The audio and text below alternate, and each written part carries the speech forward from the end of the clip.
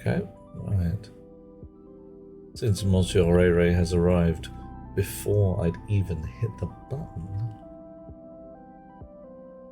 it seems only wise to actually, you know, hit the button. Let's see how this goes. There we are.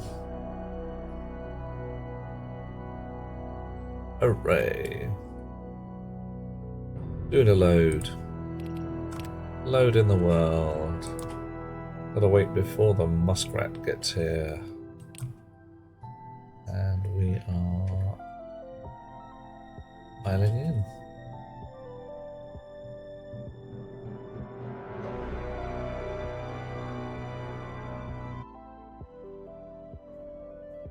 Dog. Time to get up. Another day, another 27 cents or whatever it is. Second place. Isn't that nice for you? Holding it together, I hope.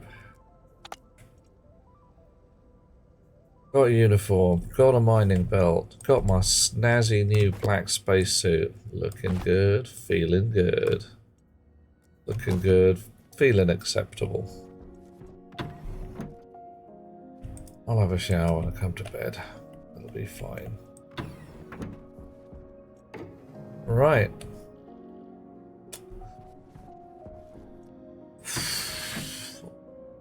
Oh, got ads. Sorry, mate. Okay. Got a plan. We had an idea last night. We're going to fit some portable scrubbers. I think portable scrubbers could work quite well. So, a little shenaniganry, and we will be off again. Does involve dismantling all this lovely stuff we put together last time. Damn. What a shame. Well, shit happens. Not guilty. We still want this chip here. We still want at least one omni-power thing attached to the white line. Have to be attached to the white line, but it would be nice if it was. One thing that did occur to me is if I stuck a batch reader on the back here to read all the gas sensors in the room, all the gas sensors in the world, and transmit a signal to basically say it's emergency time, back out the hab. That could be interesting. Can a batch reader... No, batch reader can only read one value, can't it? Ugh. Insufficiently analysed magic. Uh-oh. A small pile of Lego, though. Oh, nice. Is it an actual Lego set, or is it just, you know, a heap of randomised Lego? Either would do. Okay. So, the plan, what is clever and impressive. This here thingy has to be powered by this here white line, which could go around here somewhere. This is like a lovely place for it. Came from the other channel. Uh-oh. Oh no, Mr. Ray Ray, the app. Yeah, I hate to say it, Twitch is twitchy, and there's not a damn thing I can do about it. Alrighty, don't need that open at the moment. Probably want some of that. Right. Does anybody care that the chat is all over me icons and stuff? It seemed like one of the better places to put it. But if you want to see all my tools, if you like my tools, some kind of tool freak that you are, do say, and we will start it out. Third place? What the heck were you thinking? Hey, John. Nah, I'm kidding. Third place is pretty damn cool. You are not the first to be here. In fact, Somewhat to my raised eyebrow surprise, Mr. Ray Ray clicked the first button before I hit the go live button, which was a bit of an interesting one. Ah, don't worry, man. Everybody has days where time travel occurs and you suddenly wake up and find yourself somewhere where you didn't think you were and weren't going to be there for 3 or 4 hours, but you've been on a train or something. Change the title half an hour. Ah, oh. Right. So that does that when it re-registers that the stream... No, there can't be that. It's got to be something else. Because I didn't change the title until after Mr. Ray Ray. Oh god, hit the button. 14th century rocks. That's... ugh. It's a nasty place. You don't want to go there. No antibiotics. Religious mania across most of Europe. Plague in a lot of places. Not a good idea. I mean, I'm not one to tell you your business, but I'm telling you your business. Don't go to the 14th century. A rubbish place. Absolutely terrible.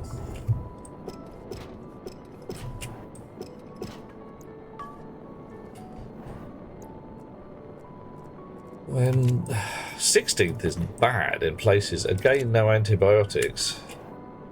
Mostly less plague. Less plague. The bot wrote... Ah, yeah, okay. If I fire up the streamer bot, that's probably where it all starts to kick off. Right. Yep, that'll be it. You wouldn't be, and would you? It's one of those unexpected things. And fear, surprise, a fanatical devotion to the Pope.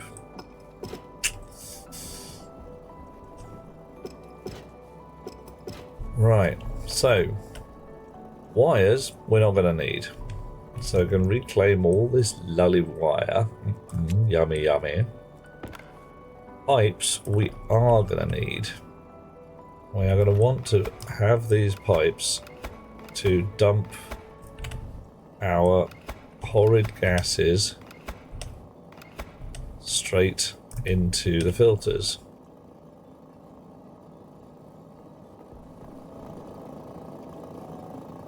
Okay. You're not going to let me get at the wires from that point. Well, alright. I'll take the floorboards up then. Serve you right.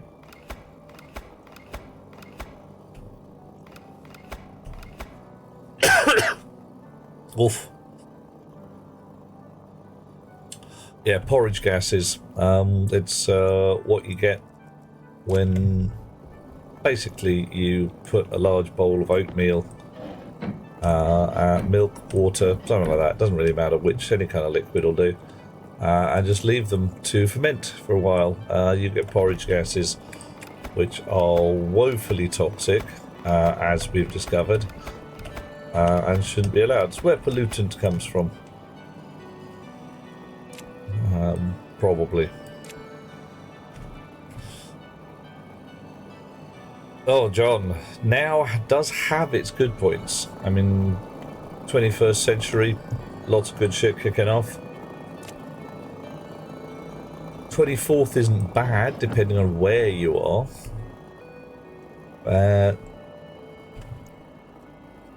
You know, it's you pretty much nailed it there. It's what you're used to.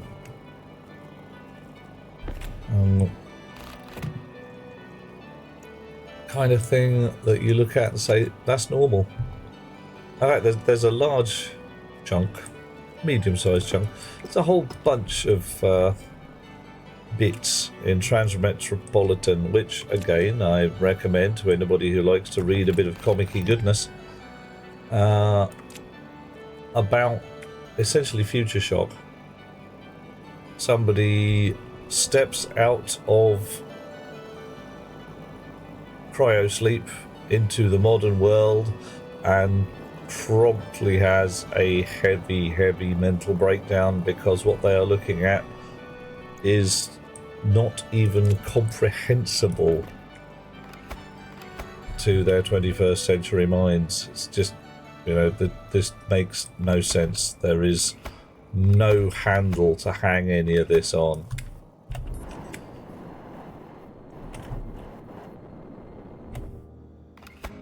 And you got to watch out for it, because it melts your brain. You have a very, very bad day. We lament the present, but the past is almost nearly always crappier. Yes, that's quite so. People wanting a return to the good old days should, in my not terribly humble opinion, specify which bloody days. Because offhand, some of those days were pretty damn rubbish. Okay, it is a 70s concept. It's explored in various things and places. It's just the idea that things are moving too fast for everyone to keep up. And it's in places not wrong. Imagine somebody from... Let's not even roll it back that far. Let's say somebody from the 1950s presented with a modern mobile phone. Now, they're not going to go schizoid just by being handed a piece of shiny black plastic that can, as far as they're concerned, do magic. Tyler, did the lights go? Is it dark in there? But a lot of the things that phone does, you aren't even going to be able to explain to them without starting from a very basic level. It's like, you know, alright, so this phone connects to the... Oh, hang on a minute. It uses... Oh, shit. Microwaves? Right, LED screen? No. Lithium battery? No. It's like, yeah, sorry, mate. Bit more voodoo air scrubbers? Yep. Yeah. The worry-free times when I had to worry about something. Well, okay. Yeah, a lot of people looking for, shall we say, the good old days are pretty much looking for, as you say, when I didn't have to worry about shit. Or those days when I understood everything that was going on around me, or thought I did. Right. Okay. Coil of cable. Not going to be needed there, but could be needed somewhere else. Atmospheric scrubbers.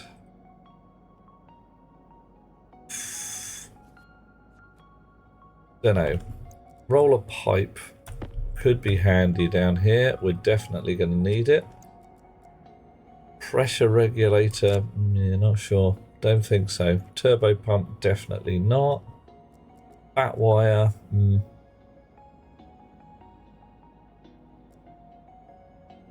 John says it wouldn't be that bad. Demoing VR to people who've never touched computers. They kept their shit together. Yes, absolutely. Stuff like this is mostly okay. Mostly. But if you showed, let's say, the Boston Dynamics robot to somebody from the 1950s, 1930s, somewhere around there, you are going to have a heck of a time convincing them that that's not a bloke in a suit or just plain sorcery. But that is the thing. People are very good at drawing a line and saying, okay, beyond this point, my understanding has failed. I may as well call it magic. And some do. That's just like, yep, it's not a thing I dig. I don't get it, but it does work. Must be magic. For some people, that line is, you know, the motor car. Under the bonnet of the motor car are pipes and wires, and voodoo happens and suddenly you move along. Yay. I have met people for whom a washing machine, the internals of a washing machine, are considered just plain incomprehensible voodoo.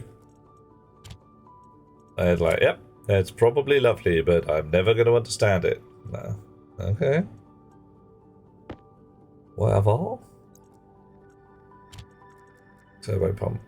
On the stack of turbo pumps. Yeah, some people, like you say, are just upset they're not 20 years old anymore. They're sitting there stamping their little feet and saying, why am I not king of the world anymore? Grrr. How come other people are now doing things that I wanted to do?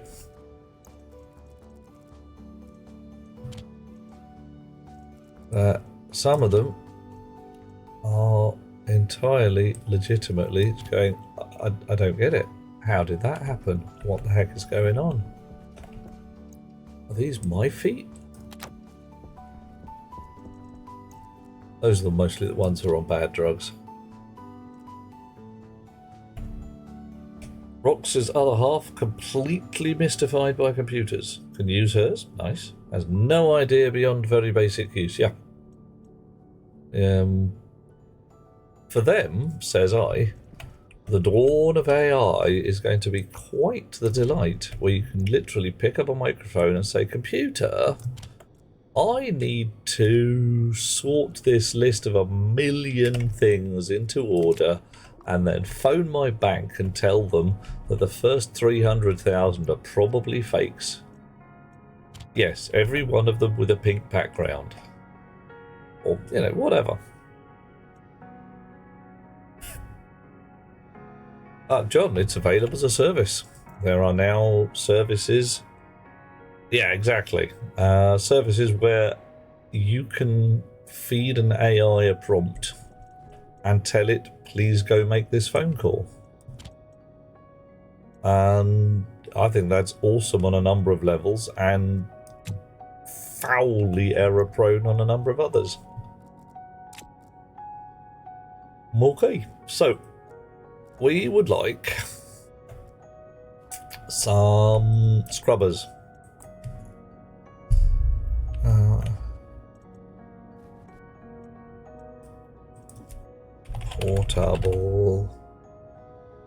Portable scrubber. Need some gold. Do we have any gold? We've got gold. Right, we need 2 more. We need some connectors, which I don't think we have. Ooh, we need 1 more. All right. And I didn't think I'd scrapped the old one, but I couldn't find it. Right, stop. We've got 1. Connector, portables connector. We need 3 of those.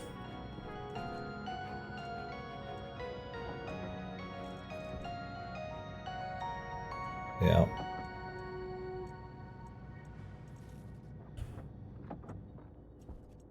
Right. Scrubbers do stack.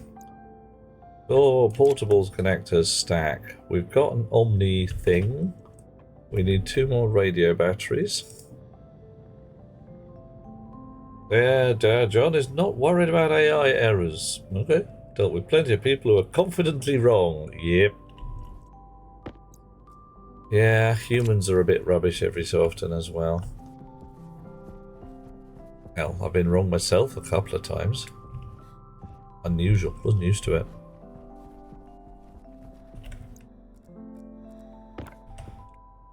Alright, so memory interlock. We want some copper to destination 1, please.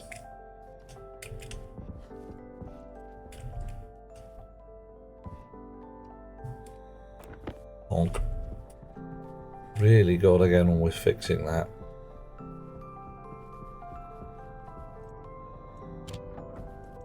It's a little silly at the moment. Yeah, I know, John, it was rubbish. The whole business of like, you did a thing, it didn't work. Like, why not? Ah, dear, I made a mistake. Alrighty. Okay. Let's go downstairs. What colours have we got in our paint box? We've got khaki, we've got purple, we don't have brune.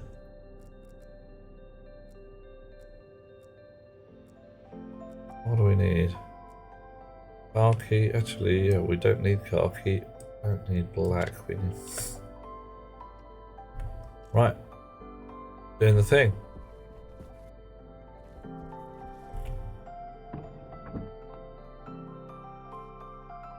One thing I don't know is whether we need a pump to get the pressure, to get the gas out once it's connected to a portables connector, or whether that just works. If we do need a pump, things are a little more problematic.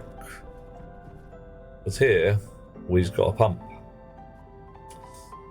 So, let's check our horrible poisons level right now. There is still some about. Okay. Wake up. Oh, you're doing it. You shut down. Ah, that's not going to work, because all that's going to do is provide us with a blocked route. Sod it, we'll build it and see if it works as we expect.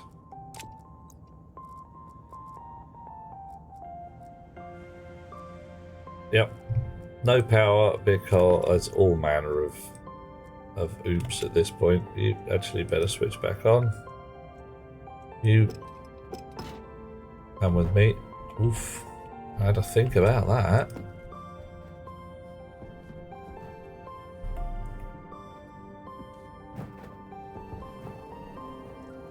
Okay. Let's... Ooh. Let's check whether you're full of anything before we take you to pieces. You shouldn't be. 0.01 millimoles. As close to zero as makes no difference. Alright, I'm willing to risk that. And we get the filters back, which is rather handy. You in a pocket. You again. That's no moon. Mr. Blinkster, you are 100% correct. I'm glad of the continued confirmation. Right. Boggy, you there. Honk. Give it the red. Got one of these fellas. Coffee. Coffee. I thank you, Mr. Ray Ray.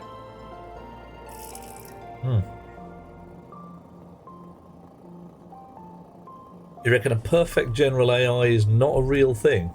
Okay. I mean, your concept of perfect is interesting here. I think one of the differences you're going to get with AI as opposed to human is the concept of memory. Like, us lot, we forget shit. Our memory is by no means perfect. So, I think the AI, if done right... Ooh, hello. Right, so you're right way around. Those there, and the battery there.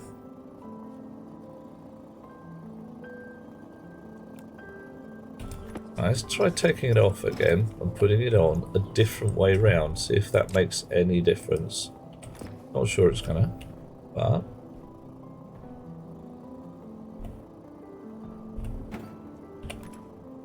Yeah, keep dropping my thing because I keep getting my E's and my Q's all asked about face. No, alright, it bolts it down that way round. Now, what way round do I want it?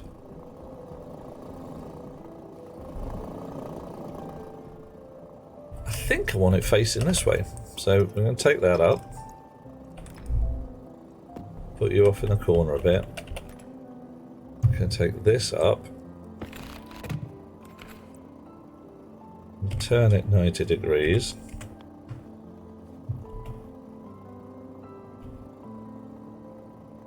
Like that. Okay.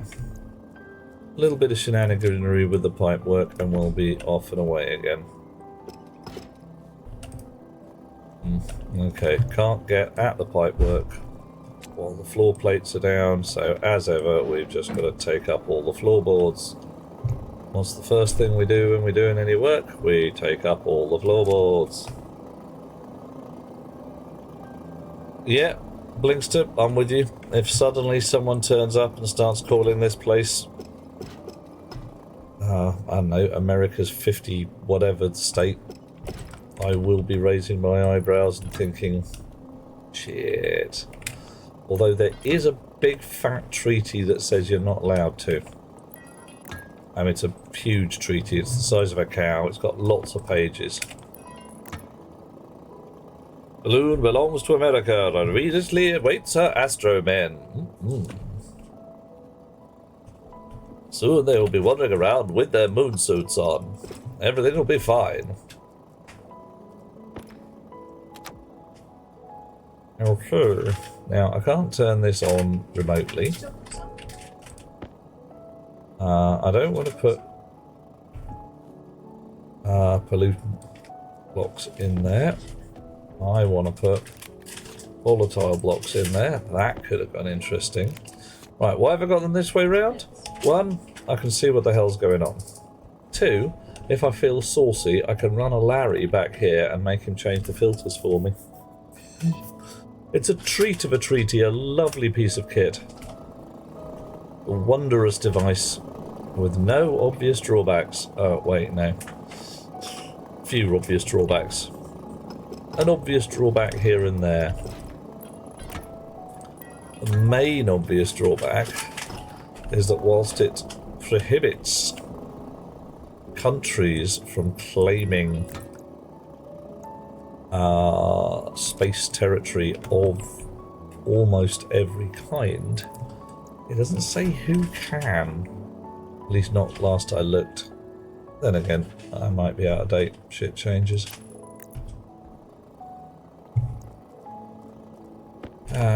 The moon is a harsh mistress. No, Stranger in a Strange Land speaks of the Larkin Treaty, in which a fellow essentially turned up on Mars and said, I claim this for myself.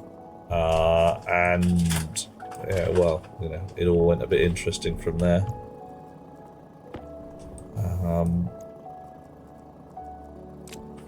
Hey. Okay. Looking good. Oof.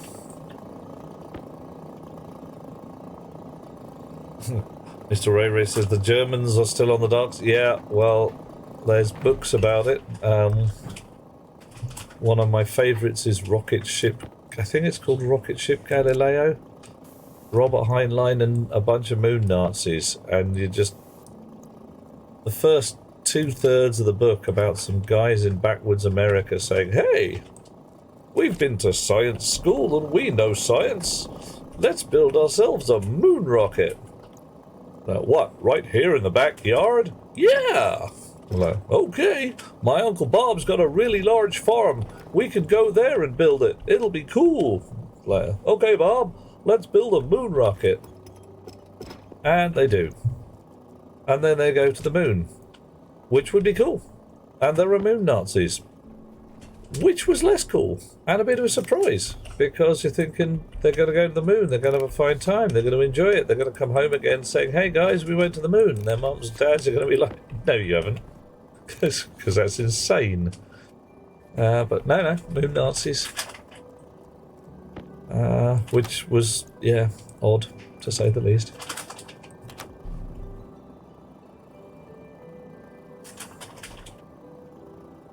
Rox has claimed Phobos. Okay. Oh. Specifically Phobos. Interesting choice. Why Phobos? I mean, why not, but...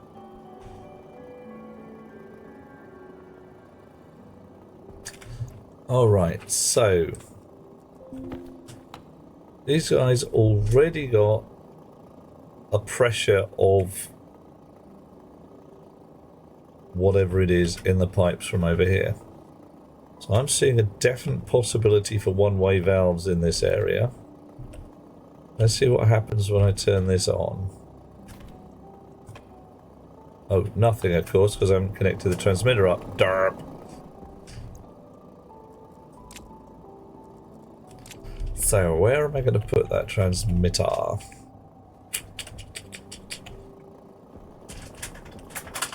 I want it connected to the white lines so that I can actually switch it on and off. It seems ridiculous to just leave it on all the time, although that's no terrible reason why not to.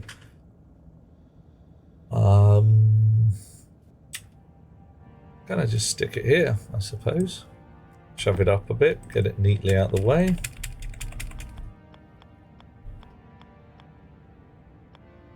I wonder if it sticks to walls. That'll be pretty weird, but probably quite fun. You stick to walls? Do you? No, you do not stick to walls.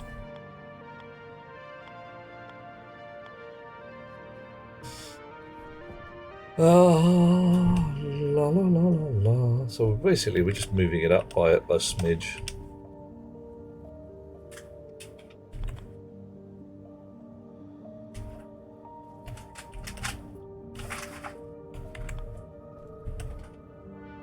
Wow, you like the name? Yeah, alright. I could work with that. I mean, there's a lot of reasons for deciding to adopt a moon, and I just like the name is a fairly good one. Right. So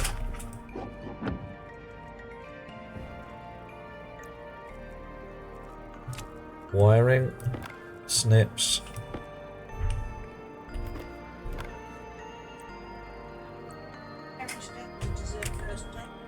Ooh, okay, snack time. Oh yeah. Ladies and gentlemen, boys and girls, I would like to declare that Best Beloved is possibly the most lovely thing in the world. Not only has she brought me a tasty, sticky, sweet snack, she has handed it to me with false cream. There we go, dairy-free. Begin. John, I will obey. To hear and obey, oh wonder of the age. Yeah. Because the real cream is poison, I get fake cream. I'm lucky. No yaks on Phobos. And a real offshore account. Oh yeah, there's no way the taxmen are coming from your money on Phobos. Although, whether there are any yaks on Phobos, we're gonna have to go and find out. It's one of those things that you could find out later. It's like, what do you mean there's a thriving yak population? Hang on, that's not right. Okay, power on. Batteries blinking, doing their thing.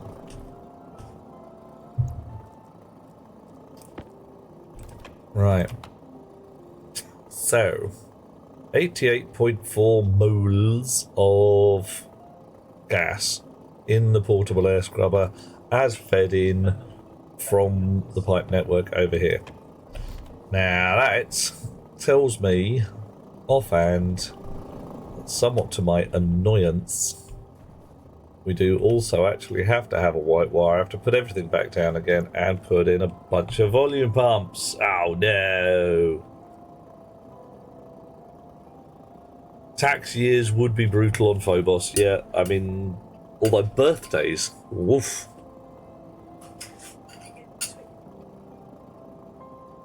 You would be waking up in the middle of the night to eat cake. Is there a problem here? Filters, says Mr. Ray Ray. Checking. Volatile. No. Pollutant. Nitrous oxide. Filters is doing the filter thing. Payday takeaway. So now started you just weighed down by the sofa.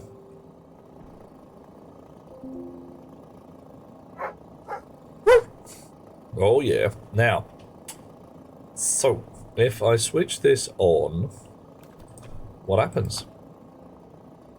88.7, 88.8,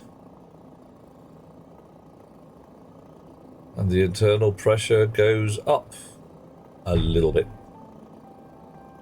We're way off anything even close to a dangerous level.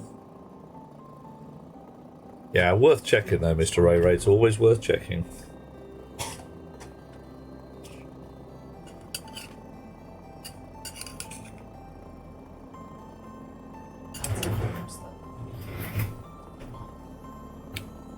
So, one-way valves do appear to work on pressure. If the pressure on this side is less than the pressure on that side, the gas will just stay here. I do think I am going to want a pump though. I'm going to want to put a volume pump in all of these. There's no way I can turn each one on. Where are the... Well, the pollutant may have been leaking from a burst pipe in the ceiling over here. But it was beyond this valve here.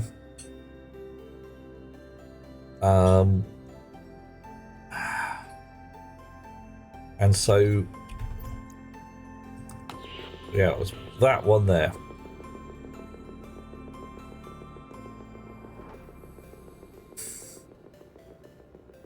Yeah. That must be, I say that must be where it's coming from. That gap there is a digital valve leading into the dump manifold that goes up to the surface and bins gas. Like, we don't want it no more. Whoosh. Currently, it bins it out through a gas turbine for fun. 2 filters in the inventory tricked you. Yep, Mr. Ray Ray, I quite solidly see where that could be. I dismantled a lot of filters. So this one was actually connected to the pollutant tanks. Oink. And would actually have leaked pollutant. Not very much, not very fast, because the pressure in there is high, but not ridiculous high. It does explain where all our bloody pollutant kept coming from.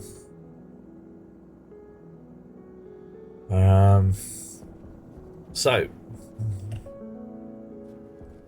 let's go check what the pressure in here is getting to.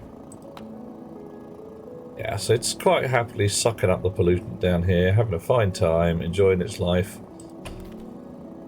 But I want to put a pump in there anyway. That pump can essentially be hooked to the same wire that this thingy is at, this transmitter. We can have a down wire here. Slightly less elegant than I'd like, but hey, we'll work with it.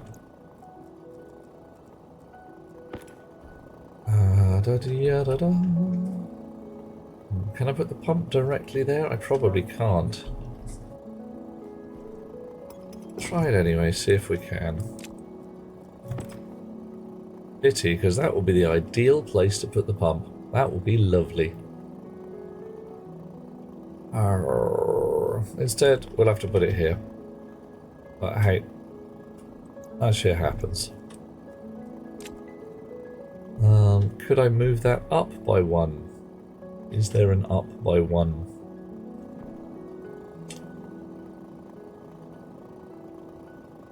Undock it and make sure it works with a slugger.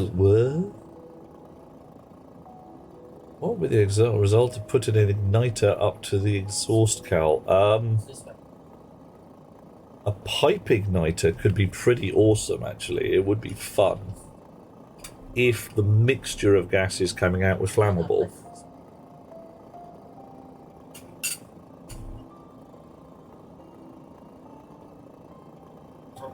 Okay, Tyler, how am I getting liquefied pollutant into this?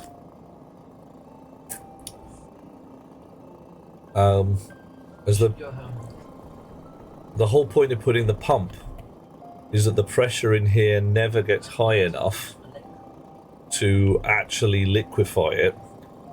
So if I leave this on its own, it might liquefy. But I'm not quite sure what I'm not sure what it'll do with it.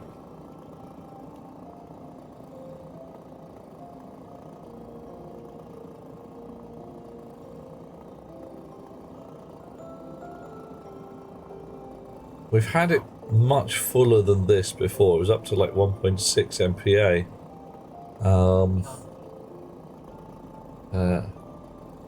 I'm going to dodge it for now. I'm going to just put in a pump so that we don't have to worry about it. Drink. Right, so we're going to be running a wire down here. So we're going to be putting a pump in here. In goes the pump. Honk.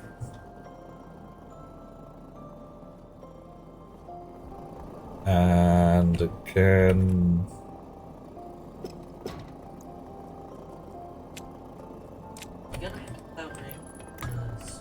And again.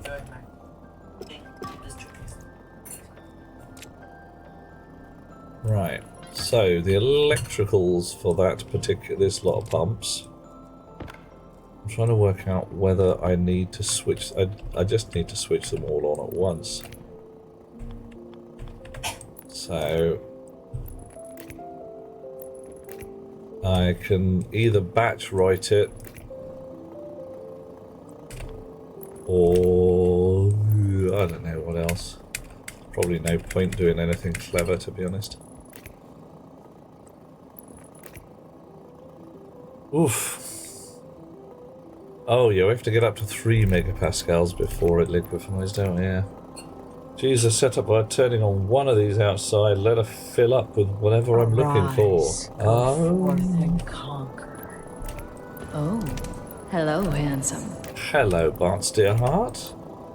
How are you today, apart from luscious as usual? Not sure what you're talking about, Tyler. Are you thinking, like, grab a scrubber, drag it outside, tell it to fill itself up with oxygen, whatever, bring it indoors and then open the lever? I mean, it's eminently doable. I could certainly collect a bunch of whatever I feel like at that point. It's not a terrible plan, actually. Okay, let's ponder it. So, let us say that we have these fellas outdoors. Or even those fellas. Some filtery gubbins just sat in the outdoors. Because right now, I have a linear pipe bringing me essentially Martian atmosphere. So what I could do is site all of this lot outdoors and have each one of them with just a passive vent on the inlet. Right, downsides. This works off pressure differential, so if I had 2 kilopascals on the inlet side, I'd be getting shag all filtered out the back end. Bleh. So, these fellas seem to work by magic. So 6 of those sat outdoors, supplying me with my various gases, might not actually be a bad plan. And even when I say outdoors, I could just vent my furnace gases into a room and let them filter through that if I actually want the results.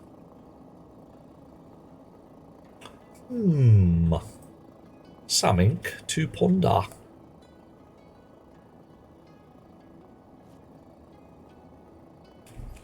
Right. So I definitely, if I'm batching this, I need to name things accordingly, because I've got volume pumps here already attached to the white lines.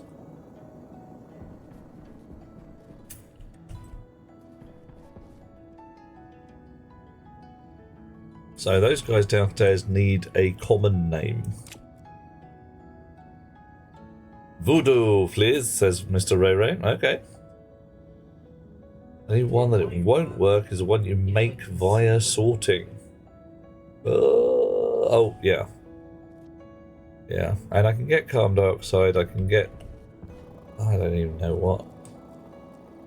I'll get nitrous oxide. So what are you? Emergency... Emergency, what are you? Outlet. Pump, not pimp, pump.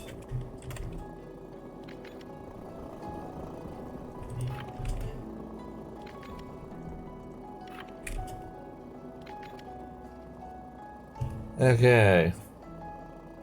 Oh, sacrificial goat. Okay, going big rather than going home. No chickens here. Straight in with goat time. Uh-oh. Ah! Fakey. Monsieur Blinks, they're faking me out. Yeah, we'll give it a go. Get one, take it outside, see what it does. I mean, that in itself is definitely going to work. There's no no reason to believe that that's not going to fly pretty much without trying. Take one of these outdoors, fill it up. And the only possible downside is, will it work on the pressure differential that it's got? We're going to give it a go in 5 minutes, see what happens. First, we write software for here. Right. Give this guy a name. Emergency venting, scrubber power trans.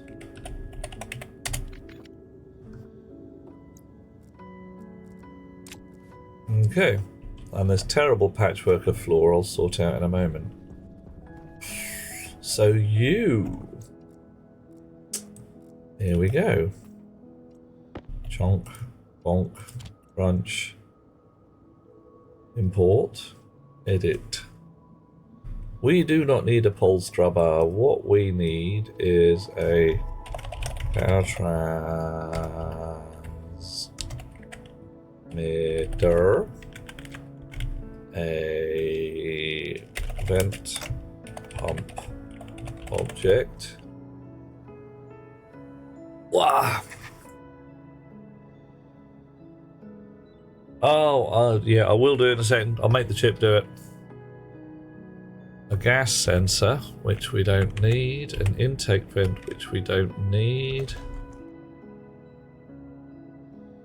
Too much poison, we do need. Gas sensor hash, we do need a need vent. Right. Right. La la la la la. Okay. All of this nonsense is nonsense.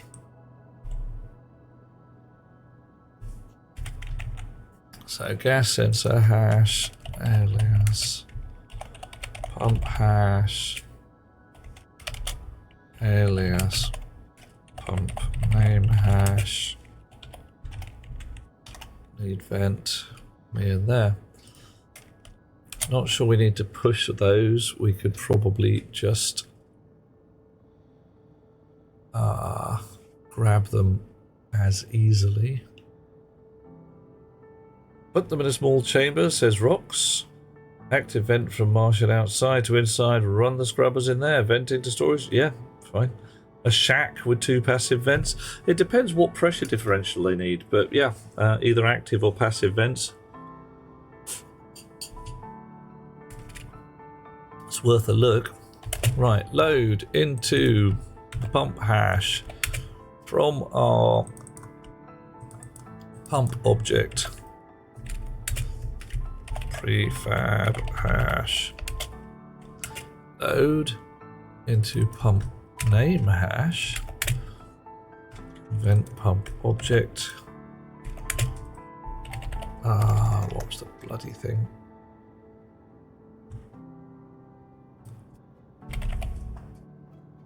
Name hash. Not exactly tricky. Right, so basically we're saying any object of this type that has this name, that's going to be our jam. How we cool. Right. We're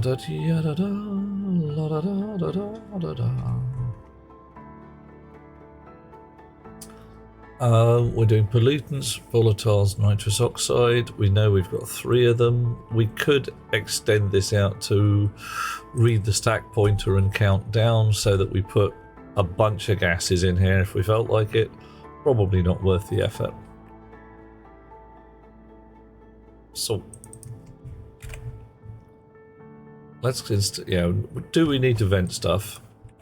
Set the power transmitter on to whether we need to vent stuff. Set batch by name. Pump hash. Pump name hash on to whether we need the vent. That's kind of that.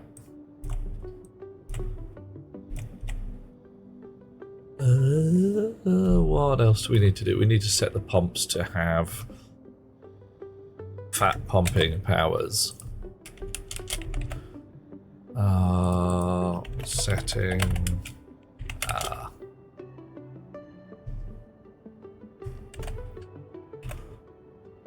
So we'll load into R0 from our pump. Max batch mode.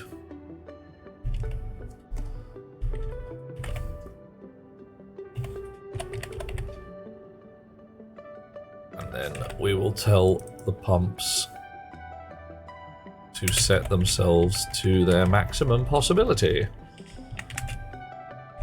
Read max from pump.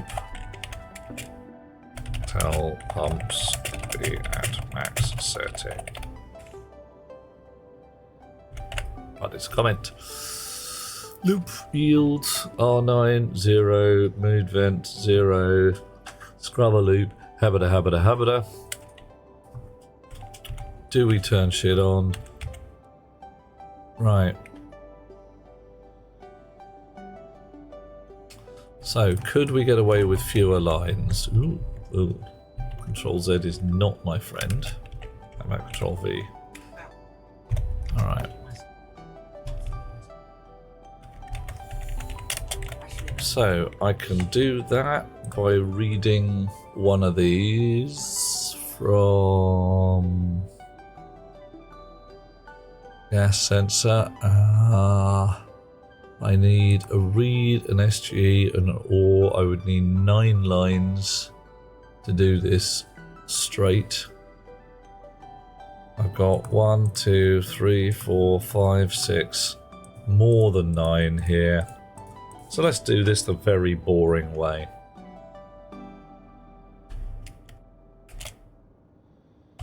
Load into... Right, there we go. But instead of that, we are just going to go pollutant like this. And then SGE greater than or equal into need vent, whether R0 is more than too much poison.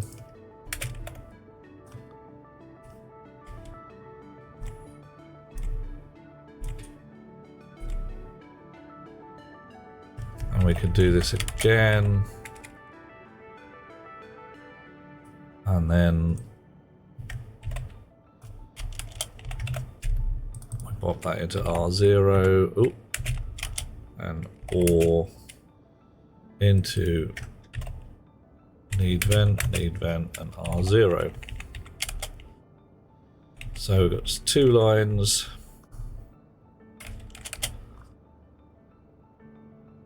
And 3 lines.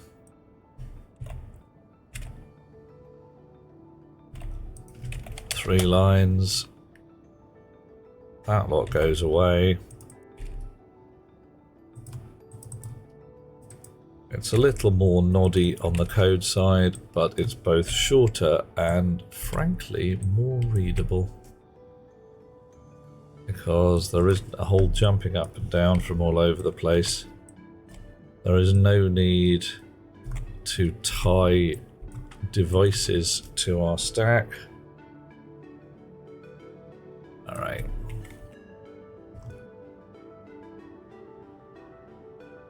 Load from all the gas sensors, pollutant maximum. Set if it's greater than too much poison into need vent. Load both volatiles maximum. If that's greater than too much poison, pop into R0 or them together. Repeat nitrous oxide. Need vent now contains a boolean saying do we need to vent some shit. Switch the power transmitter on accordingly. Switch all the pumps on accordingly. Confirm that. Drop it. Export it. Lock it in there. Confuse it. Uh-oh. That ain't right. Emergency outlet pump. No. Emergency scrub. Yeah, I thought it was a frickin' fakey. Emergency power transmission. Emergency outlet pump. And that's all. No device. Gas sensor. Is set to gas sensor. No device. No device. What did I leave gas sensor on? I did leave it on D3 rather than D2. Oh well, they'll do. They'll be fine. Nobody will mind. Wake up! Incorrect variable line 21. Uh-oh. Ah, another fakey. Oh, rude. Funny though. 21. Oh.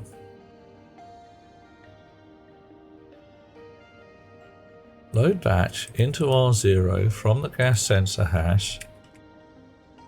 Ratio pollutant maximum. That's gonna work. Unless my gas sensor... It's set to a gas sensor. What's your problem? Incorrect variable at line 21.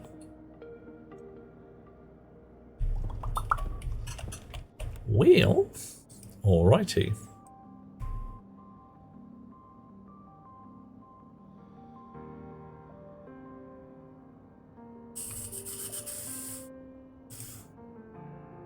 Gas sensor is on D3. Load gas sensor hash from the gas sensor prefab hash. Gas sensor hash is 15, 14, 13, 12. We're not overloading it by mistake. What's the problem here?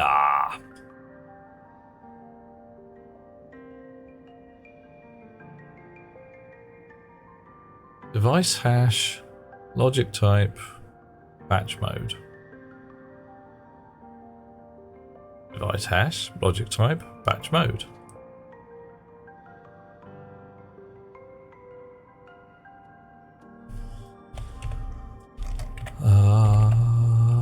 Maximum. Yep, logic batch method. Logic type, maximum setting of the device. So this is, it's both, so we're all right there. Anyone else got any thoughts? Because that's it's twisting my melon.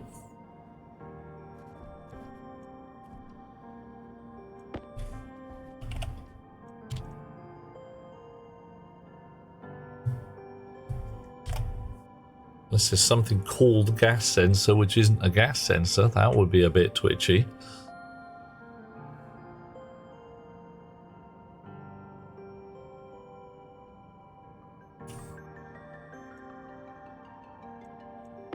Right, we moved it onto D2.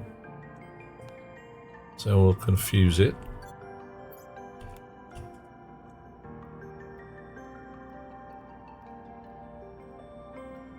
E gas percentage display.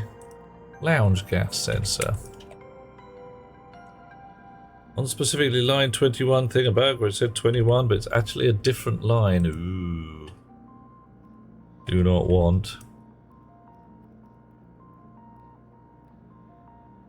Right.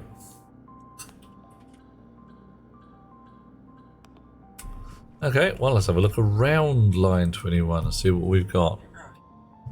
Line 20, a yield. If there's an error there, then we got a problem.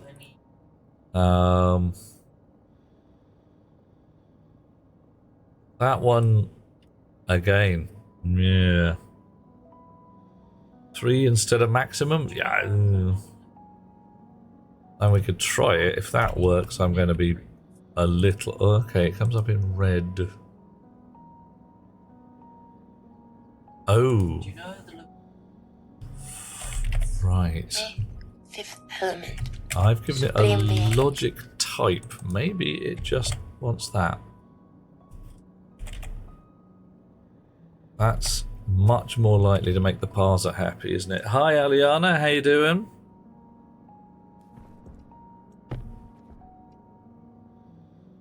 Right.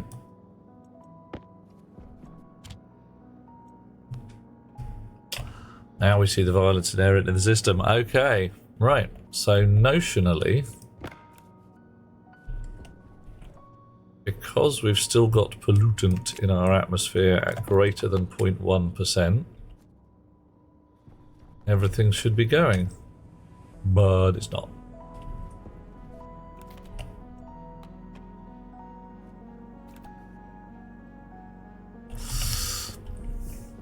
Maybe I set the number wrong. That could happen. That's been...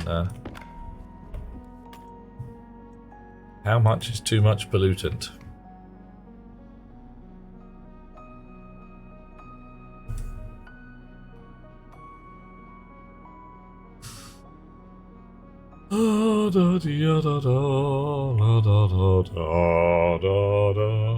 Aliana living her best white life as a cat scratching post.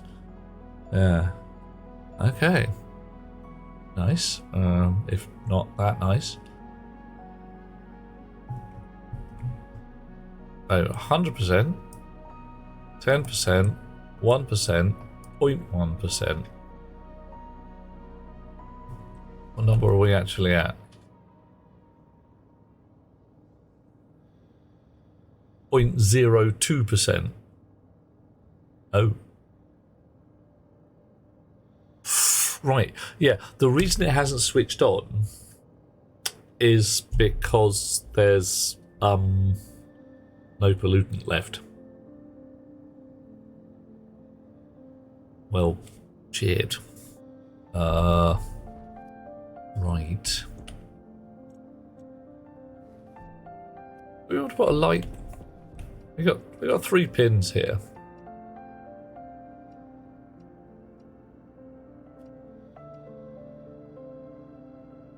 I mean, we could put an emergency light that says like awooga, pollutant, and stick it in the ceiling and go rah, rah.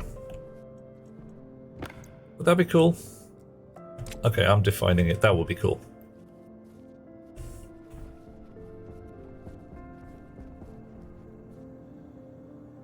Yeah, we're doing it. Extremely uncoordinated cat with sharp claws wanted to be picked up. Oh, mate. Glitter ball. I don't have a glitter ball. I really want a glitter ball. Right, we're going to have rotating flashing lights. Oh, they're different. Ah, they're not lights. They're special. Oh, no.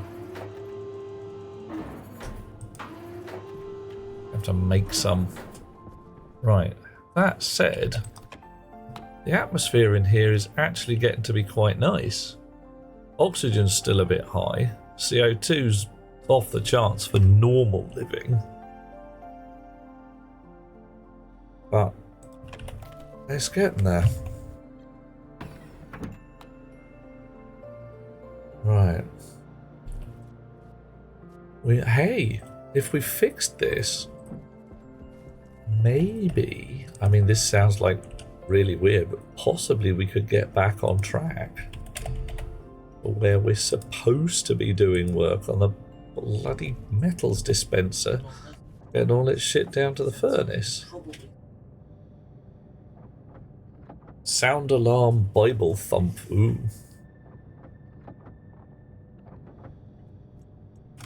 I've got 3 flashing lights. We want a klaxon as well. There's kind of a track. It's these signs up here going like, I've got so much to do. And every time we think of a new thing, we put new things on the stack and it gets worse. Sometimes a lot worse. Alright. Klaxon. Awooga, awooga. Yeah, I've got to have an awooga, awooga.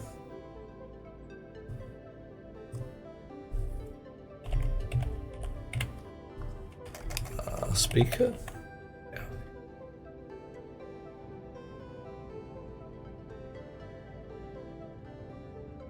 Still have Wi-Fi antenna. Okay. Not sure what the Wi-Fi antenna's all about here, Mr. Ray Ray. We got a whole bunch of stuff.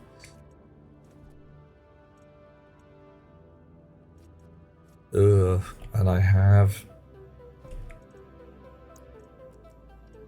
a box full of atmospherics. Nowhere to store these 2 filters.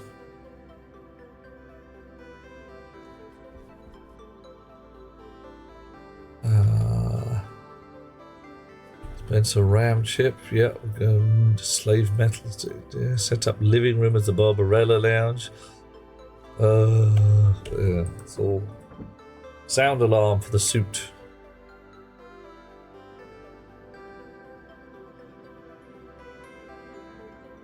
Can you just do that? Play a sound alarm in the suit? I don't want it in the suit, that's the thing. I want to be running around the base. And klaxons go off to say, you know, pollutant, gas, gas, gas. And I know to go to my nearest gas mask. Gas mask. Yeah, gas mask storage. And sort it out. Although I have a horrible feeling if a gas mask only contains 2 filters, can I actually survive? I don't know which gas the problem is.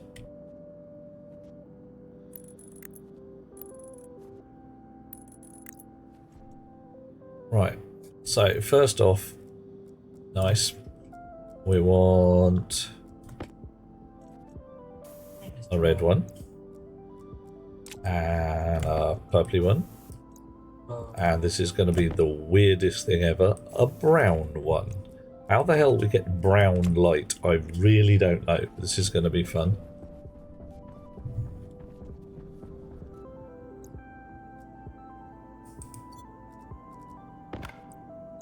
Snips. And possibly magic glasses, so I don't see what's going on. Ah! I can't see what's going on. Can I see the lights? Can I, badgers? Let's just make some assumptions.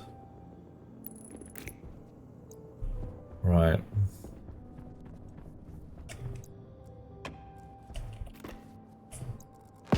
Uh-oh. He did it again. Hey, Finnan! Round light for the brown noise. It's brownish, it'll do. Oh yeah. I think that's pretty cool. We're looking for disco lights. I think we're sorted. Nice. Oh yeah. Yo, yo, yo. Right, so then we've got a bit of room up here. Gonna put the klaxon because this is air mixing corner. Alright, you can... I can't put you there. Can I put you here?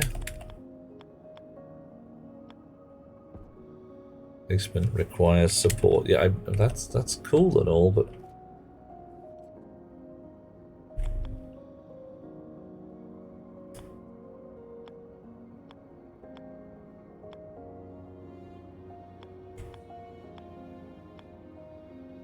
Why? Oh, blocked by pipe corner. Fine, that's much more obvious error. Okay, I think you'll do. Check with the magic glasses again. Bit of white cable. Oh, snips, so I can actually do the job. Alrighty. And let's give you a name. Right, you guys need to be addressed individually, which is a shame. Gas masters, come with the filters you want to breathe. Yeah, we've got to put... I think it filters out the gases you don't want to breathe. I think. Not sure. Let's find out. Is mass returned to mix with world atmosphere, filter out the gases based on the filters in the two slots. So it will filter out.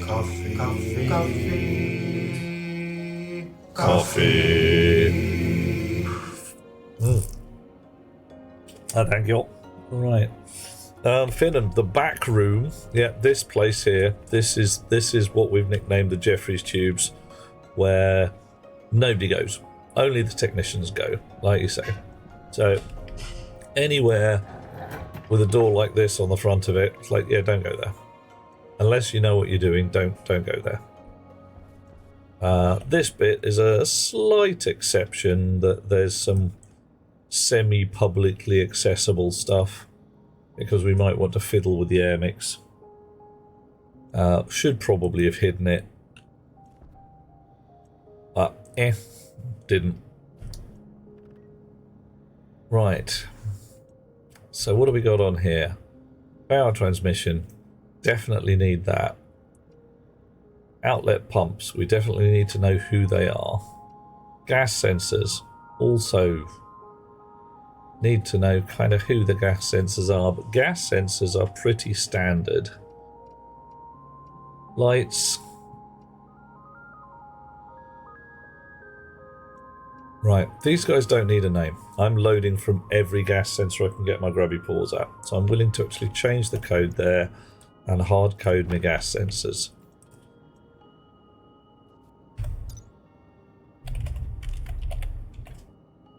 Gas sensor. Prefab names. Gas sensor. So instead of having a gas sensor hash in R15, we will just define it. Gas sensor hash is hash that. Done. Right. That form out. And instead we will put klaxon For this I have chosen object and drawn you into the void. Oh bloody hell, the void again. Oh no, what am I gonna do? Alias vol light D3 alias whole light D4. Ooh.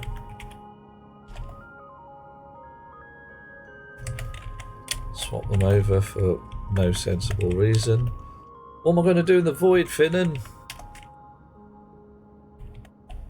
Alias NO2 light and D5. Oh yeah. Sweet. Okay, so gas sensor's doing its thing. Pump object's doing its thing. We need to move these guys up a bit. Not that we need to, but we're gonna. Uh-oh, I need a drink. Maybe I should go and get me some more water. Somebody's messing with my numbers again. Who's that? It's Monsieur Ray Ray. Do void things. What do you do in the void? Undefined stuff.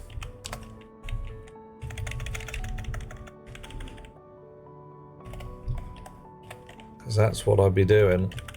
I wouldn't know what I was doing. Right, so we'll get our klaxon object, we'll get the name of our klaxon object, and that basically says whatever we hook up to, every object of that same type and name will do what we tell it to. So we can scatter these around the base, as long as they're attached to the same white line, and get announcements wherever we want saying, warning, gas, gas, gas. Which I'm going to do. Okay. So, pump setup, klaxon hashes are set up. At the bottom, we will set batch by name.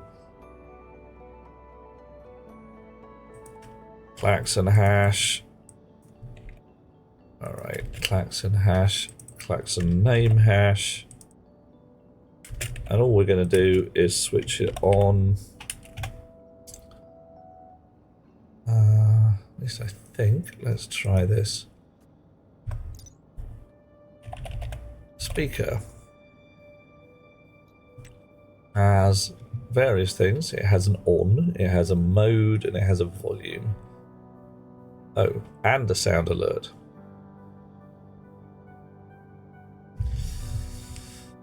Set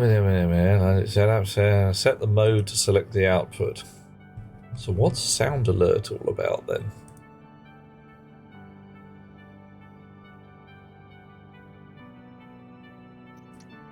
Maybe they're the same beast. Okay. Rocks, you were there. I was there. We were both there. It was not good. We did not like it. Right. Set batch by name. Klaxon hash. Name hash. Volume. Is it 100? Does it go to?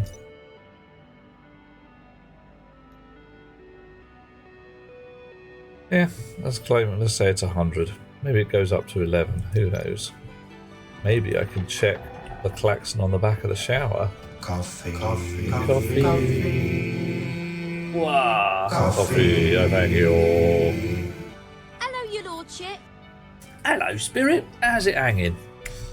You having a lovely day, Naya?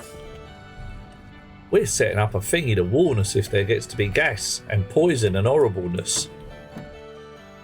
I will not be pushed, filed, stamped, indexed, briefed, debriefed, or numbered.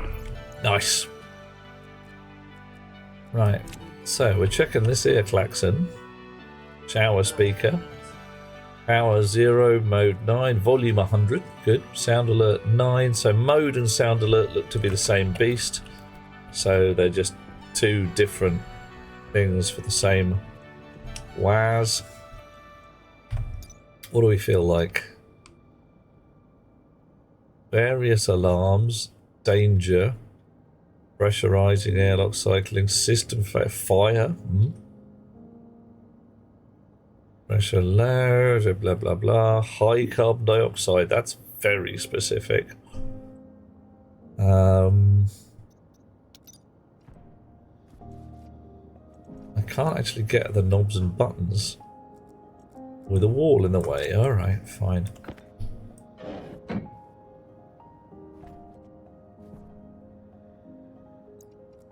Okay.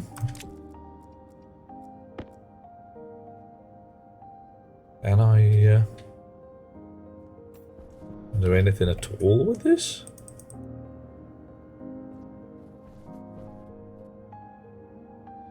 Apparently not.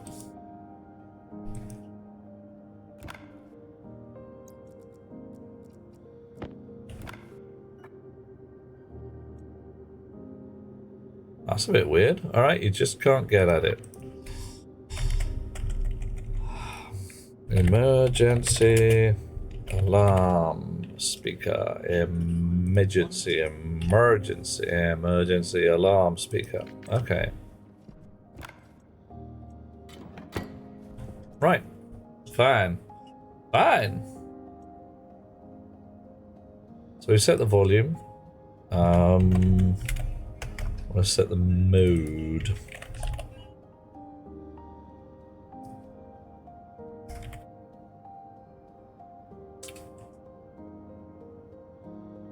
I wonder if there's a way we can test it. Yeah, of course, we can just put a thingy in there that says definitely switch on.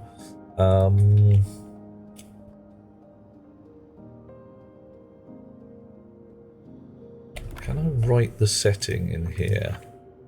No.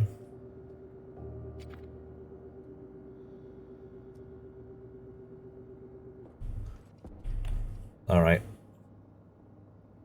We're gonna have a test mode. Yay! Test loop.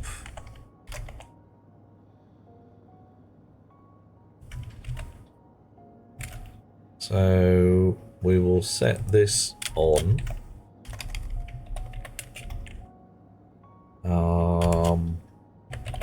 Move to dB setting 0. Test loop mode. Load. Why am I putting? Yeah, oh yeah, I know why. Load R0 dB setting. No, it's just dim.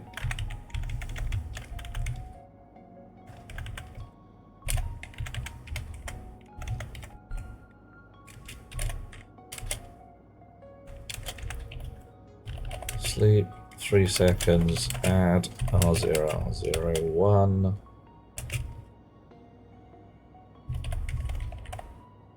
Jump to test loop, that's what we want.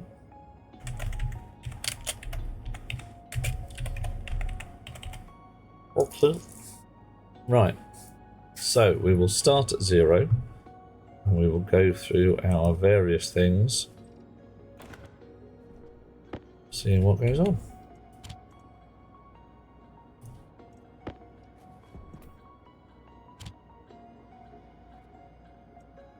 Didn't work, not totally surprising. We haven't set our shit up yet. Power transmission, correct. Uh-oh. SDB setting, uh-oh. Hang on. Have I missed a bit?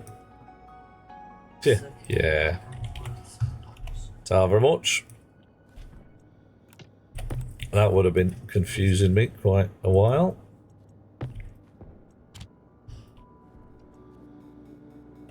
Okay. Power transmission, vent pump object, klaxon object. Hello, mate. Well, that was easy. Okay, lights. What are you? Oh, we've given you names. Better had, I suppose. Let's just drop the namer object on the floor instead. Emergency full light. Emergency pole light. Emergency NO2 light. I've just thought, I've got these 3 hooked up here. I could also batch those and then scatter them throughout the base, stick a klaxon and a light next to each other, and have them just go awooga awooga. I don't really need 3 different ones. It's cool. They're different alarm for volatiles, pollutants, and NO2, but offhand, unless it actually comes out and says volatiles alarm, I'd forget which one's which. Right, so emergency outlet pump, exhaust vent, emergency pollutant light. Emergency volatile light. Emergency NO2 light. Okay. pop and drop the chip so it resets itself. Right, so that's alarm 0, 1, 2, 3, 4. Oh, that's horrible. I'm on 3 at the moment. Yeah, that's music. That's music too. Lip size is 400.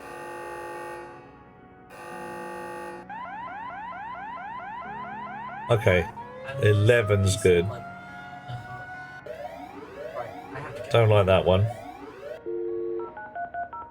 That's just surreal. Danger, danger, danger. Warning, warning, warning. Okay. Alert, alert, alert. Storm incoming. Intruder alert. Depressurizing. No. Right, so my 11's my favourite so far. Airlock cycling. No use. Power low. System failure. Welcome. Enjoy your stay. Nice. Malfunction detected. Halt. Who goes there? What? Fire. Fire. Fire. If it was only said gas, gas, gas. 2, Oh, grief. 3, 4, I mean, I can see the use of those. 5. Floor. What? Okay. Rocket launching. Oh, nice. Liftoff. Trader vessel incoming. Oh, also useful. Trader vessel landed. Very handy. Warning, pressure high. Nope, Warning, pressure low. definitely not. Warning, temperature high. Mm. Warning, temperature low. Warning, pollutants detected. Oh, okay, Warning, you're right, Mr. Ray Ray. CO2 levels That'll do. detected.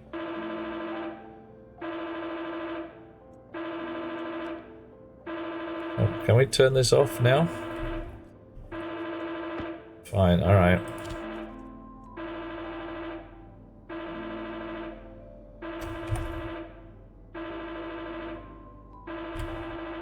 So, number 11 and number 43.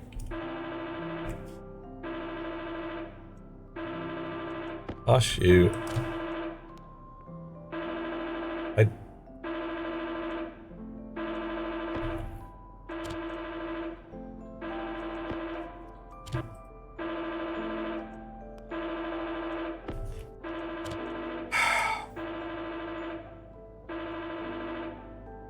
What is going on?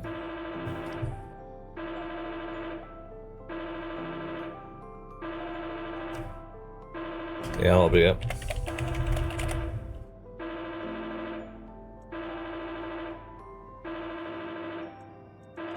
Missed the edit button again. Sorry, it's just loud and unpleasant. Confirm that. Confirm it.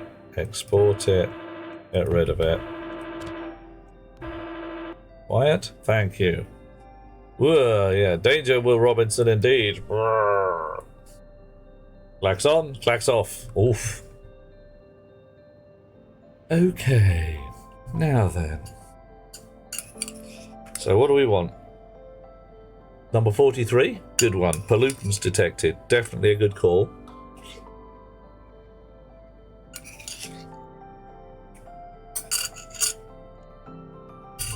Yeah, 11 and 43. So what do I want to do? On some kind of flip-flop. Goes bit of 11, bit of 43, bit of 11, bit of 43.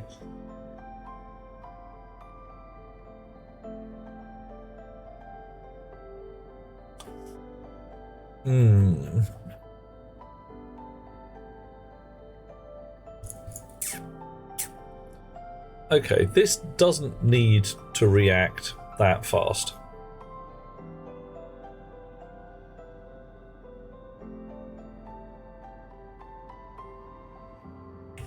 So what I can do here, which is a bit weird, but hey. VQ0, need vent. Is need vent 0 or not? I'll just go back to the loop. If it's not set, we go back to the top. If it is set,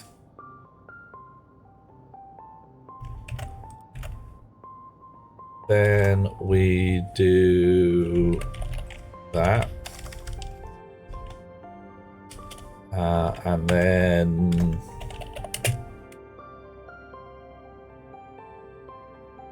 what are we guessing? 3 seconds.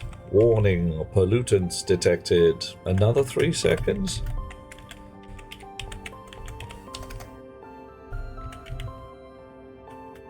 And 6 seconds later it'll check again.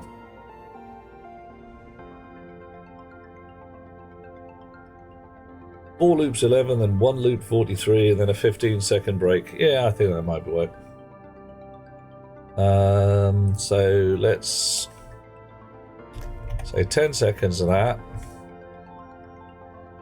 3 seconds of that. We're not doing anything clever here.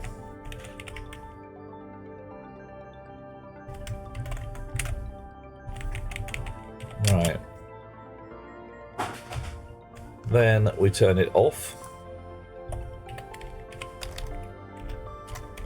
And then we wait for 15 seconds. Right.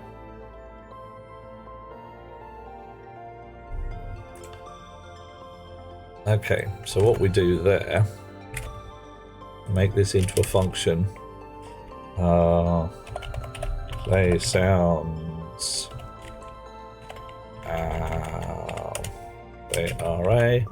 And then here we can say branch if not equal to 0 in need event.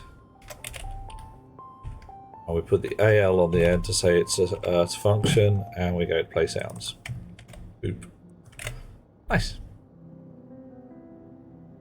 La da dee da da, la da da da da. Switch klaxon on, play some noises, switch klaxon off. We will also deliberately switch the klaxon off right at the beginning, because... just because. Right. Put that there. Also, just for the sheer badges of it, I can do this. Test loop. Not that it needs it, but hey. Play sounds. Do that. Confirm. Walk. Walk. Walk. It's going to be a bit loud again. Terribly sorry.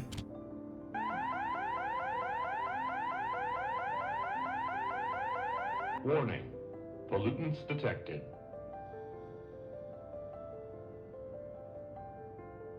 Yeah, sorry, Blinkster. It's going to be a bit loud. 15 seconds is too long. Unless it's died. Yep. Ooh. Warning. Pollutants detected. Okay, so I'm going to shorten that down a bit. Make that 3. And that 10. Now I'm actually going to make it all the way down to 6. 6 was what I typed, so let's try that. Confirm it, export it, pop it, drop it. Warning. Pollutants detected. 2, 3, 4, 5, 6, 8. Warning. Pollutants detected. Still a bit long. Alright, and that 2, 2, 5. It's Thursday, Blinks. Oh no, Wednesday. Oh no, I'm confused. What day is it, mate? Warning. Pollutants detected. 2, 3, 4, 5. About now? Yep. Warning. Pollutants detected. A little bit more. That's what we actually need. But actually, we're going to take the test loop out before it melts my brain and everybody has a bad day. Okay, well that wasn't so bad. That was not so bad.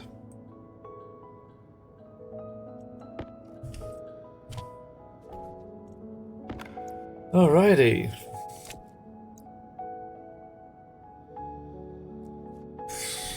Not quite sure how to test this without actually throwing a bunch of pollutants in the base. I could just throw a bunch of pollutants in the base and see what happens.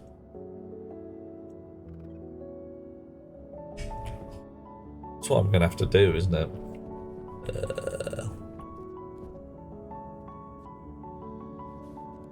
Also should probably put a ladder down here somewhere so I can get at the bits underneath. Because there are now significant bits underneath. It's not just a few bitty bobs here and there.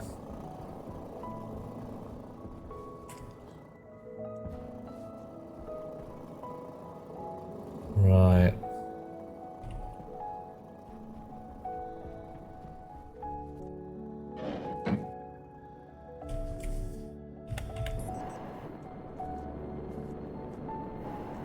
Well, no, I am not putting a ladder in my bedroom.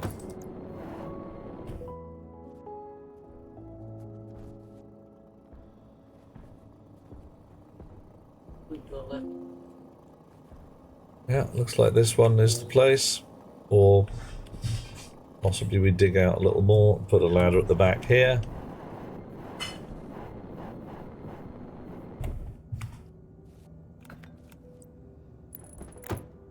If I just put a brown or wrong coloured thing down in my bedroom, I have, haven't I? Look at that, look at that, what a mess. Oh, dude. And the few places in the base that is an absolute mess. Nobody's allowed in. Go away. Shush. Okay.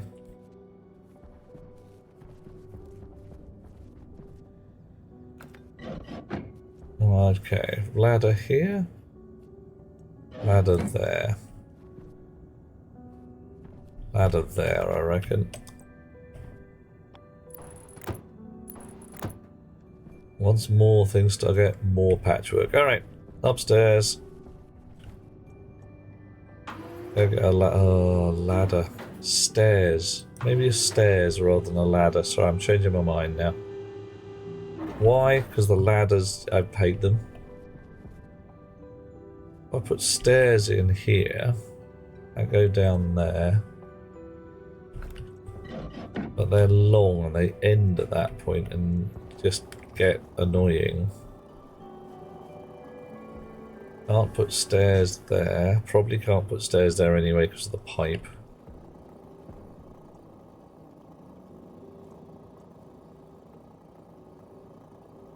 And they'd come out to here and get in the way. No, it's a bloody ladder. Bottoms.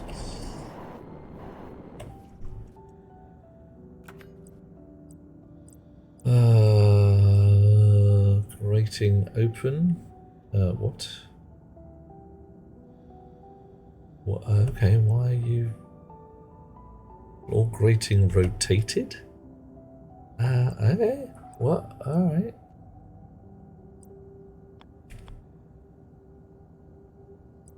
What is your... Oh, ladder platform. Right, okay, fine.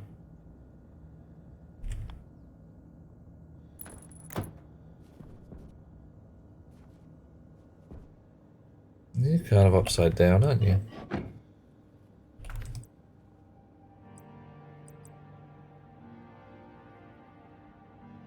You're on the ceiling.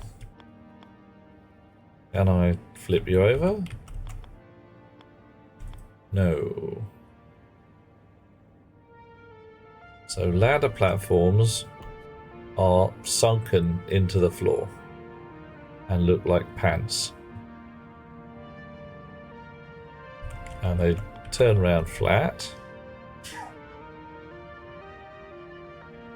Does that say that I've been using my floor grates upside down all this time?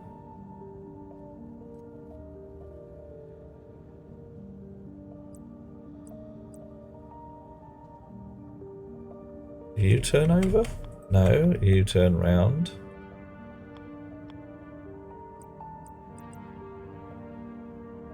See, all you guys match up with the floor, like that.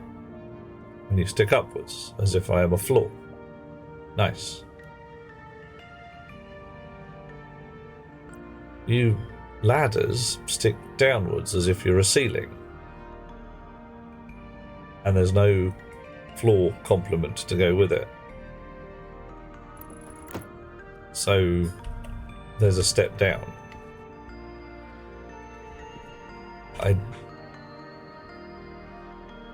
Maybe I put a floor hatch or something. Hatch. Manual floor hatch. You'll do. Oh, hang on. Can I put a ladder at that point, or does it get in the way? Right, we're going to go and find out. Because once more, that has that kind of style to it.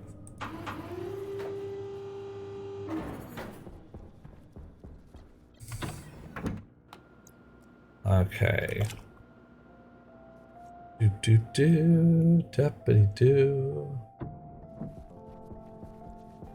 I need ladders, stairs, I need doors, iron sheets, gonna need them. Door, nice. But no ladders. Right. Glass door, composite door, manual hatch, manual floor hatch. Hello, mate. So a ladder. Ladder. Ah, thank you.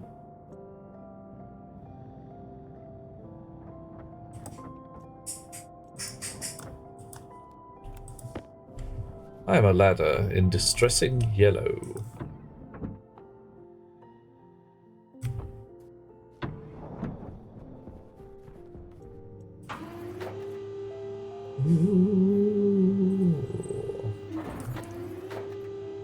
Hydration critical. Alright, fine.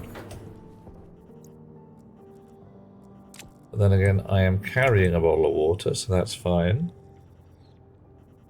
Slurp. Nom. Alrighty. So, do not like this floor panel at all, not even a bit. How does the ladder look? Can it even be put there? Good. One ladder. Nice. Floor panel. Boot. Door panel. In. Manual floor hatch. Good start. How'd you look? Not awful so far. Welding torch. Watch your step. Okay. Bit on the white side, but that's alright. Ooh. Can I go down the ladder? I can.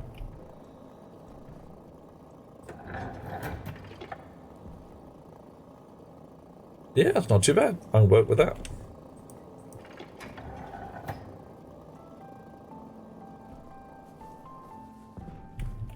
Bit of spray paint, I think we're okay. What colours we got? Heh, none of those. Oranges would fit it well. Oh, you're orange. That's, I think, possibly a bit garish. I was going to go with a grey or a black. Go get some paint.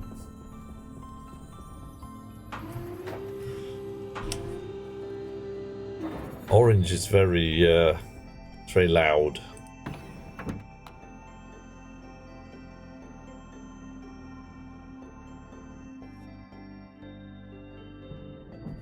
Right. Paint box. What could go wrong? Oh, do you want a list? Yeah. Okay, we haven't got any grey. 2 tins of black. Orange is Mr. Ray Ray and he's paid the cost, so what am I going to do? Complain? Alright. Orange. Orange. William would be proud of you. Da-da-dee-da-da-da. What else do we need to do when we're down there? Don't know. Talking about orange, says Blinster. Jaffa cakes have gone downhill. What? Tell me about the Jaffa cakes and the hill of downness. For I am perturbed and concerned, Mr. Ray Ray. On your own head be it. Okay, actually, that's not too bad. I thought it was going to be really foul, but it's alright. It's workable. I can live with it.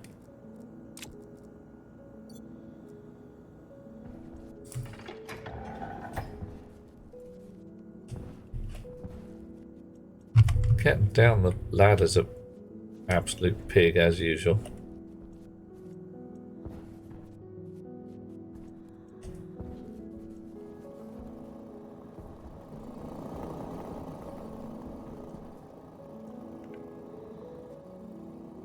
You guys are all switched. Oh, actually I should switch you on. You need to be turned on to do your jobs.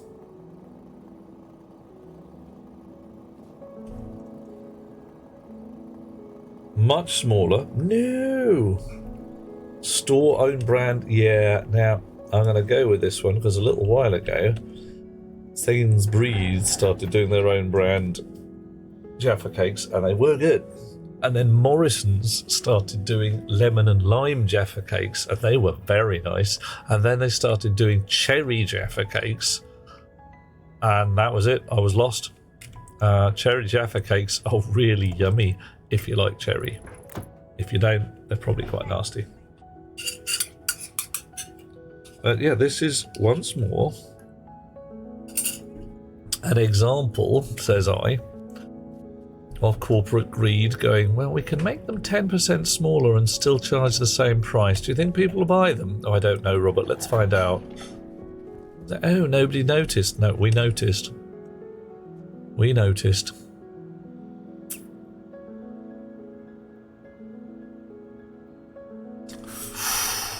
Right. I close this door. That means that section in there is sealed airtight from the rest of the base.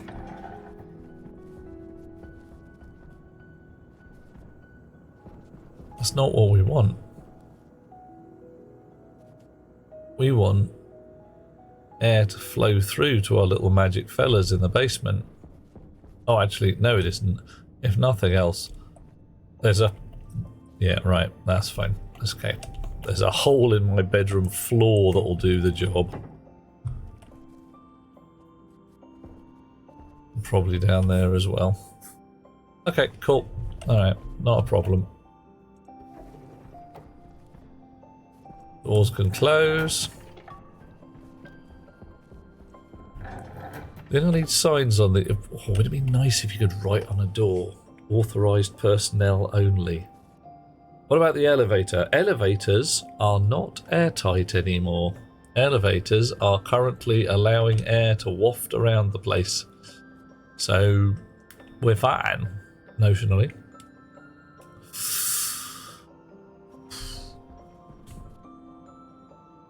Okay. So I could put repeaters for those warning lights. Cyric hates store brands, going with lower prices until they bankrupt the original brands, then raise the price to cover the original. Ooh. Nasty. When's that been happening?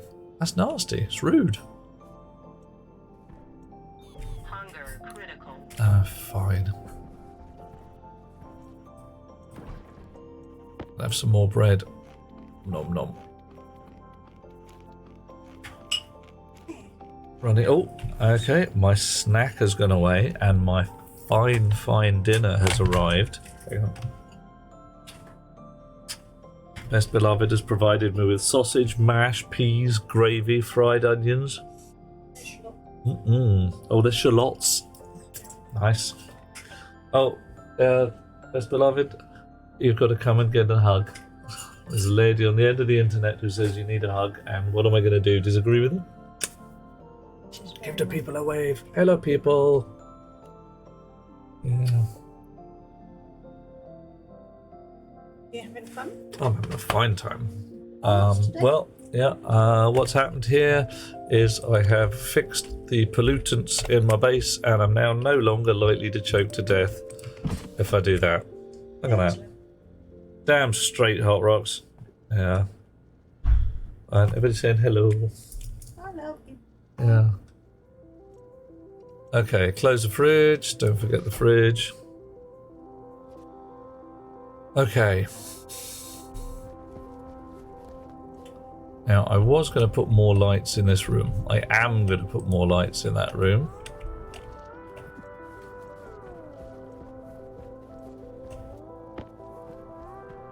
I think more lights in this room as well. Turn off my... That is like the inside of a Drecked cat.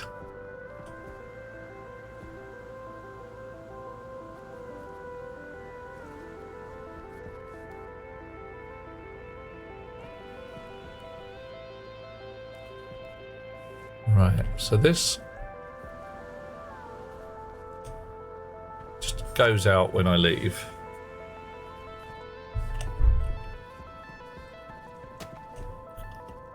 Where's the electronics for the lights in this room? Over here? Under the sofa? Actually, I think they are under the sofa. Oh no, that's parts of the sofa. In the wall? On the wall? Magic glasses, show me! In the wall. Okay.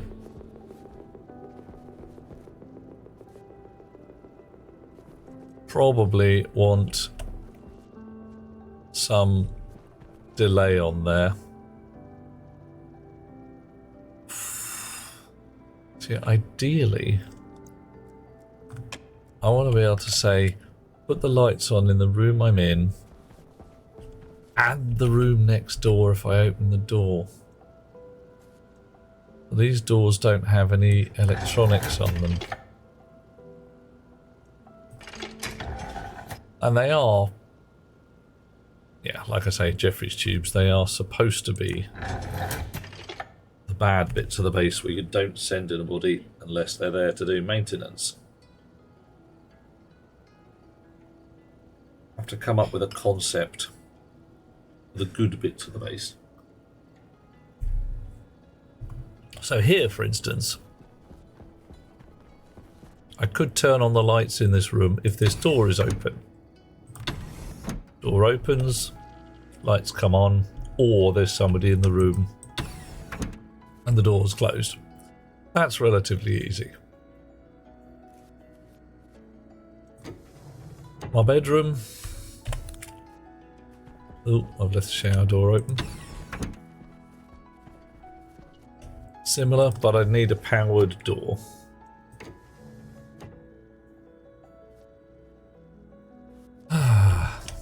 Right, once more though, this is not top of the list. Top of the list is metals dispenser. Let's head upstairs. Get our shit together.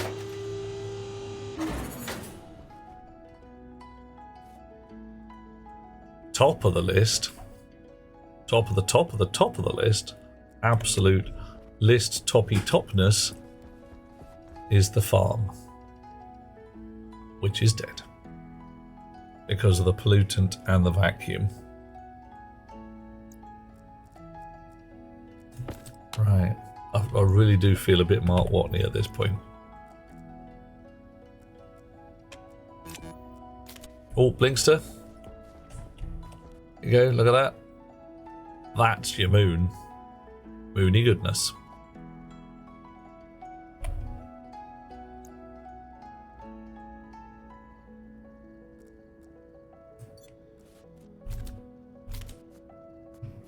Right. Look at the size of that thing. It's huge, isn't it? Or, well, okay. It's quite large, but it's also very far away. I've just realised that half my roof here is not green. That's no moon. Oh, no! Are you sure? It looks like a moon to me. What do you reckon it is, Rox?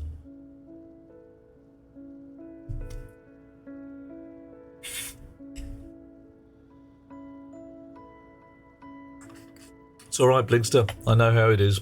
It is good to be exact in these matters. Tax haven. Okay. All right.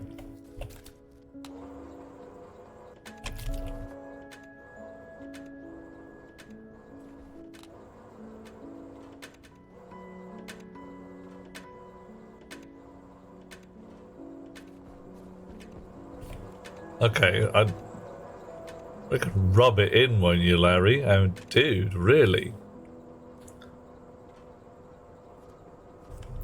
Well, I'm going with the concept it could also be both, you know. A moon. That is your tax haven. Right, sneaky thing, lovely people. I have dismantled the device that this wheat is attached to. This wheat is destroyed, but I can still pick it up, and destroyed though it may be, I can still plant it.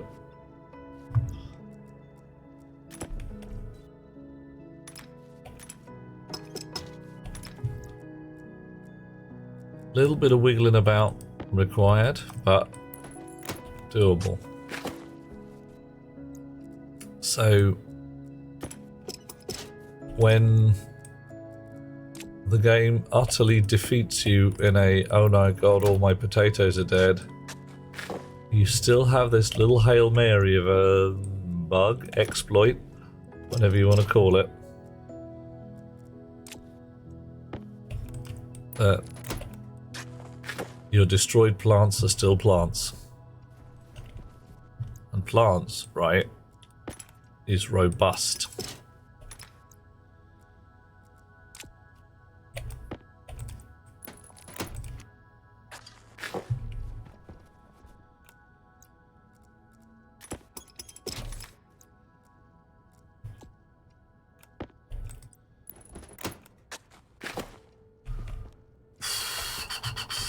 Spanner. I don't actually need to do this. I do have seeds. We are utterly boned. But it seems rude not to.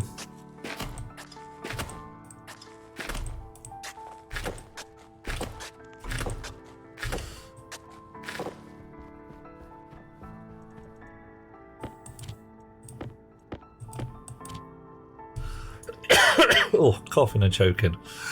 Right. Now I believe, if I'm right, that both wheat and soybeans don't actually need specific seeds. I can just pop out some wheat and some soybeans and plant the damn things.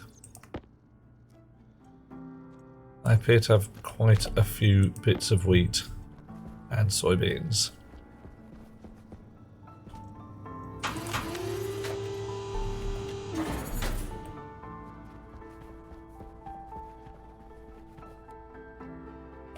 Wheat. Yep.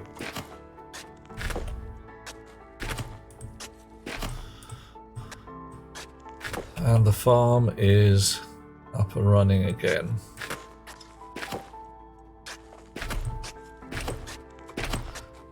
I don't have any tomatoes. I don't have anything except potatoes, soybeans and wheat, but well, it'll keep me alive until I get my trading up and running. What do we do here? We insert soybeans. We process them. Get some soy oil. 44 mil. And then we process it. It just processes again for no obvious reason. Martian truffles. Ooh.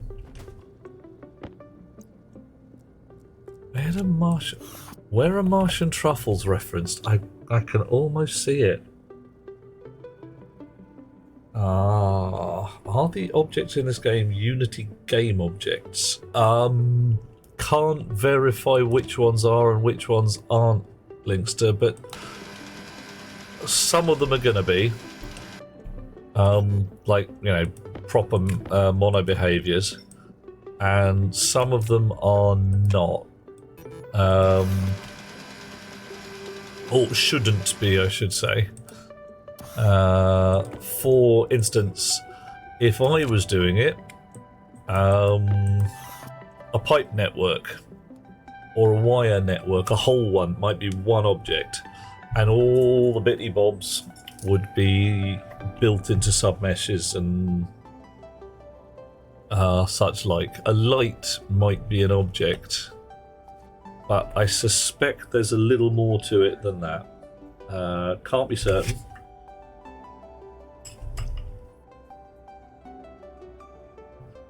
But yeah, I mean,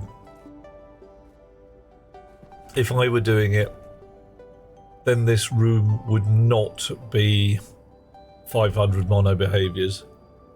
It would be 20 or 30. Don't know how they've done it. Because adding meshes and collision boxes to one object as sub-meshes and sub-boxes it's not a problem in Unity. It's a totally doable thing.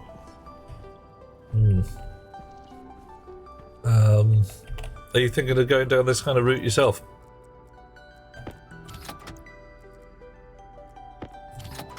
Some kind of base building game. Alrighty. What have we got in here? We could make bread. We could make so much bread. Baking potato, cereal bar, no chocolate, ooh, condensed milk, blah. Corn, no. Mushroom, no. Pumpkin, no. Rice, no. Edamame beans, no. Tomato, boo. French fries, yes. Muffin, no. Right, okay. I want a more varied diet. I do. Making a Minecraft clone. Use meshes, yeah. I mean, frankly, offhand, if you're making a Minecraft clone, yeah, you should be generating a dynamic mesh from your cube grid.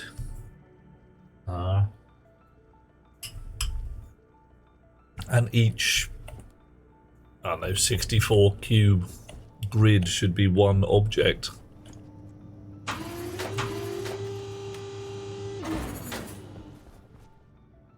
Okay. Yep, that's that roughly what you're doing, Blinkster. Yeah, cool. Yeah, nice. And that way each object... Oh, hang on. Yeah, that nearly went pear-shaped, didn't it? Yeah, hush you. Right, so my atmospherics box is full again. Who'd have thought it? Heat exchanger, small one. I don't even need that right now. One pressure regulator, two pressure regulators. Atmospherics don't stack. Doors are structural. Paint, I'm declaring, is also structural. Filters I would love to have in here. Portable gas tanks. Gas tanks. Liquid drain. Another pressure regulator. Ooh, missed. There we go. I could put one filter in there. Brilliant. What else can I stack? Pipes, pipes, pipes, liquid pipes. Drinking fountain. Nothing else stacks because it's all full. Oh, I know. Utility gas, utility liquid. Love to make a game like this. A simpler level. Turn it up to 11, mate. Make it so complex even your brain melts. Maybe not.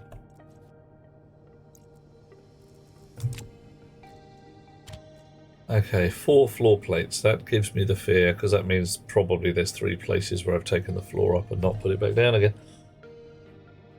A voxel miner game with miners and conveyors. Excellent. Do your conveyor belts have corners on them? Those are always the fun bit.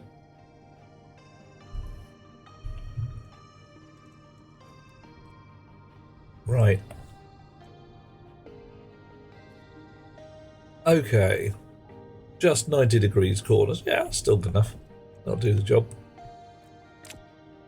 I hear tell from one of you lovely people that the next iteration of this here game, what we are fiddling with,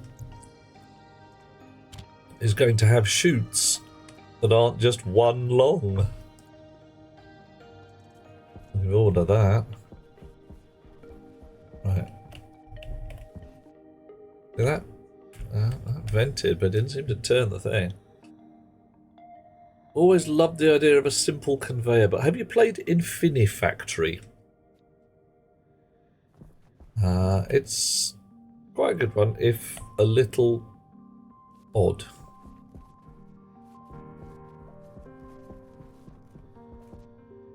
I'd say give it a go, see if I can find you a link. Linkety link. You've heard of it? Okay, cool. Yeah.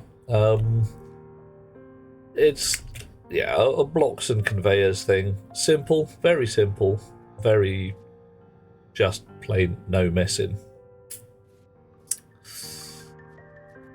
Okay, now one thing we got to here was we were spitting blocks out there, but not actually getting them out of the right destination, because all we were doing was turning on the correct sorter, but not actually changing its destination. So let's yoink that, import the code. Been scrolling the internet for code on conveyor systems. Okay, cool. So yeah, if were I you, I would have one conveyor system as one object. So not, mono behavior for each block. Possibly just one straight line. Oops, sorry. Logic gates game. Yep. Now your problem with your logic gates game is feeding back to the beginning. So if you get an XOR gate and you feed its output to its input, what do you get? In the real world, you get screaming white noise. What happens in your game?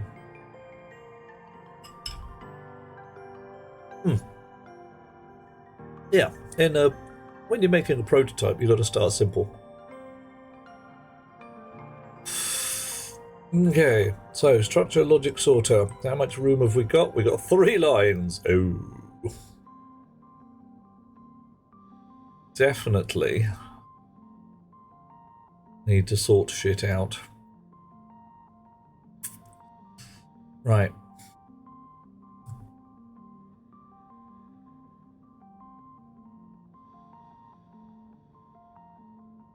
Okay, so we've got the lines we want in here already.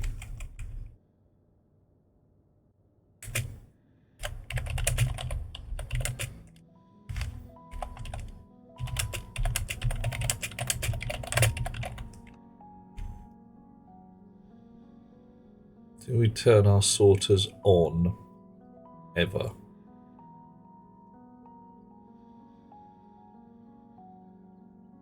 La la la la la. Possibly not. I'm willing to do that by hand. It's not too much of a problem.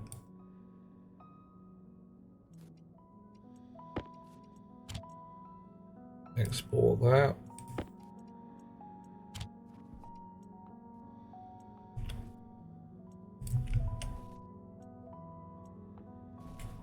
Okay, so if I put this chute in here,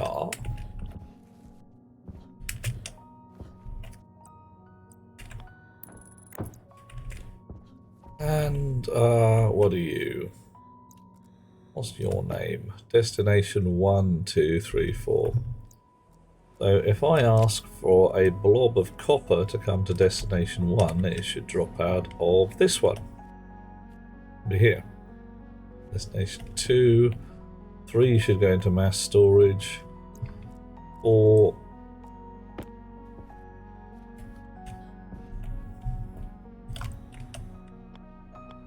Should be there, and 5 should be here. Now, joyfully, these are being done by name. So if I have 10 sorters all called Destination 1, that's the thing. Game called Crumb Circuit Simulator. Yep. Read the dev blogs, just think. Well, yeah, Crumb's pretty butch. Have you fiddled with Turing Complete, I'm sure. If not, fiddle with Turing Complete.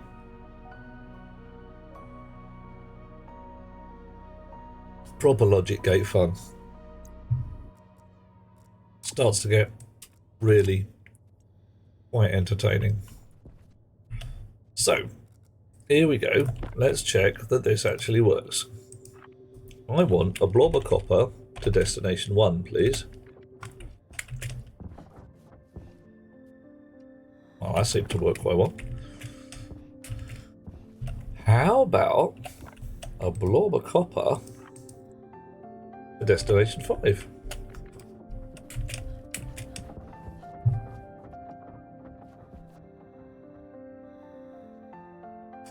Victory for the good guys.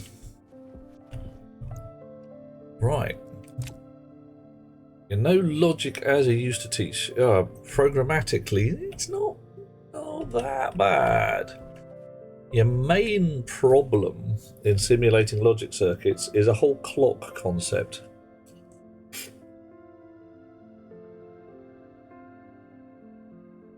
Either you allow your signal to propagate in real time and it drifts through gates and a gate takes a moment to sort its shit out, or you clock everything at once. First one's more accurate, but ye gods the processing power. Second one is mostly what people do. They chop time into finite chunks. Yeah. Again, the main problem is things folding back on themselves. If an output affects an input, anything with a single clock has, at best, an oscillating period of 2 ticks. All right. Oh, okay, that was a little less complicated than I thought. I kind of already done it. Here's our recipes.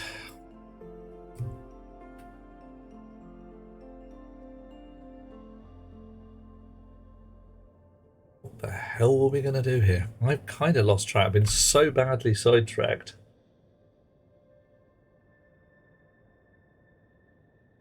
Right, recipes. Recipe base plus 11.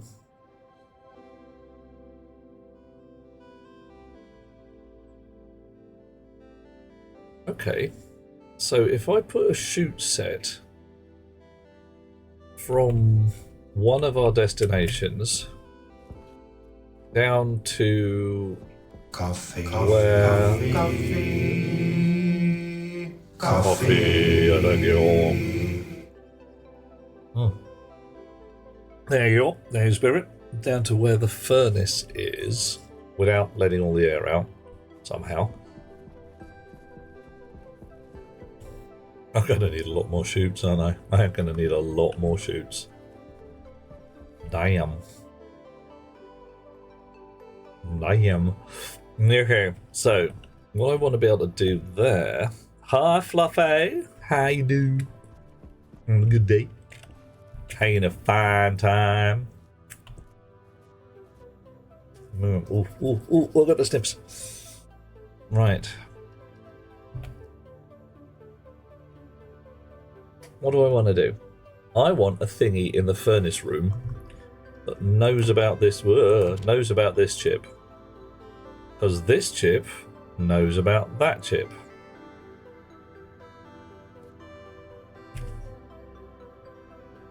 Why have I got a furnace command thing here? Ah, yes, because the furnace is not going to be driven by human interaction. The furnace is not going to be requesting things. The furnace is going to be slapped around the back of the head and told what to do. Okay, that's where we're at. So, if I do my furnacey smelty stuff, that's going to be essentially driven from up here.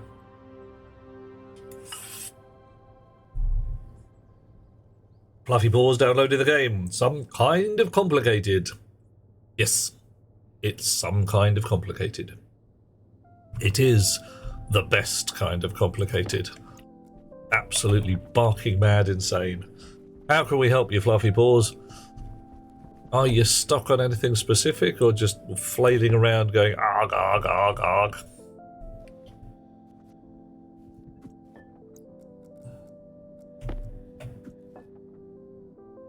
Hello, Furnace, my old friend. Thank you, Fluffy. Come to talk to you again. Because a vision softly creeping made me out of tune while I was sleeping. Right. So, furnace state interlock is actually hooked into the driver chip here, isn't it? Onk. Onk. La da da da da. Furnace destination memory, furnace interlock memory. That's the transmitter.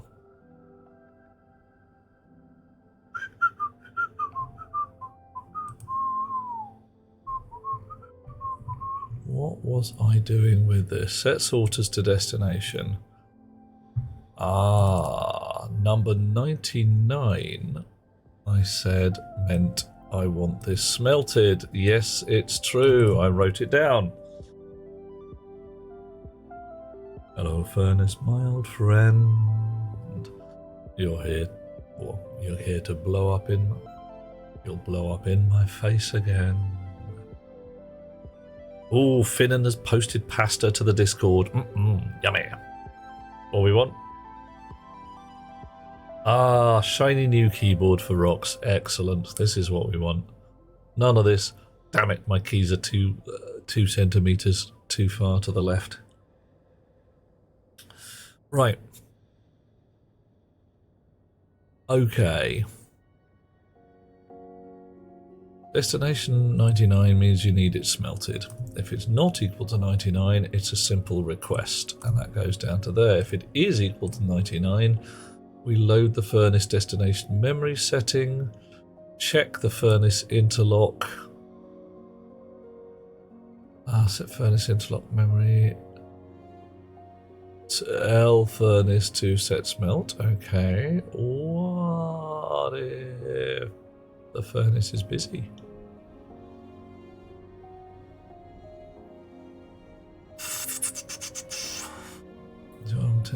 Intend to move on to blah blah blah blah blah, and then we replace the thing with the recipe.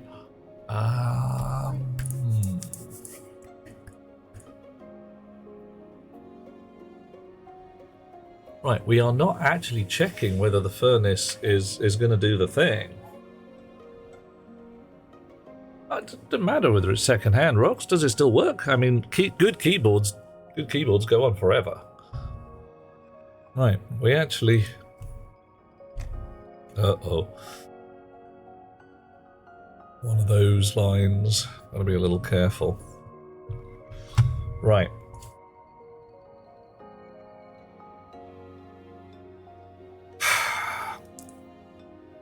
We've got another pin on here.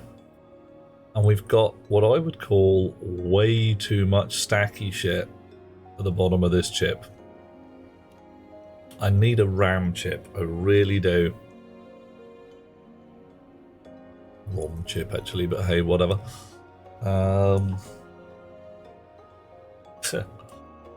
Monsieur Nargodian are all natural typos. Booyah. Okay, man. No artificially induced typos for you. Right, yep. We are running out of memory here. This is not going to do the job. A hydraulic RAM chip.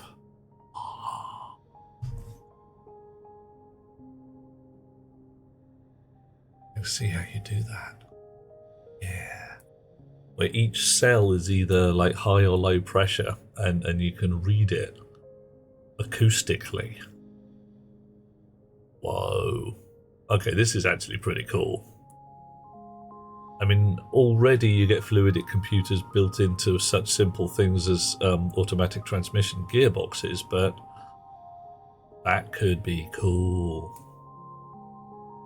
Alright. Yep. Make a ROM chip, have a script that craps itself. Yep, that's what we're going to do, John. This stack setup function is going to bugger off into a different chip. Steve Mould? Who's Steve Mould? Who's Steve Mould? I'll look up Steve Mould now. Steve Mould is an actor or YouTuber. Right. Does he make hydraulic RAM chips? Okay. Interesting stuff. John Mould's younger brother. Yeah, could be. May not. May be actually true. Right, cancel that. Gonna need another chip. Gonna stick another chip here. Gonna have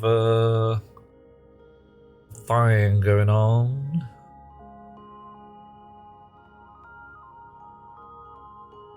Yep. Pick up your laptop. This is Mars. Don't let it get blown away in the wind. Whilst the answer should be blowing in the wind, your laptop should not. Do we have a chip housing and a chip in the box? We do not. Integrated circuit. Nice. Yep. Rocks. It's that thing. Although, actually, this isn't much of a yak. It's more of a... you really want a bad coding joke. This is more of a GNU. Hey ho. A hydraulic logic using Archimedes' greedy cup. Oof. I know you meant. Yeah. Could be Aristotle. He was a bugger for the bottle. Offler was fond of his dram. And René Descartes was a drunken fart. I drink, therefore I am. La da da. Here we go. Right, so gonna copy a bunch of code, possibly fire up the old notepad, because let's face it, cut and paste function in this is a bit lumpy around the edges. My stack is going to be referred to remotely. That opens up a whole bunch of possibilities locally for pigging about. Alright.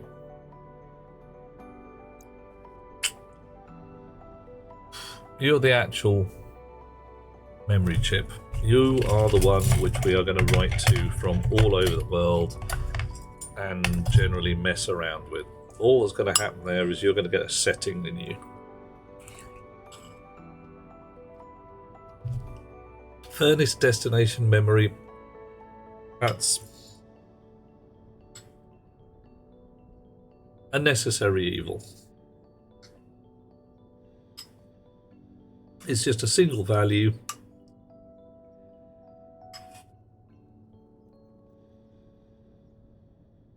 And says which one of these sorters is the furnace. Now I could say that the first sorter in the list is always the furnace and remove that entirely. Might not be a bad plan. Because what we've got here is a hard-coded list of furnaces, a hard-coded list of destinations. If one of those was just furnace, I could remove a block of code. That's a good idea. Let's do that.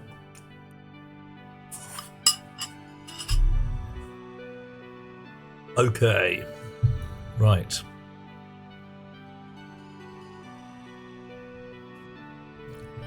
Let's get this housing down. You can just live there. There?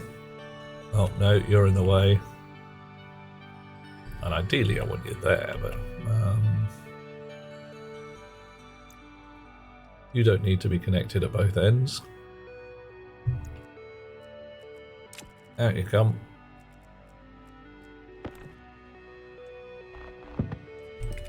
Right, you can more profitable, just be there. And you ditto. Not that I think you're actually going to exist anymore, so you can just go in my pocket.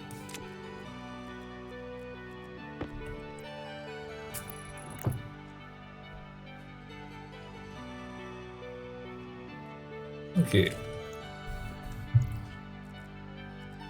To clear up, bit of rewrite, and we'll carry on where we left off.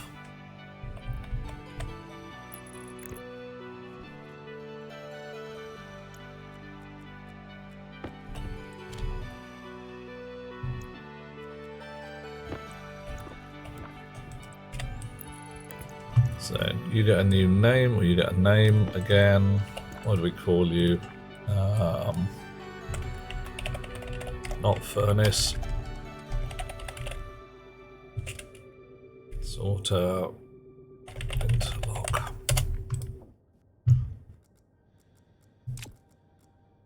You need to be unconfused. Storage control. Oh yeah, alright. That's a better name anyway.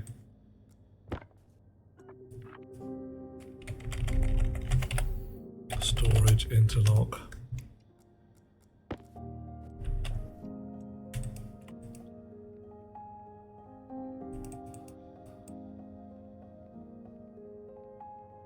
Uranium stacker, all the stackers.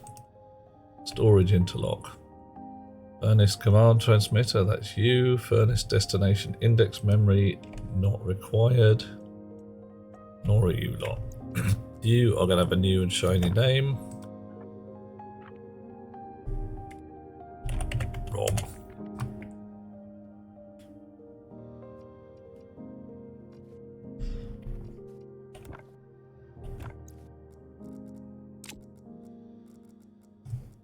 Okay. Edit. Copy. Honk. Possibly Pank. Notepad.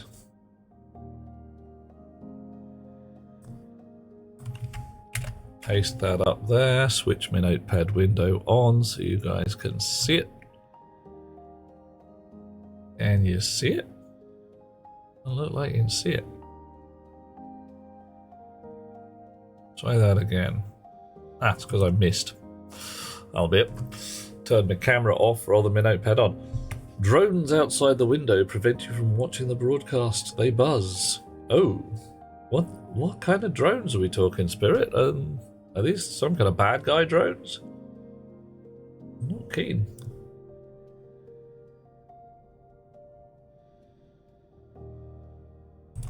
Actually, one thing we do need is all of those numbers still. Just so I know which one's which.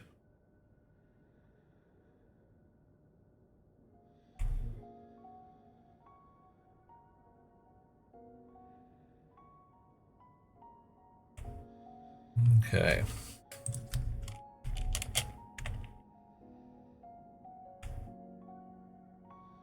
Stack set up.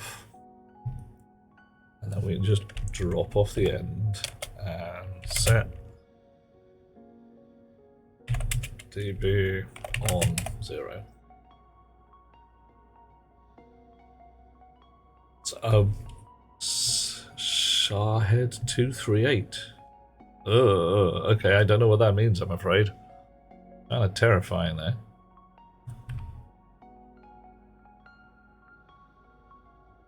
Okay, and we're going to copy the old code in there as well, just for safety's sake. Right.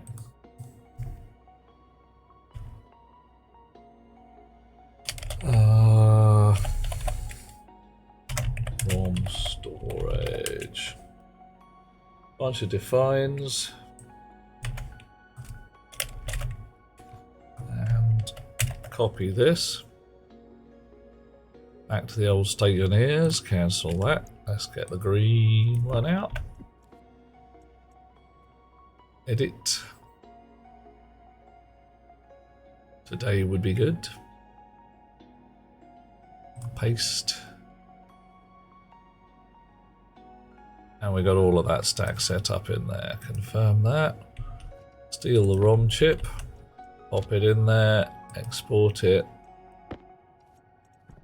Pop that in there. If I switch it on, blips itself, turns itself off. Okay, cool. Nice. So you, back in the pot for the moment. You, storage control memory, don't care. Furnace interlock, do probably want to change to furnace interlock. Transmitter. Furnace destination memory we don't care about. We're just going to call this ROM. And all of this lot can go away. Copy that. Edit this. Clear. Paste. Alright. Okay.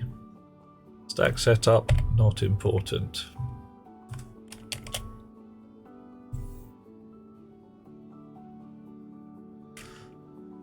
Okay. So anytime we're doing a get DB here, can we just say ROM? There's no reason we shouldn't. Because that should alias down to D2. Got some work to do there.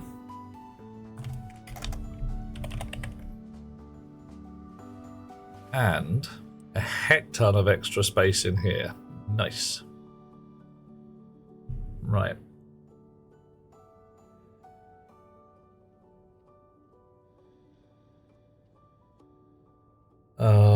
So if it's a BNE, furnace destination memory is always going to be one of my furnaces.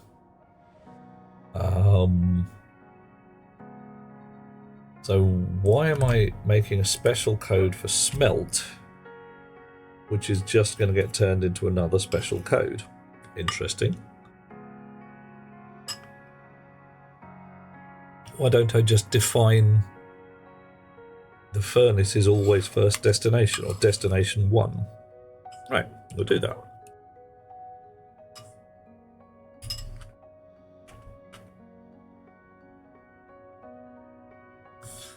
Alright, destination 1 means furnace. Always furnace.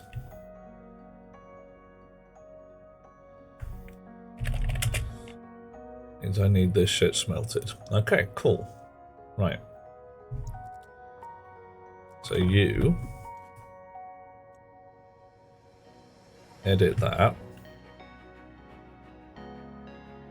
to furnace. Confirm that. Name that. That could be any one of these guys.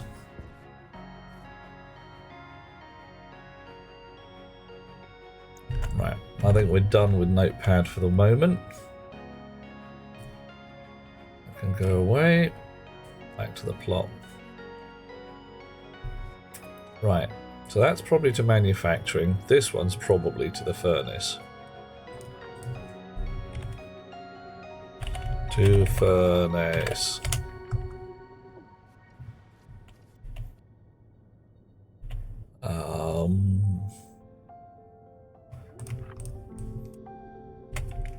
To manufacturing 1. Edit that. To furnace. To manufacturing 1. I don't know where the others are going just yet. Confirm that. Reblow the ROM. Export. Op. Drop. Switch on. Blip. Flash. Switch off. Okay. Junk. So all the way down here again.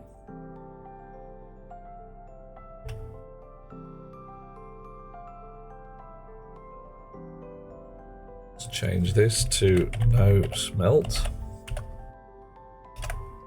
So we know what that means. No smelt. We don't have to care what that is because the destination is still set there.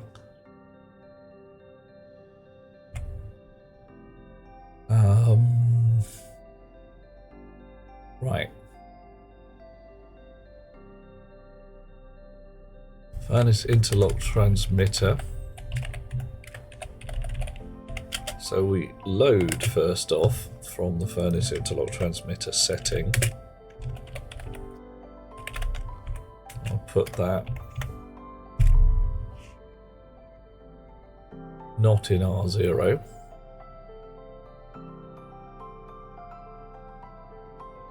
Set sorters to destination. We can use R1 here. Alright, load into R1.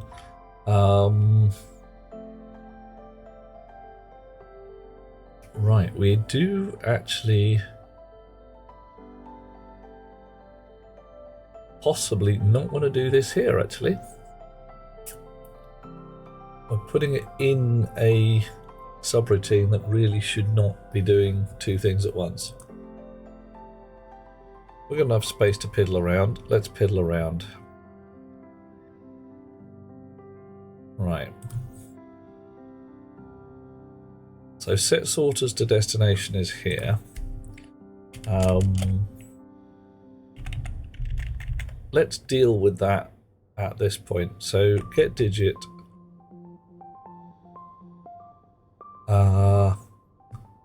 Returns R0 as destination. If that is 1, we've got some smelting to do, so we've got some gubbins to deal with. And there's a possibility that we just say, fuck it, no, we can't sort the smelter's busy, can't do it. So,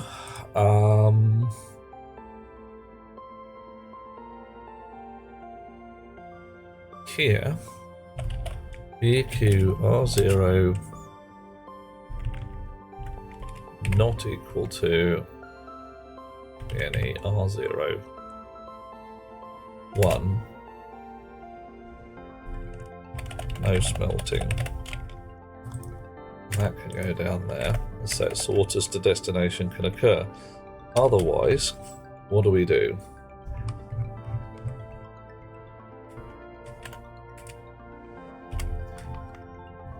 We come up here, we say load furnace interlock transmission setting. Branch if not equal to 0.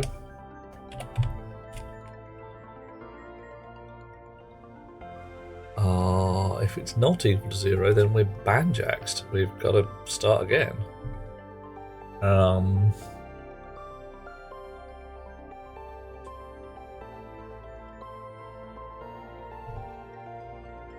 So we are going to jump down to somewhere at the end of our loop. Here we go.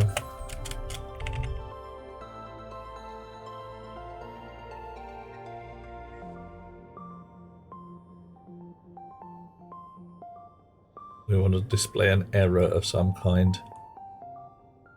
Oof.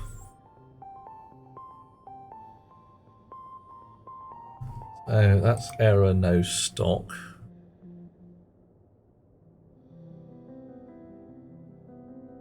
Which also, yeah, we're just going to call this error now, I think. Oh, doesn't like error on its own.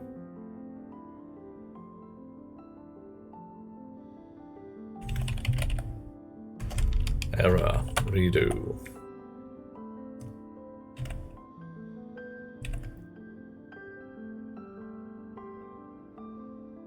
Yield, splat that to 0, back to the beginning again.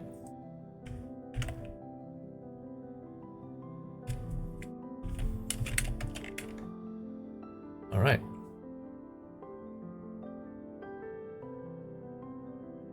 So,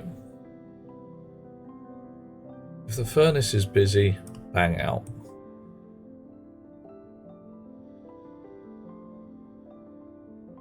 Otherwise, set that to R10. Where have we got R10 from? That's not right.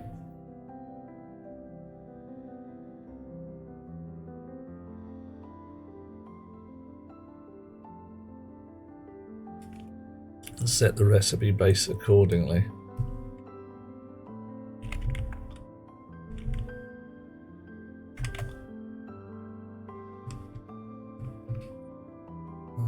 I don't like that. Something ain't right.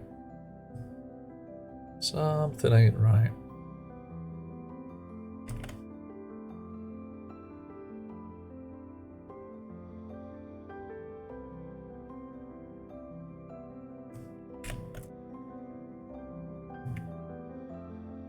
Doop, doop, doop. Okay.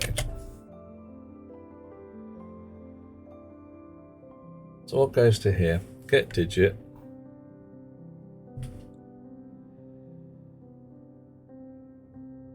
Oh, R10 is our leftover data. That's fine at this point. We're using a red direct register reference because we kind of ran out of lines earlier. It's a bit manky, but hey. So this is our recipe. If it's 0, we go back to the loop. We jump to a digit, gets R10, eats R10, R9, returns R0 as destination. Where's R9 being set? Get digit doesn't eat anything about R9, so that's a OR comment. Eats R10, returns R0 as destination. Getting R0 to no smelting. Is furnace busy? If so, bang out.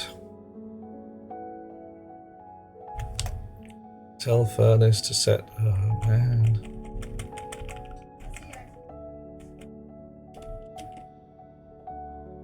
What is going on here? Okay, this line is absolutely manked.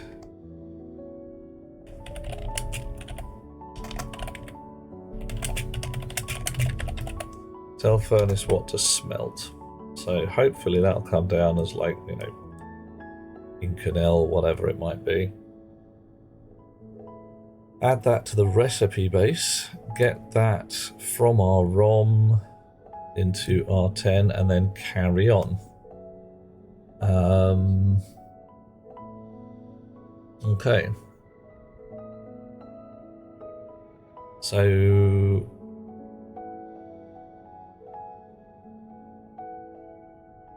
set the sorters to destination according to R0 because we've done that. Save R10 to R9. R10 is now our recipe. Stock check. Error redo if we don't have stock to do the smelt. And dispense accordingly. Bit of copper, bit of whatever it might be. So we've run out of R10. Yeah, there we go. And then back to the beginning again. Okay, so we're actually on to a winner so far. Confirm that. Steal that. Export it. Joink. Right. Power low. Yeah, whatever. Turn you on.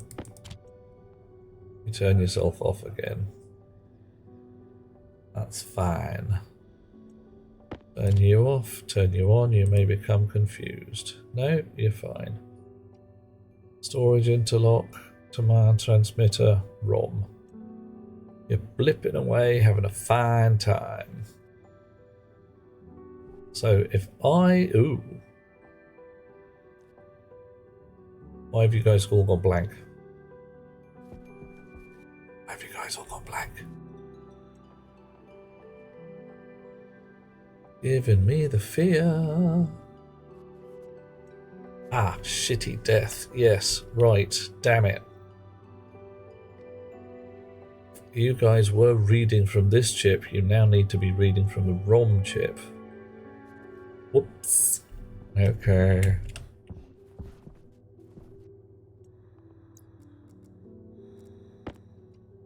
All silo sorter stacker. It's this one. Storage controller.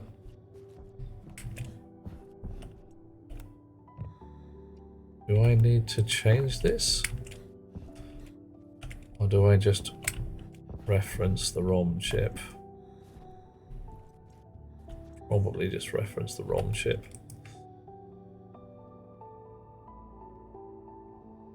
EQRS. So yeah, go up for the alphabet.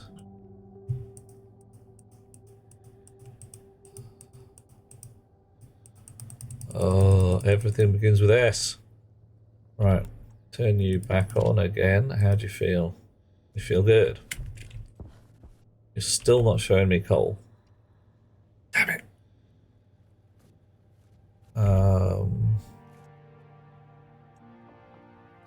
New coal memory state 1.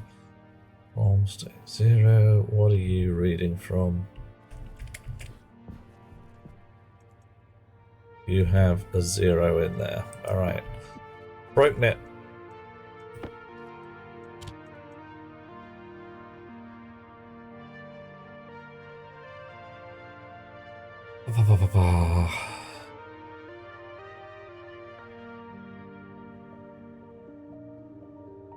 So, storage control, I've got as D5.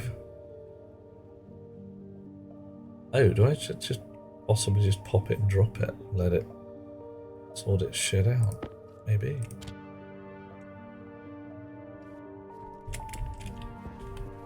Still not showing me coal. Damn! No. Maybe I did that earlier. Right, so... these numbers should all be the same.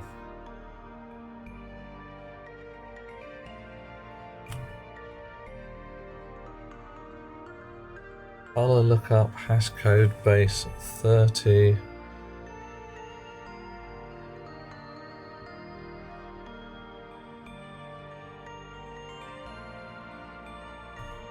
Interlock lookup loop. Yield. Get interlock memory ID from the storage control. Ooh.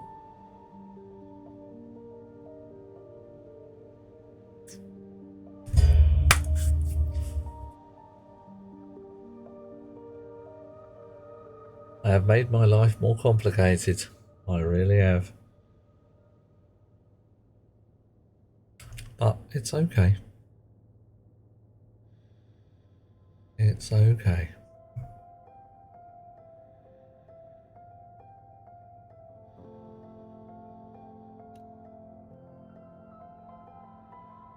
Right.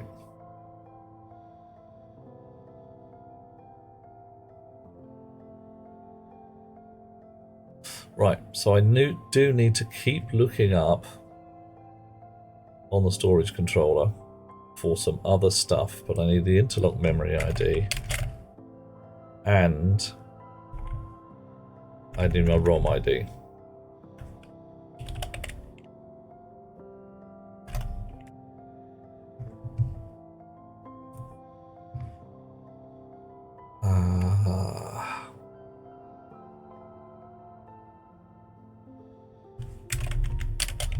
So you guys are going to have to be slightly more involved.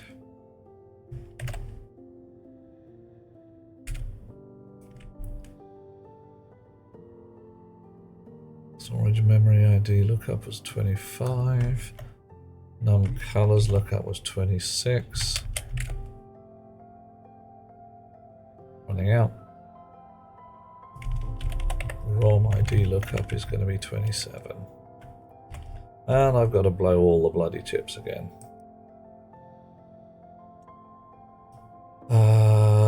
Okay. This is mildly brain melting. Mildly, but not awful. Everything's fine. Okay, so where before I was getting from there, I am getting that from the ROM ID instead, and it's get D. Might all... Yeah.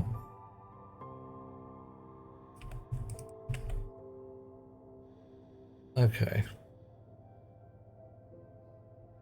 Confirm that. Export that. Oh, I say export it, but first off, you put that in there, and then reset this back to storage control. Derp.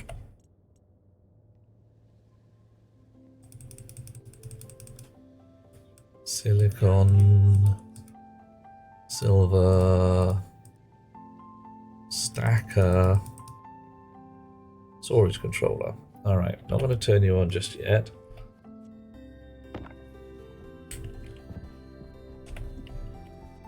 Storage controller.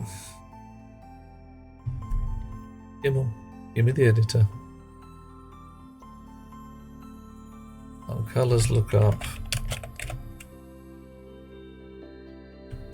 Define ROM ID as 26.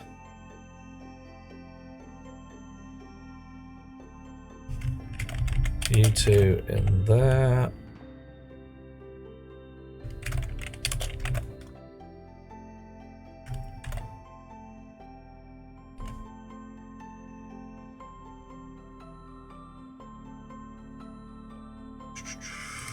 ROM ID lookup.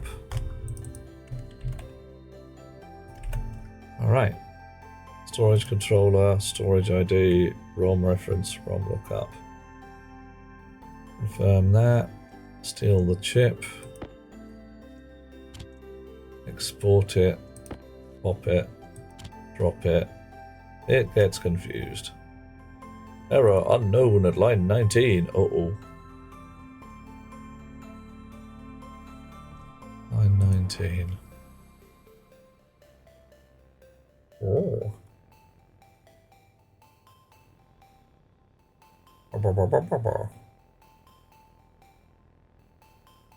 You telling me a chip doesn't have a reference ID? It better frickin' have a reference ID.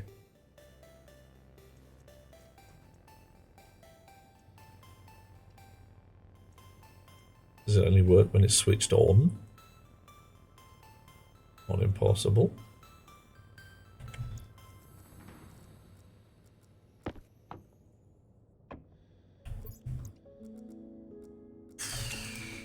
Do you have a reference ID? Yes, you do. Thank Badges. Okay, so let's relay that this only works when it's switched on. And our ROM needs to not turn itself off afterwards.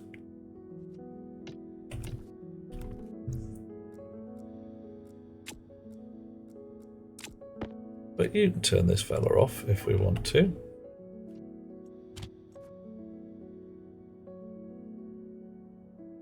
Right. Stack setup. And then at the bottom we can wait loop.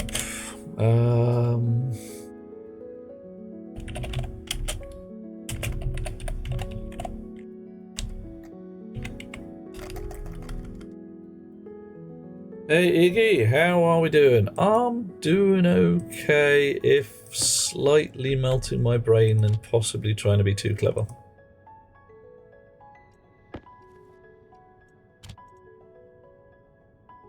Right.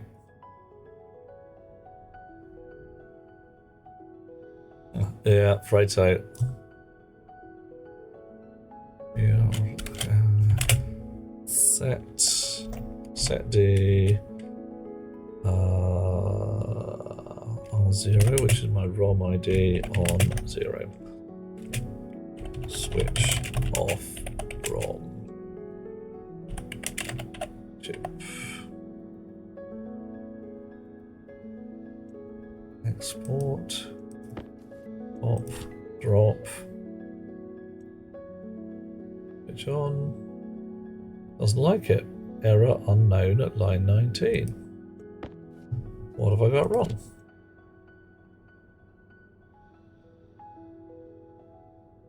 Load into R0 ROM reference ID.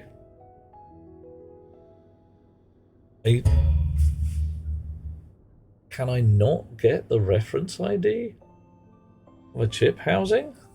Did it just not work? That would be an absolute fucker. It means I can't pass ROM reference around and the whole thing melts and just falls to pieces.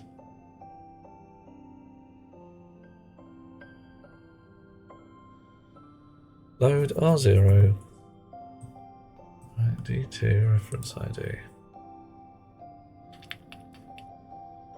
Say unknown. Alright. Screwdriver. What's in D2? Oh, okay, something ain't right. ROM.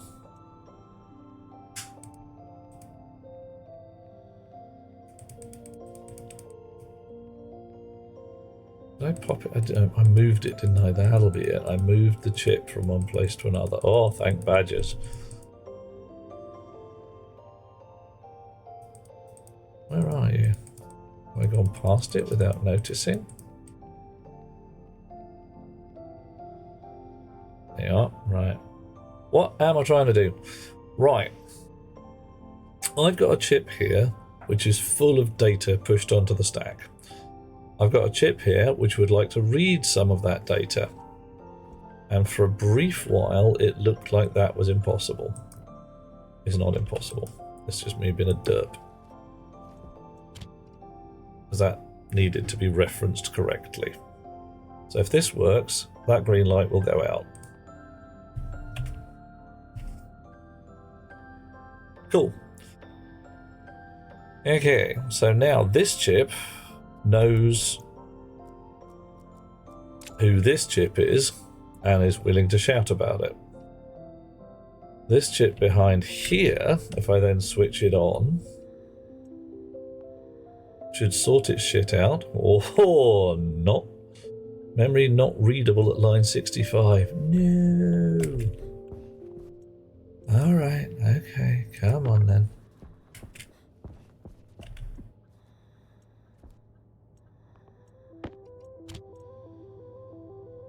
Import. What's at line 65? Oh. Shink.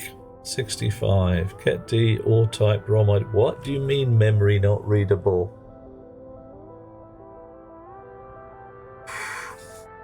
is wrong? Get D. Yeah, that'll be it. No. Get D. Register or type. ID number. ROM ID. Address. In R1.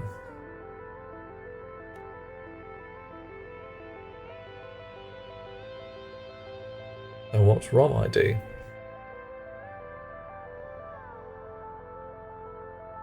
Ugh, cool, blimey.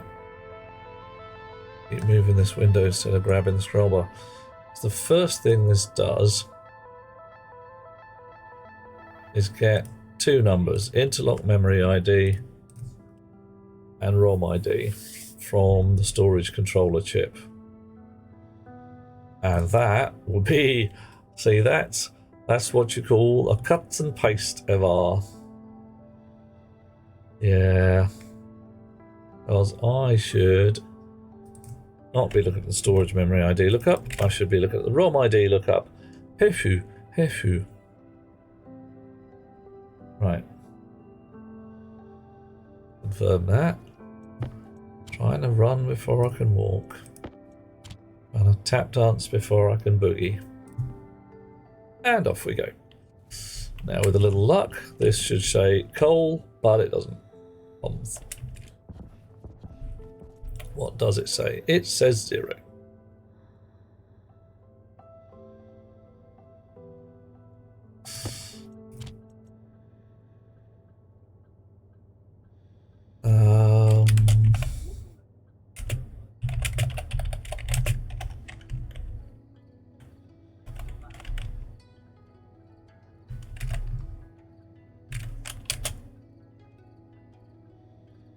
Right.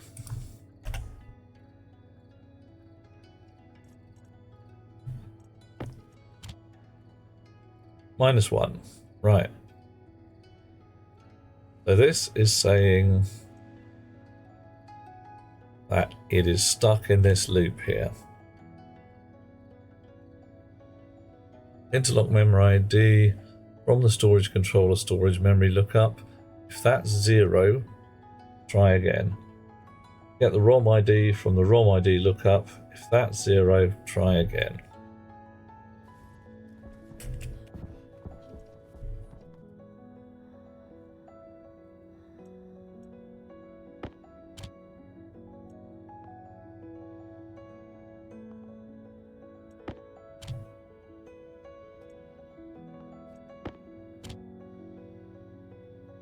Okay, so this really should have the ROM ID in it.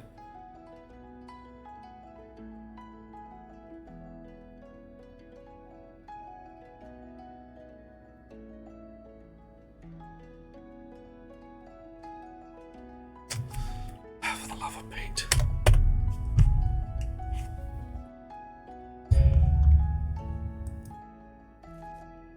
Slow down.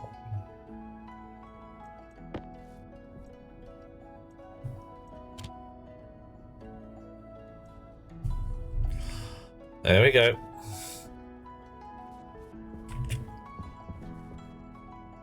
Okay.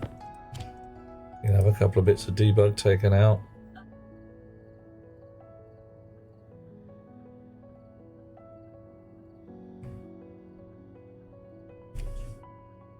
Actually, I'll leave that in there.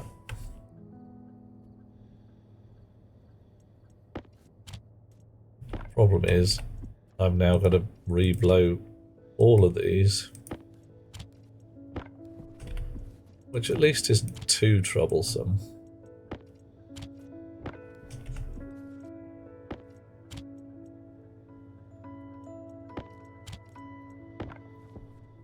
Till we get to about here.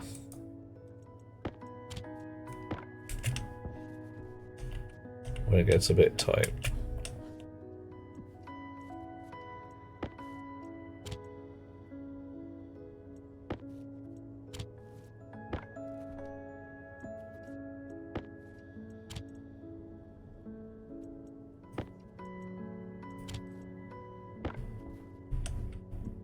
Waste tank caution. Yeah, whatever. don't know. It's almost like I'm at some kind of risk because I'm in space or something. Last one.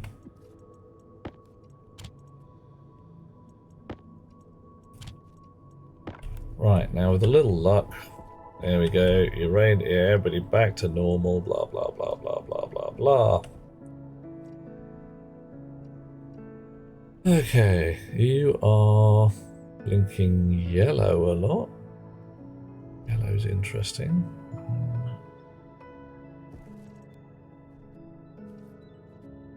Saying state 3. Don't know what that means.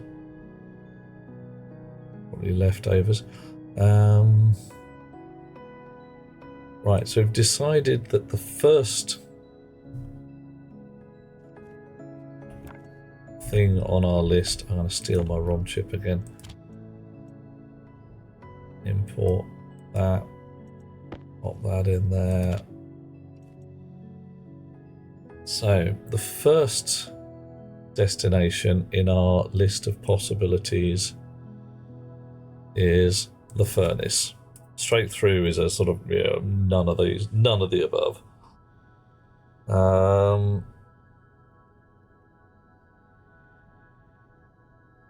So if I ask for some copper and ask it for not destination 1 but destination 2, that should come out of manufacturing 1.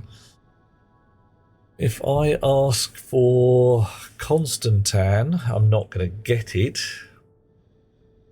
But if I ask for Constantan to destination 1, what I should get is the ingredients to Constantan spat out of here. Right. And this, mirroring the furnace state interlock, it's not going to give me a number, is it? Maybe it'll give me a number if I look at it. Setting 0. Alright, that'll probably do the job. So I would like some Constantan, number 11, the destination number 1. You in my pocket, you here. I want some Constantan, please. What happens?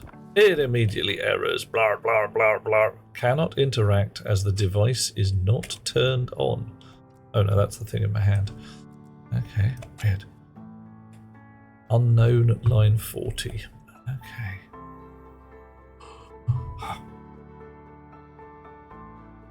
40. Okay.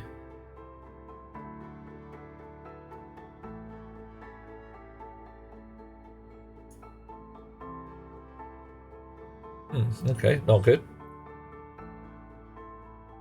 Da da da da la da da da da.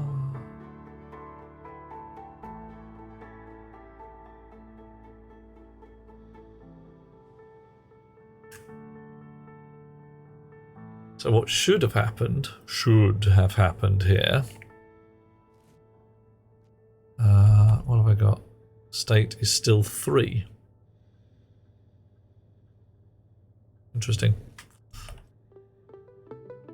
We not got to the, yeah, there we go.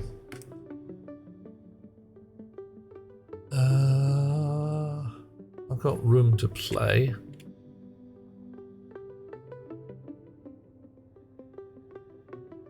That can go in there.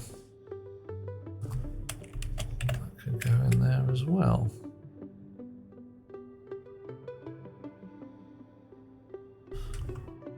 But the problem is, it's saying the silo it wants to get shit from is unknown.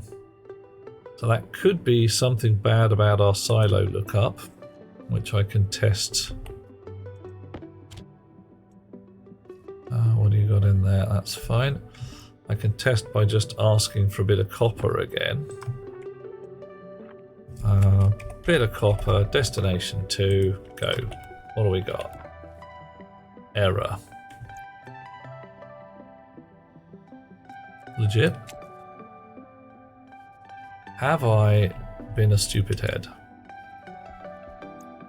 High probability.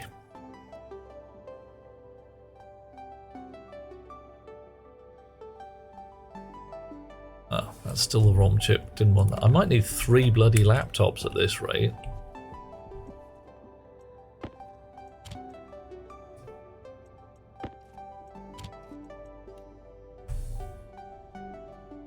Doop-de-doo, de-doop-de-doo. Alright. Check-in with control is at the bottom down here. No, I still put that to storage control, which was the right thing to do.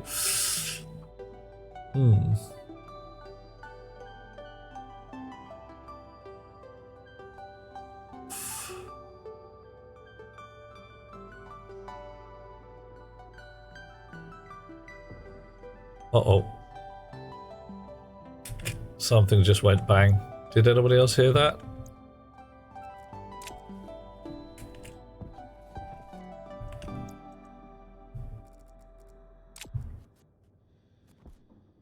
Right, you shut down. You did not hear that. Okay.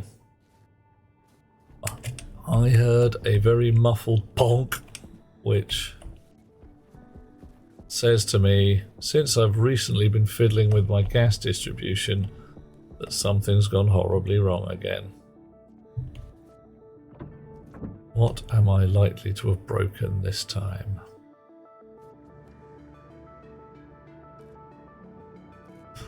Fresh battery while we're here.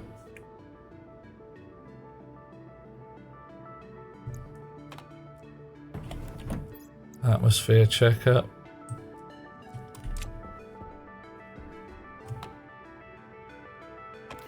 Whatever it is not immediately fatal, but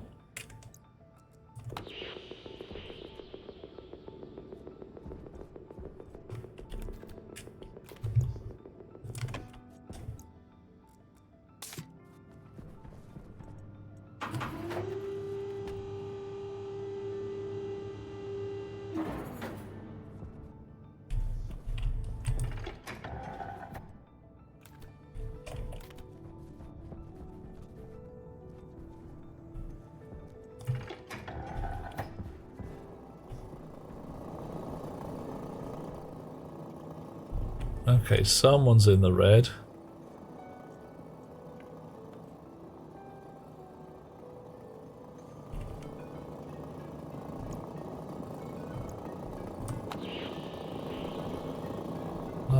Nothing. A lot of pipes down here.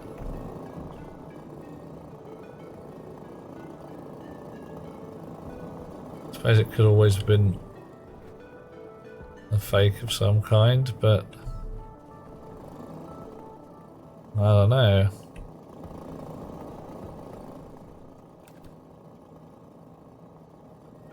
What does red even mean? Oh, you got 3.2 megapascals of pollutant. How come your pump hasn't switched on?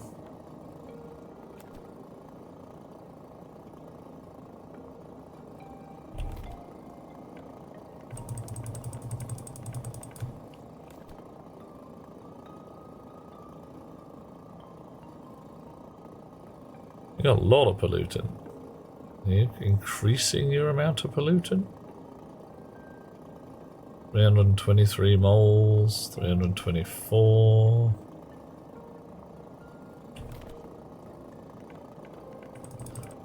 Let's get rid of some of that so we're no longer got liquid in here.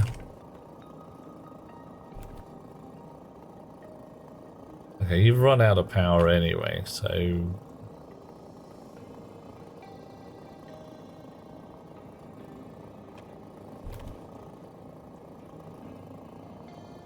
so this was the bit that I've just fiddled with. So this is the bit I'm suspicious about.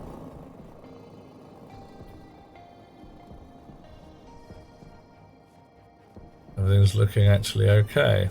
Maybe I'm just hallucinating. Ah, spirit.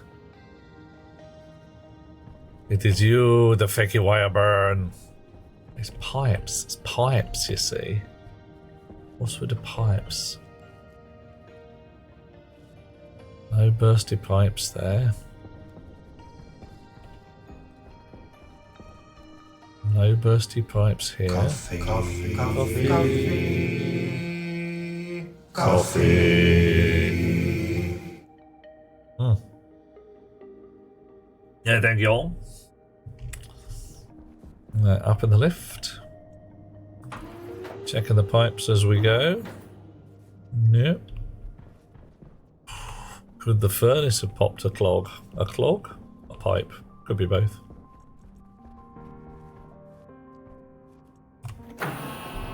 Yep. There we go again. Oh. Right. Yes, I told it to smell Constantine, didn't I?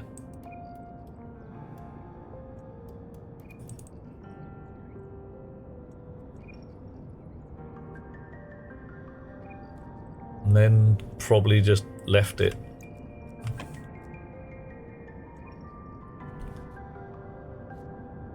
Okay, so what? Close that door. What is going on in here? Why? What's gone pop? What's gone bang? What's gone bang is the output line from the furnace to this tank, which is at no special pressure.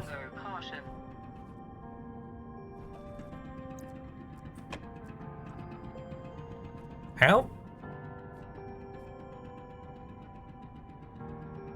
Well, that's...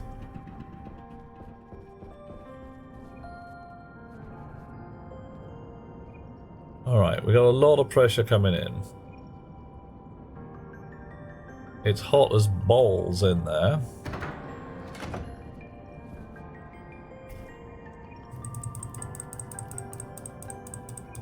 Right, and this has been disconnected.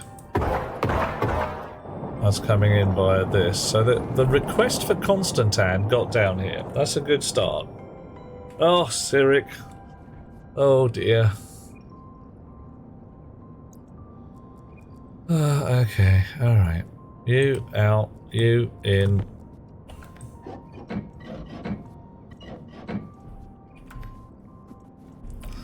Automation off, please.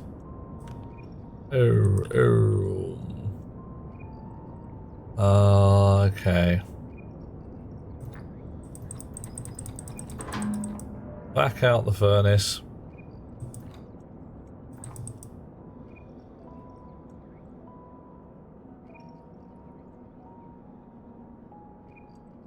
Seven megapascals inside the hotbox. Should be dropping gently. Well, should be dropping gently as soon as the furnace finishes vacuuming. I'll go turn off the input pumps. No, none of that.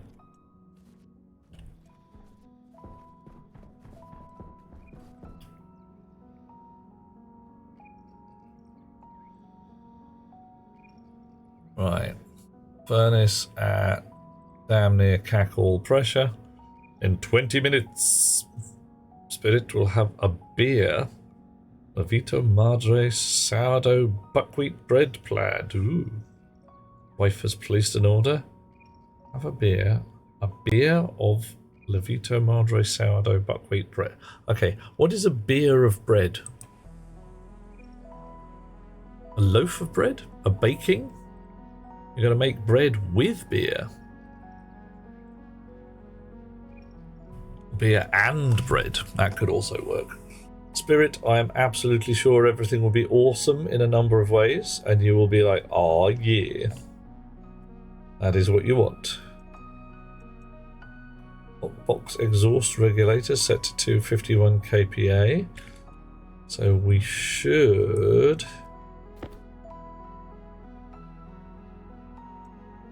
Right, well, I can't get at the inside of the hotbox, can I? Pipe network. 19 megapascals, 23 on this side of the valve. That valve's open.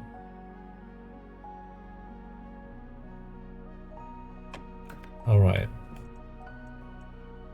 That back pressure regulator. And you are a back pressure regulator, aren't you?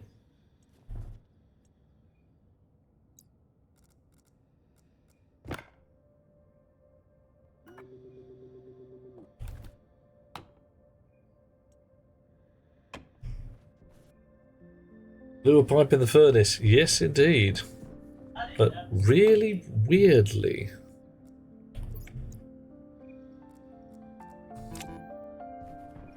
Right.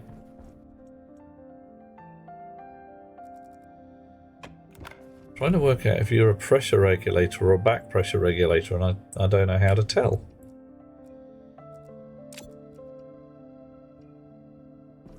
Oh, maybe I do. Hang on.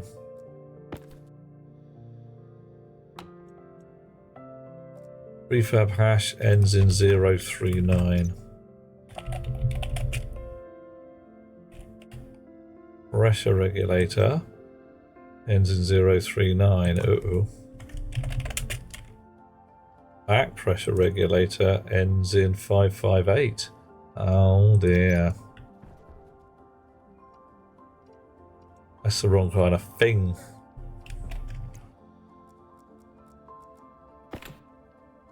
That is not helping.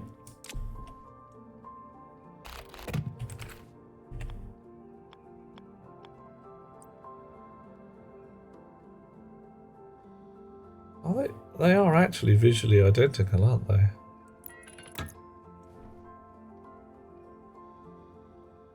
Yeah. Whoa.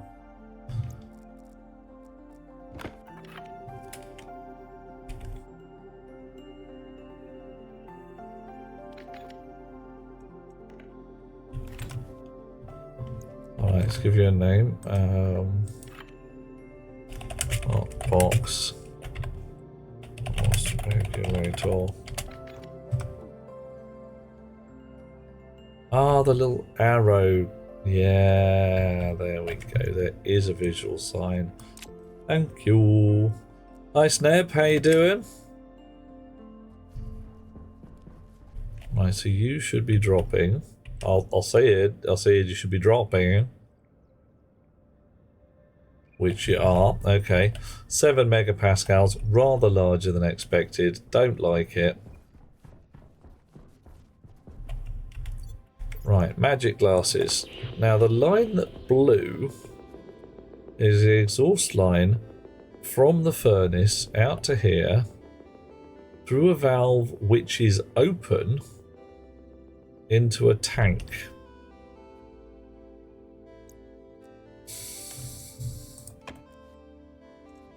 So either this whole line system here got to 60 megapascals and there's a bit of software to tell it to dump if it gets too hot, with the lines and everything as well.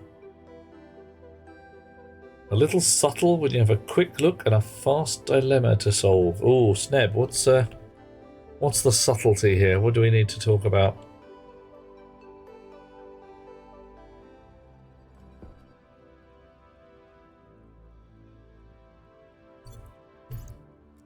Right. So how would that get to 60? Oh, the arrow and the line. Yeah. Yeah. How would this blow? Why would this blow? Liquid in the pipe? Could we get that? I mean, the temperatures are ridiculous. They sure as badgers should not be getting liquid in there. Let's try the atmosphere analyzer in our gas tank. Bit of pollutant. So possible.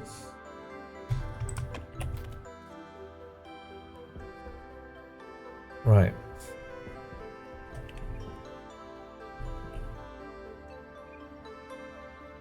Right, you can stay on. Set to 11. Constantine's in there. That's correct. So that's not gonna do anything. What are you reflecting? Ah, yeah. So these two are now obsolete. I should probably just cut them out.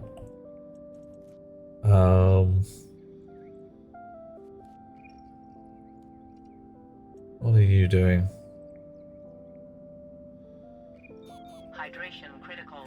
Oh, hush.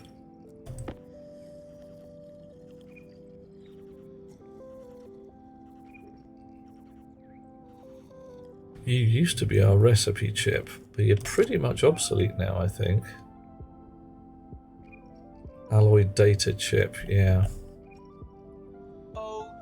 Potatoes! Yeah, I'm gonna have to go eat a hey, Mr. Ray Ray, these days I can eat bread. Yeah. Yeah. Alright. So, furnace driver.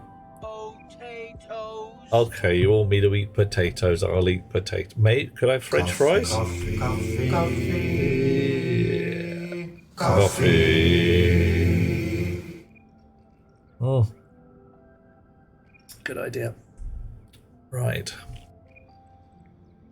So this one's ending in 2-1, that's ending in 5-2-1 as well. What do we got here? Oh, screwdriver.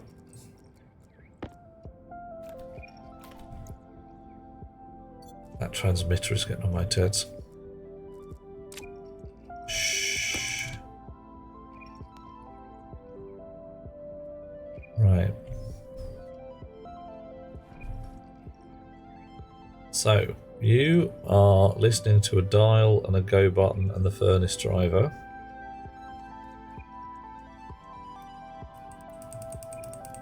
Right, so you are actually doing so long as I switch you on.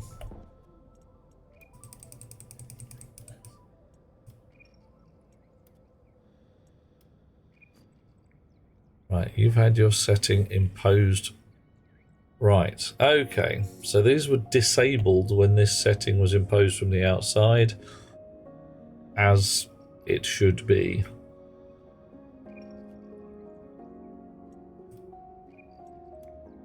Where's Constantine? Where's my astroloy? Oh, there. Okay, fine. Going through the round ones first.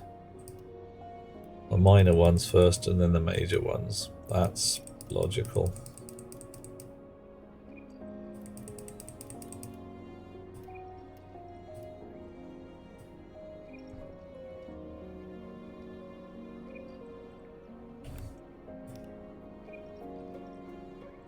Ooh.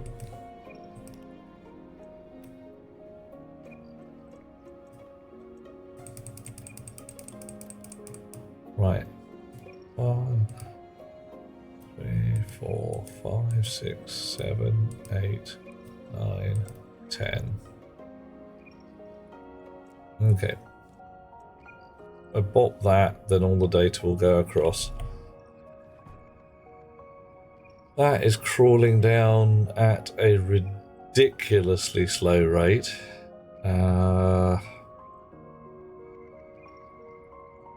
We've got 7,000 and it's ticking down at once every 2 or 3 seconds. So that's going to take 4 hours to empty. Not terribly keen. Not sure that's going to make a heck of a lot of difference, but hey.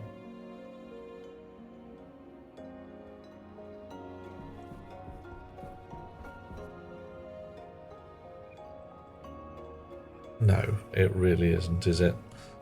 So I want to get in and repair that pipe and work out what the hell happened. If anybody's got any clues as to why my pipe might have gone bad. Are these valves?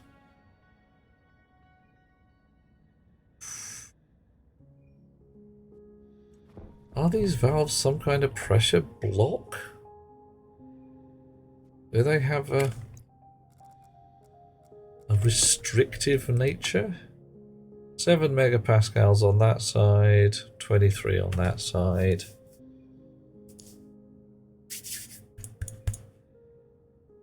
I mean, it should never have got to 60 on this side. How could that happen? Unless there's a slow flow through here. Valve is definitely open.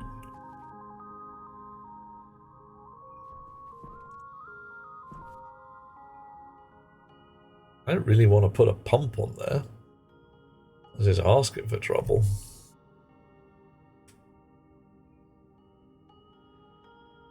And whilst I do have a non-return valve set, they do actually join up at the front. So that's furnace exhaust. Oh, I don't want 23 mega back pressure going bang straight into the furnace at any point. And this is hotbox exhaust. They're both at 7 megapascals right now because, of course, there's a burst pipe in there, which is acting like a passive vent. On the other hand, this pipe is at 23 megapascals and venting into that one. So this one's pushing hard.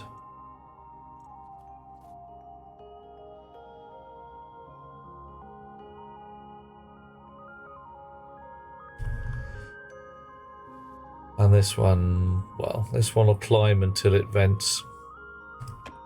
Assuming all the software is switched on over here. No reason it shouldn't be. Yep, everybody having a fine time there. So what you're doing blinking your stack, I really don't know.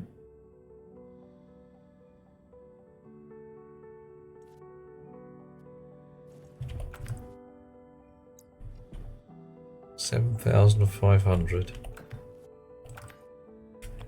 Do not know what you're referring to these days. I've forgotten so much.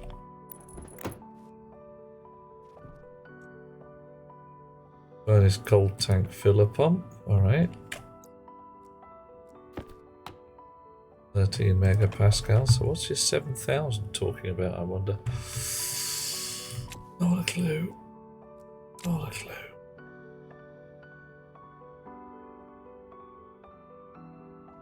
Right. One job at a time.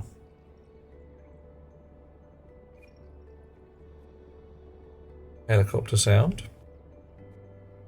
That's probably the gas dumping. Right. So I want some chutes to come in around here and put alloys, or ingots I should say, ready for my furnace to smelt them.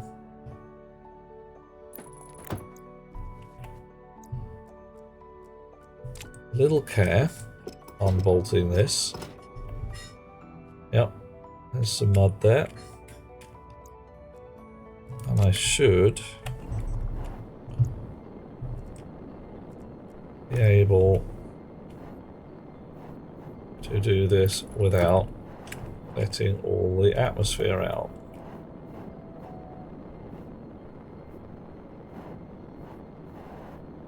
Come on, click on.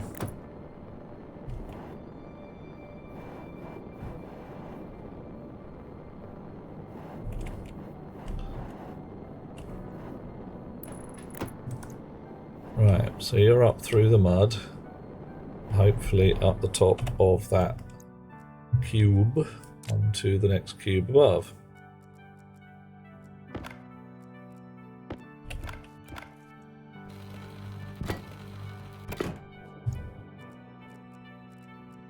So tablet stood here, GPS, so not that it'll work on Mars because we haven't got one, but hey.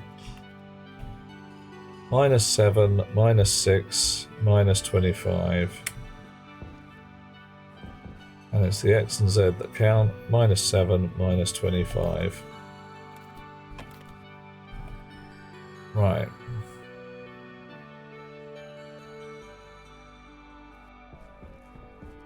-7, -25, and we're just going to let that stew for a while, because right now, different fish to fry, and I want to get my fish just right.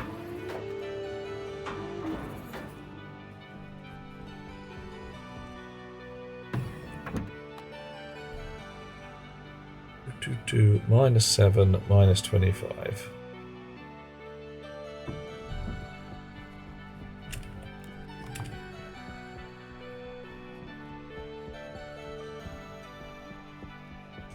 -7, -31. 28.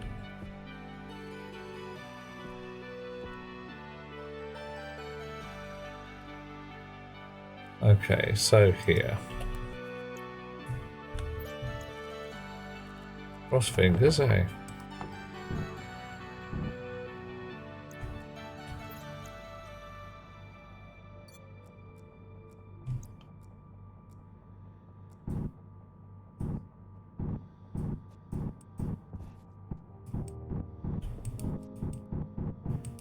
That does not seem to have worked quite as well as I would have hoped. And I've run out of battery. Ah, no!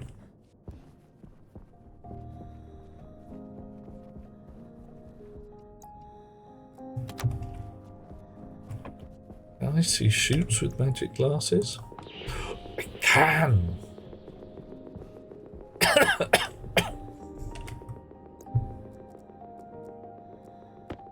I place shoots. I can! Yay! Didn't realise I could use magic glasses on them. Or quite possibly did realise, just didn't remember. That's one of those things that happens. Especially when you get old. Don't get old, everybody. It's a scam. They say things like, "Oh yeah, you'll love it. You'll be a responsible adult. People will trust you and believe what you say." And then you discover that it comes with a whole bunch of responsibilities that no one mentioned beforehand. And rubbish. Read the fine print.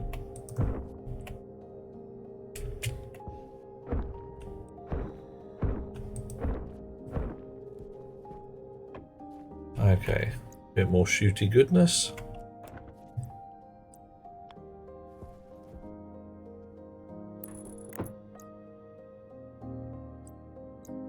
And a bit more vertical shooty goodness. I'm going to have one more up.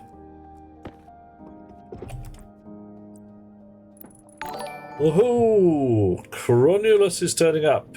Hello, dear chum. A whole bunch of people. Hi, guys. I am Duke Euphoria de Grin, RGB, KSC, Knight of the Living Dead, and Transgalactic Megapope of Rotating Space. I have other names, but that's one of the easier ones. Lovely to have you with us. We're doing a bit of the old stationeering this evening and doing our level best not to die on Mars. Things have gone squirrely. Things went a little bit nuts. So, yeah, now we've got a really interesting emergency filter set up downstairs. How's my evening? Well, I've blown another pipe in the back end of the furnace. Fortunately, it's just a blown pipe rather than a crater in the ground.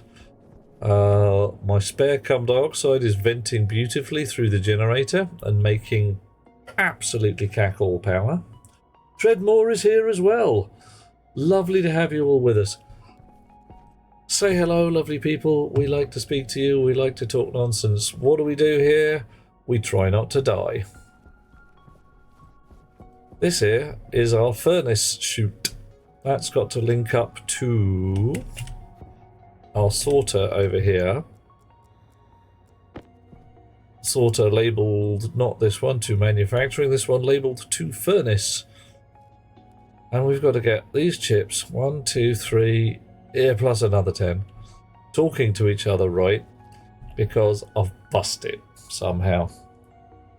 Every little does indeed helps, Neb. Every little helps. Oh, Tesco-y goodness there. Other supermarkets are available. They don't pay me. I wish they did. That'd be freaking cool. Get sponsored by Tesco's.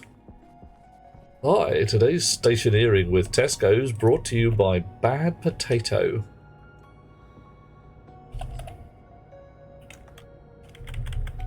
Which one is more efficient? 3 grams of iron there. And it's the same recipe. Oh, so how do things go with yourself? A bit more stationeering where you came from? Which planet you doing? Which thing are you making happen? Alright, beep. How fast are you? Much the same as it goes, alright.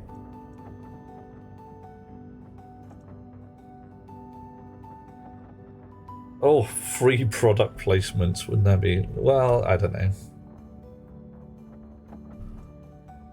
Not quite. Have you stopped? Have you run? You've run out of iron. Oh, God. Ah, no, I do need a potato. Okay. I also need some iron. Right, give me the chutes you've made. We'll carry on. How you doing? Lots of bad wiring jobs on Mars, and My mind's a mess. Treadwell being a legend. Excellent. Treadmore doing good things. What fun did you do? Was it awesome and phenomenal? Oh, Blinkster, what's the trouble, man? Specifically a messy mind, or is it just, you know, sheer weight of traffic? Right. Hush you. And you. That omming noise. Oh, you lot. That's legit. Wind power. Battery charge pretty much flat 0. We're relying on solar at the moment. I haven't even hooked up any fuel-based power. You made canned French fries. Okay, see this face? This is a canned French fry face. I mean, yeah, alright, your potatoes aren't, they're not going to go bad. Frankly, no self-respecting bacteria is going to touch that shit. Canned French fries? It's like canned bread. Oh god, don't tell me this game makes canned bread. It's going to make canned bread. Alrighty, potatoes. Nom nom nom nom nom nom nom nom nom nom nom nom. Nom nom nom nom nom nom. Yeah, or it must be said, Cronulus, last time I ate French fries and bread together, I had a chip butty because I could. Canned strawberries? If you're making a strawberry pie, well, yeah, absolutely, but I'm in... Right, I'm turning on the cannery. What do we got? I can can condensed milk, edamame beans, French fries, mushrooms, eggs, rice pudding, corn soup, palm. I can't can bread. I'm actually quite glad of that. Romulus, you are right. Chip butties are both awesome and legit. They are simultaneously big and clever. Anyone who tells you that chip butty is not a good food has made a mistake. I should recalibrate and try again. Right. Fresh water bottle in my pocket. It's a kind of a thing. Which kind of a thing is the thing? Snap chip butty? Definitely. Canned bread? Dunno. Oh. 19.92, and that's off. I would have thought that would be on, being less than 20. What did I set it to? I probably set it to 19.9, didn't I? Right, 76. Still blowing. Oh, yeah, it blipped just a smidge there, didn't it? Alright. Croissant in a... Oh, canned bread is a thing. Ouch. And John has a memory of croissant in a can. That's terrifying. I've seen burger in a can, and that wasn't good. It was, I'd actually go so far as to say bad. Just looking at it was kind of horrible. Because it didn't come in a, like, you know, you get a can and you pop the top and there's a burger in there. It was a long can, and it came in a self-assembly kit. Yeah, this little, you pop the top, there was this little plastic bag with a shrink-wrapped bun in it. And you were supposed to punch a hole in the corner of the bag and let it expand. And I don't even know. It just gave me alien vibes, it really did. Corned beef? Yeah, no, corned beef is good food. Corned beef, potato, bit of brown sauce, carrots, corned beef hash, baked beans. That's the bunny. Fray Bentos pie. Now I'm going to go with pudding rather than pie here. I'm going to go with the steak kidney pudding. When you get in the tin, you punch 2 holes in your tin, you lob the whole damn tin in the boiling water, and it cooks. Oh, blah, blah, blah, blah, blah, blah, blah, blah. But joyously, steamed sponge puddings in a similar style. Come in a tin, 2 holes in the tin, in the boiling water. You basically handful of taters in the water, tin of Fray Bentos steak kidney pud in the water, sticky pudding in the water, large pan, boil, tasty dinner all in one pan. Lovely, lovely stuff. Something we used to do at Sprouts. We ate like frickin' kings, I tell you. Some guys didn't know what they were doing, but, you know, we were the old school. We knew what we were doing. Custard in a can. The custard, punch 2 holes in it, you put that in the water at the end, so the custard can sat in the water. Some people ate their custard cold, and that was fine. But you just sat the can in the water as well. But you had to watch out they didn't get too high. Yeah, John, you're right. Canned foods, absolute game changer. Before refrigeration was a thing, tins. And any form of sealant that says no bacteria can get in and eat my dinner.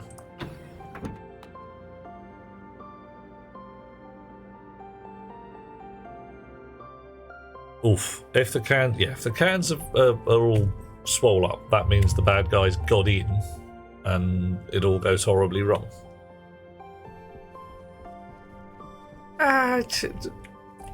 Okay, your ration books and your World War II and your definite, slightly what we would call old-fashioned food. It's a thing. Sausage and mash, spotted dick and custard. Some of them are still good foods. They're not imaginative and they're not subtle, but they are tasty and flavoursome. I mean, a steamed pudding, like a Victoria sponge cake almost, with raisins in it and proper custard. None of this synthetic shit. I don't know how you tell which one's which, but hey. Right. Now the problem we got here is that this did not receive all the silo IDs from these guys. Something went wrong. So we've got some kind of race condition shit, fairly possible.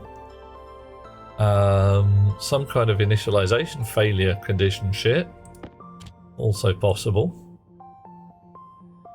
Right, you're unhappy, unknown at line 40, you need zeroing.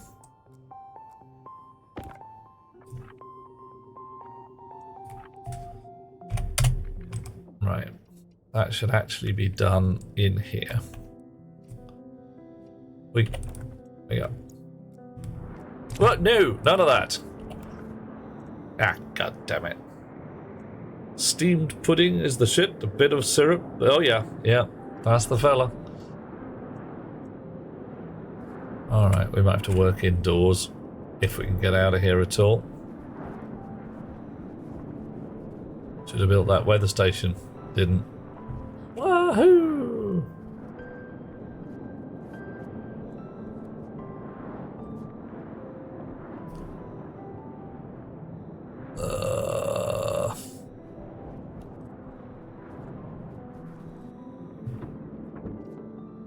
Okay, that said,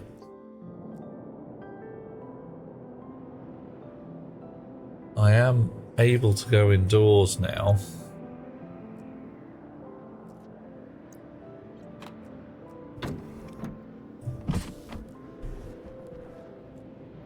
Nice.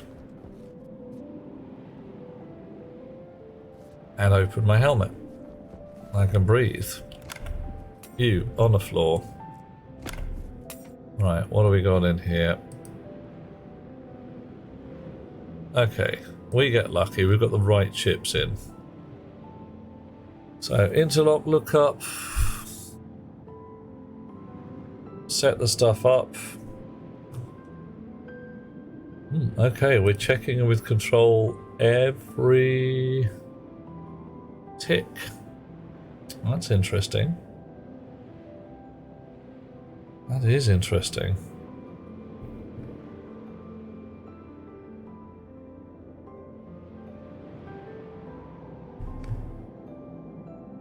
Canned, freeze-dried food, supply chain. Yeah. Well, just the whole freezing of the refrigeration and sterilization, the pasteurization of milk. There's one of your early bunnies there.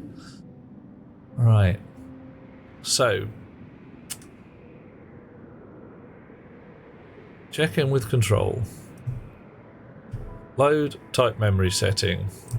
From the hash code base, get from device into the OR type from the ROM ID from R1. Okay. Add R1. Add into R1 from R0, which is our type memory setting, our silo ID base.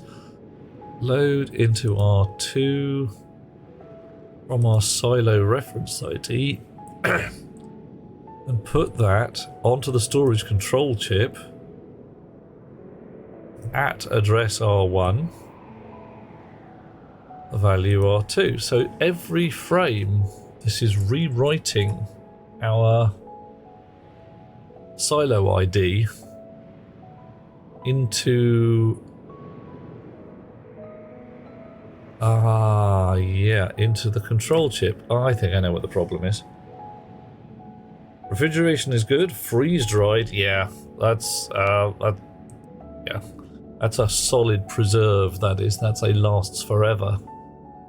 Right, I think what's happened here is I've been a bit of a stupid head.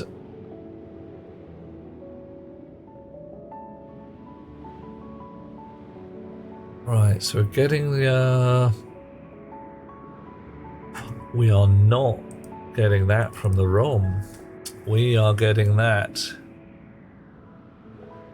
locally. Do we want to put it in the ROM? I don't know.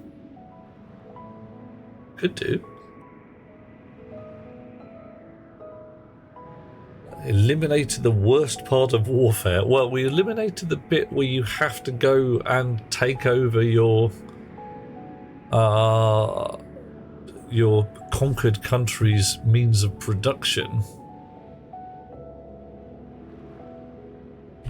Like, you know, if someone is retreating, there is now no mileage in them burning the crops. Yeah, the death is definitely high up in the bad bits. Yeah, but the indirect death, because yeah, your army retreating from a place would burn the crops behind it, so that the invading army would have nothing to eat. But also the local peasantry who lived in the area would have nothing to eat. Right. Okay, so that's your bug. Fixed that. I want to go outside and sort it, really. Okay, lovely people. Some of you have never seen my ghetto base before. Would you like a tour? Tough beans, you getting one? God, I don't know, some of you lot, quiet in the cheap seats. This here is the greenhouse. Some of it's actually green. I should paint the rest of it at some point, I really should. Well, Huey, Dewey and Louie. They are here to pick my wheat, my soybeans and my potato.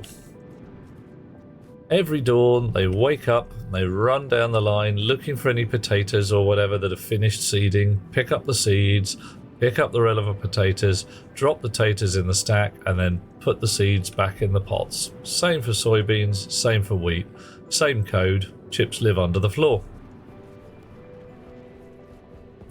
A lot of stuff lives under the floor. A whole basement layer under there that I just don't get at. Seize the land, replace the population. Very old tactic. Yeah, Russia and, well, these days one might say Israel. Anybody looking out there who thinks the Israeli government is doing the right thing? Convince me. Really. Because I can't see it myself. Okay, up above, radiators, green pipes full of nitrogen, wall coolers. Well, nitrogen pipes are all linked together. Got about 4 megapascals of nitrogen in there. Wall heaters, and somewhere down there, little thermostat chip linked to that dial that says, is it too warm? Turn the coolers on. Is it too hot? No. Yeah, is it too cold? Turn the heaters on. Next floor. What's down here? A large room with a portal to hell. This is where the rockets are going to go. One there. Might move across and have one here as well. Not quite sure I've got room, but hey, it'll be fun. Oh, sorry. Yeah, foraging and looting, quite the similar beast. Up the top there, big gates out into the world. So hopefully, press your buttons, consoles, rocket, whoosh. In here, an empty room where manufacturing should go. It's currently above ground because I haven't moved it yet. Spectators room. You can watch the smelting process. Yay! You'll be able to watch the rocketry process. Ooh. Anything with a door like that is off into engineering space. Feed through gas heat exchanger to make sure the hydrogen and the oxygen are at the same temperature. Igniter there to make sure that bang, there's hot fiery gas for this room here. Oh, it is though, isn't it? It's pretty toasty in here. Okay. Yeah. Cool off a little bit. It's too warm in here. Right. John has come to the opinion you do not understand and are not willing to spend any of your time learning the ins and outs of the Gaza crisis. Too complicated. Too many people with strong opinions. Ultimately doesn't affect you. Oof. I might suggest that you live in the world where this is happening. And first, they came for the guys in Gaza. And you said nothing. There's a whole poem about that. Right. For some reason, I have not yet twigged. The heat from this furnace leaks out. I mean, a lot. Something leaks heat. I haven't figured out what it is yet. Could it be the furnace?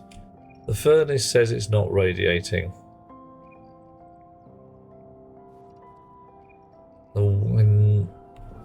Do the chutes radiate? They don't radiate. In the mind of rocks, you often get Gaza and Giza. But ooh, yeah, Leaning Tower of Gaza is not a thing, mate. See, these guys aren't radiating. Furnace hot tank, not radiating. Warm tank, not radiating. The valves radiate? And the room is hot. That's the cold pipe. The room is ridiculously hot. But why? Where's this bloody heat coming from? Thermal image camera would be frickin' brilliant. It really would. Because I can only get a temperature reading on certain things. Something is heating up this room and I don't know what it is. It could just be leaking out through the walls.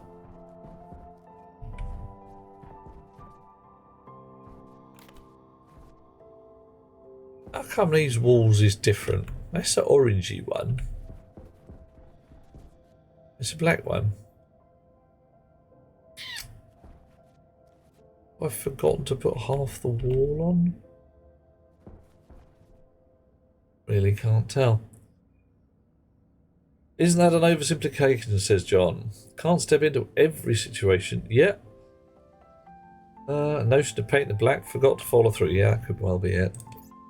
Could well be it. I see an orange wall and I want to paint it black. Yeah, that's much better. Sort of, John. I mean, I'm not saying you need to get on a plane and go to foreign parts and deal with shit. But when somebody says to me, oh, I don't do politics, it's like, dude, you live politics. Your very everyday shit is politics. Who you vote for may be one thing, but who everybody else votes for also counts because it controls your life. Yeah. Patch a while back that reduced the insulation of a cube on a furnace.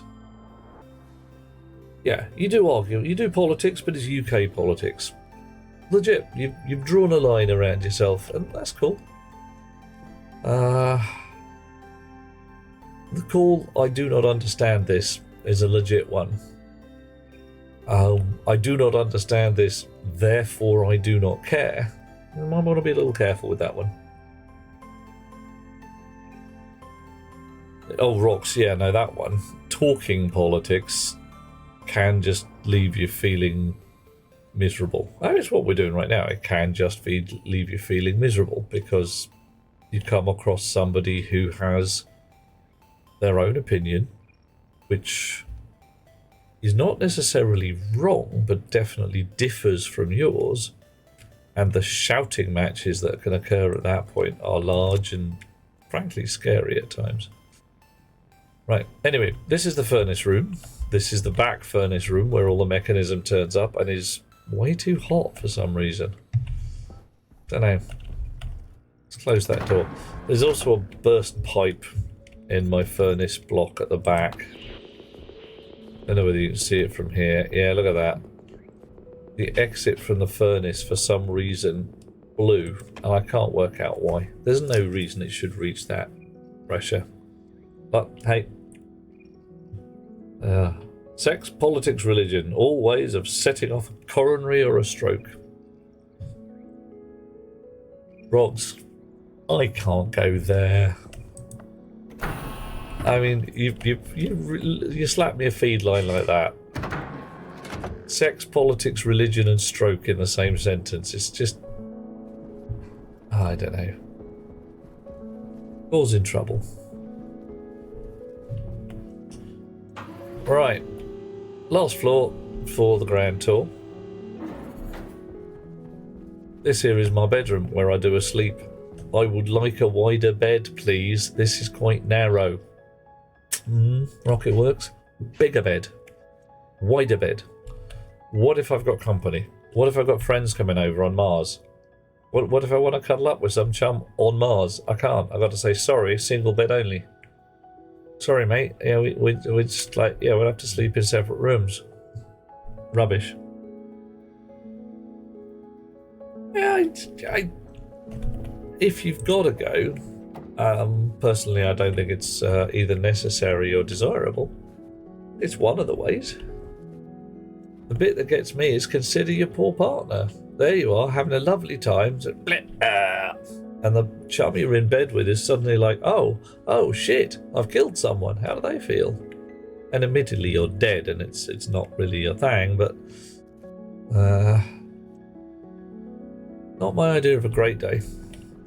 Kitchen, industrial, storage unit, many potato, oven, does not make what I want, canning thing, cans the things, oven drops it out on the table here, thud. I'm going to put some diners and, you know, maybe some little diner booths on there.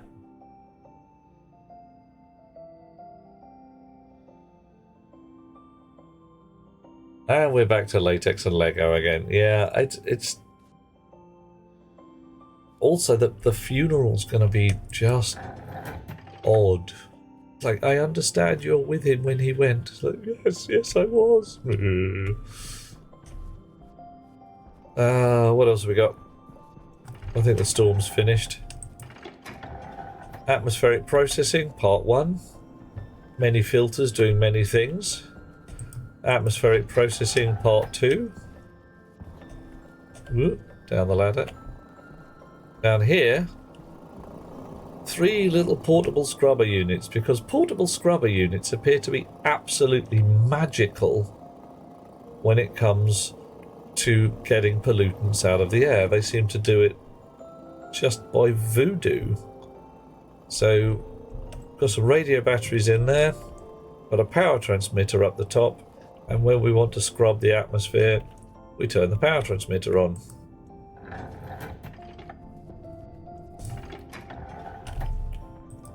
Also turn on the flashy lights and the klaxon that says, warning, pollutants detected. Oh, cough and choke, right. And now, Darth Vader's corridor.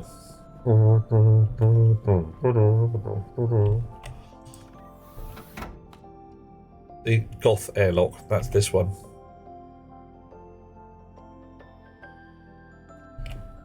See, I reckon somebody really just is into polymers. It's going to be a thing. Come on.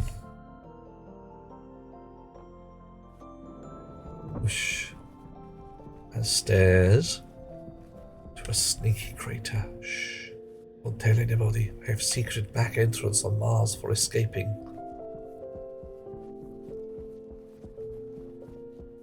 Right. Get the chutes out. I believe... Whoa! What the heck happened there? This one, I think... 2 furnace. Yep. So what do I need? A straight line back this way.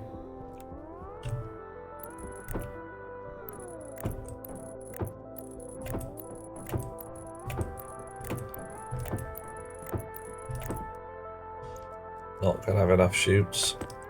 Also means not going to have enough... Oh, right, so that's venting. There's my helicopter noise. That is venting like a mad beast, isn't it? Should be venting through this, which should be generating a bunch of power.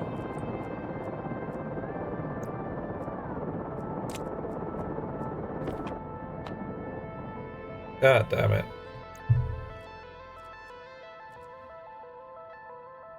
Well, and it worked.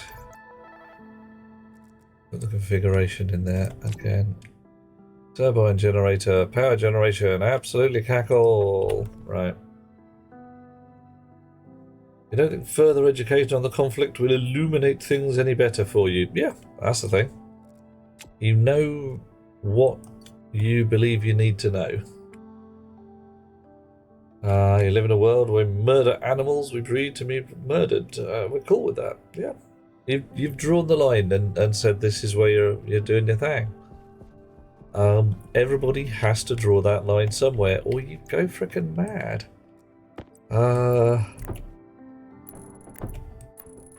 I'm gonna keep doing it. There is a series called The Good Place, which you should watch, just generally, because it is good. And there is a chap in there who tries to deal with everything. He tries to be the best possible person so as he gets the best possible number of points and gets to go to the good place. It messes him up because he can't deal with anything approaching the real world without trying to work it for the best possible outcome. So he tries to engage with way too much complexity.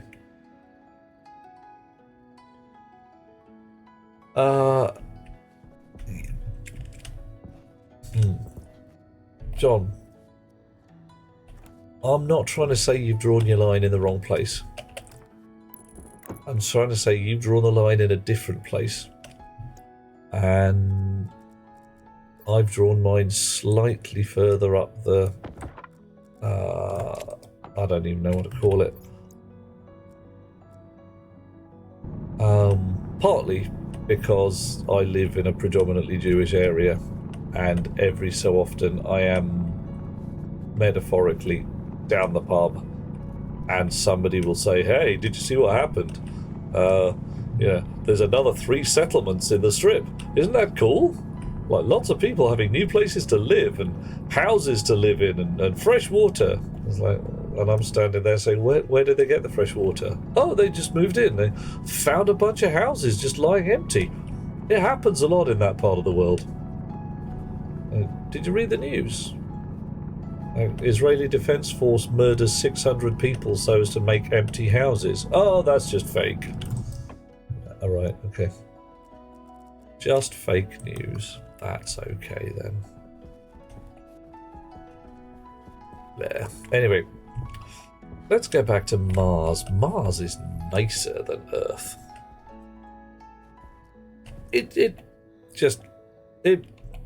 makes it immediate, John. That's the thing. I cannot go. I cannot get to the mindset of, oh, brown people far away. It's just no. That's right here, right now. Okay, what was the bug I fixed? It was in this one, wasn't it?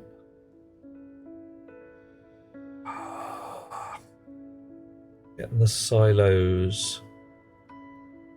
Getting the silos from the local chip and not from the ROM, and that was good. Export that, grab that, pop that down there. So now, if I want more iron, Rocks draws the line where you cannot change things or they don't affect you directly. Yeah, it's a place to draw it, and you're right, the ranting still occurs. There's not a damn thing I can do about most of this.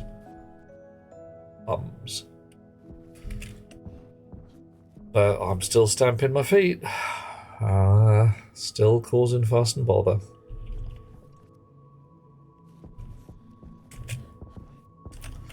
Alright, you switch on. You switch on.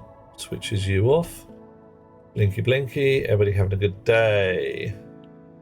I would like some iron because I need some more to make chutes. So if I say, give me, I haven't written any complex code yet, so it's going to be iron, iron, iron, iron, destination 2.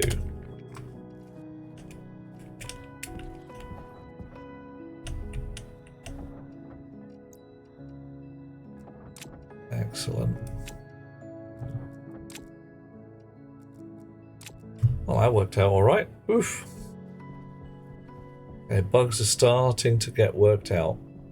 Kinks are coming out. Some kinks, anyway. Others, don't you go erasing all my kinks. Like somebody said, these are load-bearing kinks. More shoots, you say? Oh, John, did you hear? I wish I could remember who said it. Do the lurking snap. The new update may have long shoots. Would that be fun? There are rumours of long pipes. Oh yeah. Yeah. Oh my. Oh yeah, long shoots. Like, right now... Okay, this takes twice as long. I've got to put down a chute, and it's like, 50 centimetres long. It's tiny. If I had a long chute that was 10 of those welded together, I could make life so much easier. Like, all this crap across the desert here. Dish. Dish. Do it all in one go. Short shoots good, long shoots better. Yeah, I'm much along the lines of... again, does size matter? Yes, it does. And nobody tells you otherwise. They're just being kind.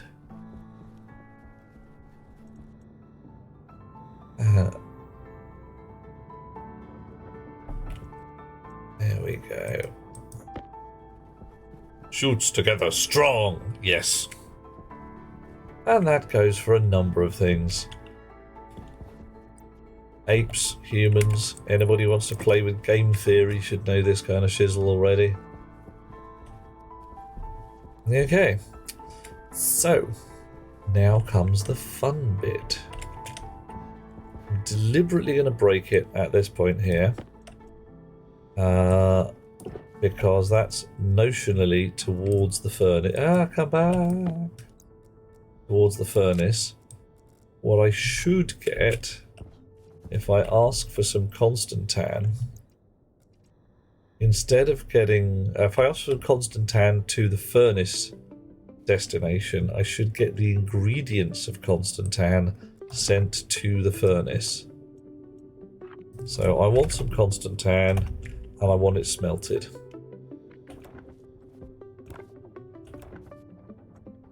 Right, well, something's happening. It's a good start. I've got nickel and copper. What's Constantan made out of? Constantan is made out of 1 copper and 1 nickel. Dun dun dun. Alrighty. Let's try something awesome. What do you fancy, oh chums? What alloy shall we ask for? Istanbulium? No, I'm afraid Istanbul was Constantinople. But, why did they change it? I can't say. People just liked it better that way. Istanbul was Constantinople, now it's Istanbul, etc. So, that was 11. I don't even know what 12 is. Let's find out. 12:01. Confirmed.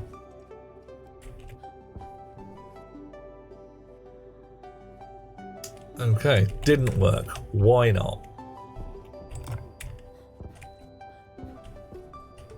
Did it get reset? It got reset. Ah!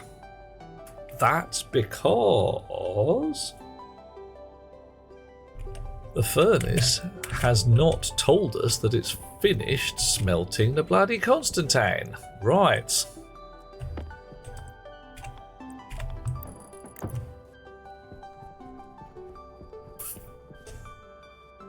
Okay, so as far as the machine is concerned, my furnace is now busy smelting. Yeah, didn't dealt it at all. Nobody dealt it at all. Ooh. As long as I haven't reassessed the universal principles. In banks check. I've got crawling through my head now. Do do do do do do do do do do do do do do do do. Bow bow. If you smelt it, but no one dealt it, is that sign of a stroke? Oh. Either that or a terrible gas leak.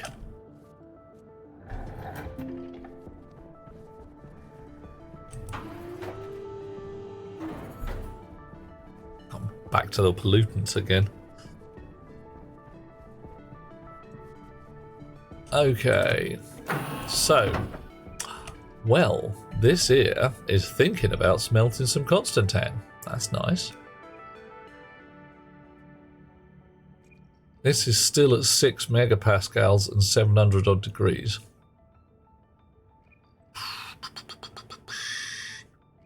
Right. It is not hot as hell in here, but this back pressure regulator basically isn't doing the job. And it's not, or rather it's doing the job it's intended to do, but it's not getting the gas out of here with any level of speed whatsoever. How do I... Right, I could just put a pipe in there, I could put a pump in there. Rain is pouring out of your ears. Tire, oh, yep. Good luck, John. Hope it all goes okay. Well, will it smelt? Yeah. What was the line? What was his name? Oh, what was the chap from Forged in Fire?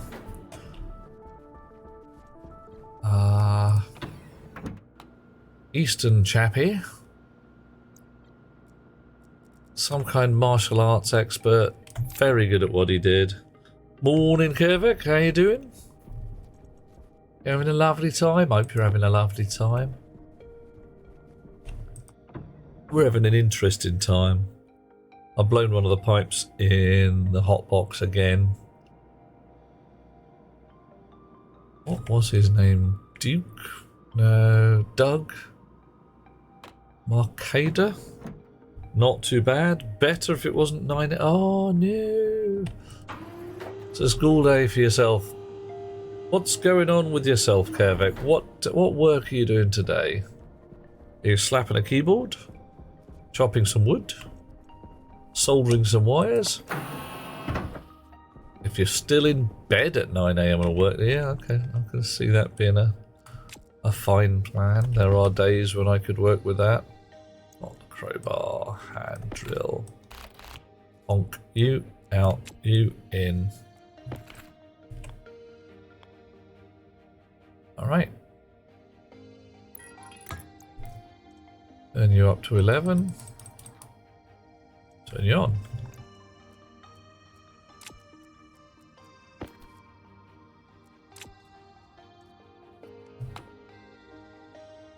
Pressure rising. Pressure falling. Good, good. So now we're ticking down.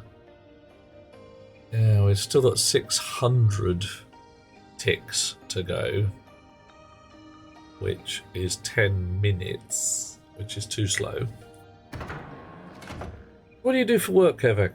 And I don't know whether you're, like I say, I don't know whether you're some kind of laser technician or whether you paint houses, either as an artist or a decorator, whether you're a smelter or a welder. Who knows or dares to dream? Talking of smelting, I got my gas burners delivered, so I'm actually going to be doing some real smelting at some point. I might even try and get a camera on it, because this is a furnace in the real world, which I'm rather hoping won't blow up. To be fair, says Kervik, the moment the workday is looking, you can get away with a quiet one. 2 meetings? Oh, and one of which they may not show up for. Cybersecurity. Are you supposed to tell us that? Aren't you supposed to say that, you know, I'm in import-export? Rather than, you know, I'm spy. Yeah, you know, for certain values of spy.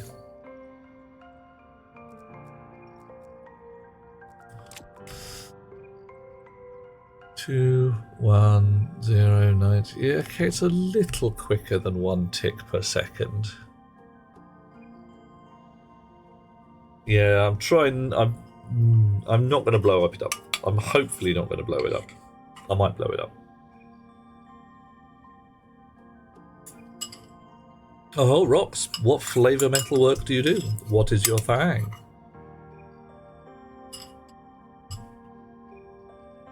Don't tell me. Lost wax bronze casting.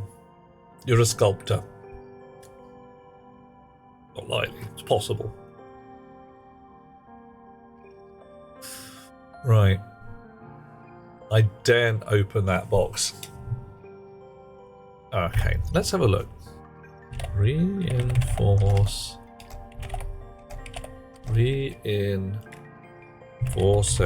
wall. Right. Reinforced walls. No information about heat transfer. Reinforced window. I think it's a composite we've got. 1 megapascal. No, we've got way more than that. Reinforced window. Added. Composite steel.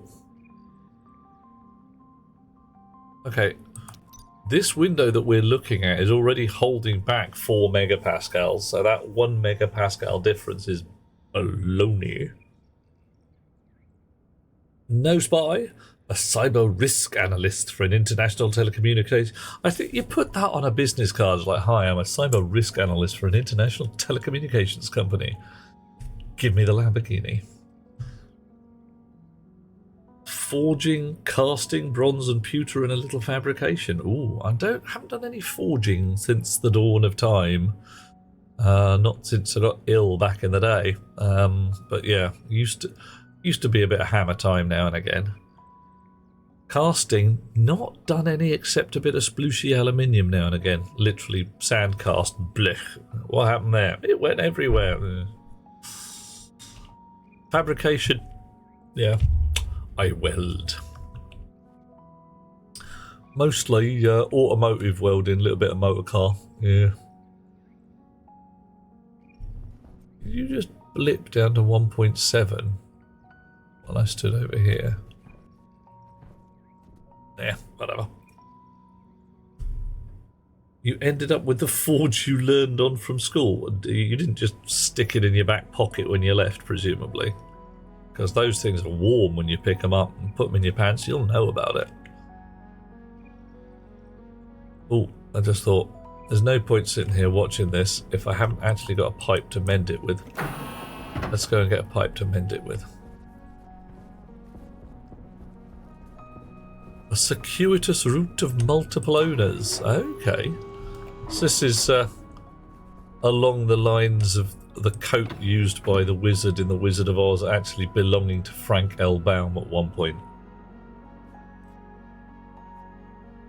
Just one of these weird random things that happened. Okay. Although there's a possibility that a forge is maybe a smaller audience. Coats, almost everybody wears a coat at some point.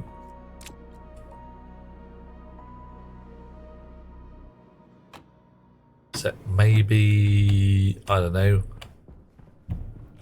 little tiny pygmy guys in Borneo. Maybe they don't wear coats. Organising meetings, says Kavik, not exciting. System managers throughout the South Pacific Islands to ask them to configure multi-factor authentication on their systems. 50% chance they even bother turning up. I mean, you're looking at the South Pacific. That's better than Croydon. I mean, maybe you don't know what Croydon's like. If anybody wanted to give London an enema, Croydon is where they'd stick the tube. Let's go with that.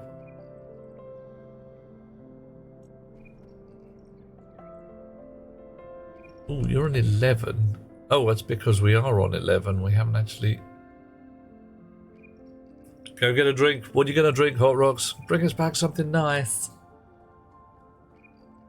Anything like Croydon near Melbourne, Victoria. Oh, it's a high probability. You don't call a place Croydon unless you really mean it. One of those things is just like, oh God, where am I? Oh shit, Croydon. A company I used to work for moved their offices from central London to Croydon. I stopped working there a little while later. There's only so many times which on the 50-yard walk from the office door to the tube station one can get accosted by prostitutes. And I say accosted. There was no lass leaning in a doorway saying, "Want a party, dear?" or "Fancy a nice time." This was lasses stepping in front of you and saying, "Oh, you know, follow me home, sexy." And I was like, dude, not only am I old enough to be your father, I don't even want to go there. Just, you know, some lasses you look at and think, yeah, I would. You look fun. But no. No P, no P, no. On a number of levels. I recognise that some people do sex work because they want to do sex work. Some people do it because it's a job. In Sweden, if I remember correctly, money gained through doing sex work as a hobby is not taxable.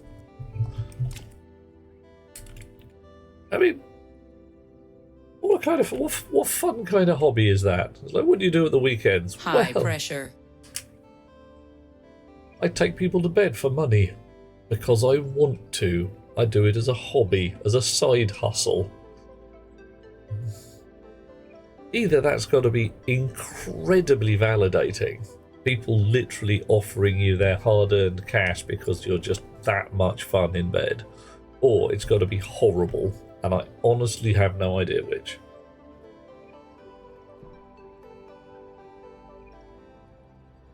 A lot of, there are rules to determine what is and is not a hobby. It cannot be your main income. And if it takes over the amount of cash that you bring in from your main income, then it's no longer a hobby. So, yeah, there's rules in it. Okay, 1.6 megapascals. That's still 16 atmospheres of pressure, which is a lot. We're down to the low end ticks now. If I wait for that 700 degrees C, if I open that box, do you reckon it's just going to burst open and everything will explode and die? What do you reckon? Worth a go? Am I taking a risk? I'm taking a risk. Alright, 1.5 megapascals. Okay. Alright. I did double laser after all. Wahoo! Burny, burny, crackly, crackly. Yeah, if it lets out a bunch of pollutant, which it probably will have done. Alright, okay. Oh, alright, everything's actually caught fire.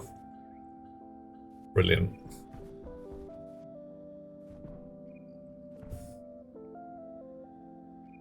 Well, that sucks.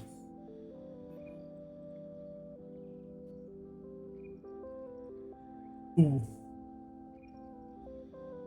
Have a hobby that was financially lower than your income. Hobbies have included Warhammer and Lego. Oh, okay, now that's you spending money though. And I might suggest that if you're doing sex work as a hobby, the intent is that the money comes in.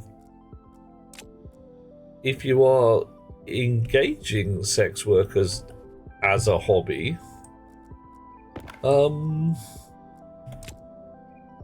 odd hobby.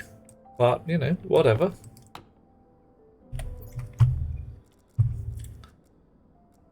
Personally, wouldn't be necessarily be counting that as a hobby, just as a sort of like a thing. Okay. Finnan has heard of several so-called cam ladies moved to Denmark and Norway because their business and can't put their spouses behind bars. What the heck in heck? What's that all about? How how do you go from I take my clothes off on camera to my husband, wife is in jail?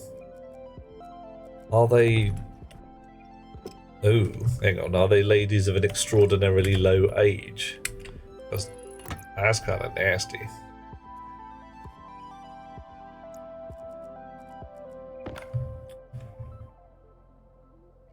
Furnace and smelter wrong. Oh, pimping? Yeah, alright, yeah, okay, fine. That is a bastard hard line to draw. What is living off immortal earnings and what is not? Right, everything's gone shit-shaped here because one of the displays, which should be there, has burned away.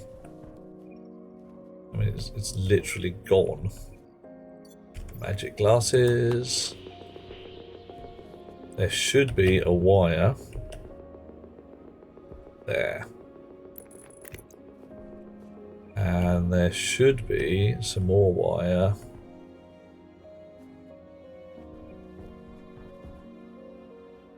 Some more wire.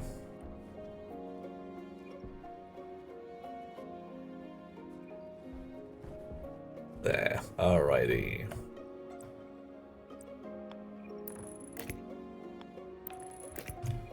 Okay. Everything else appears to be mostly intact.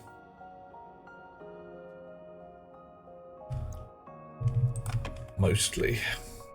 Right. I think that's got burnt. Yeah.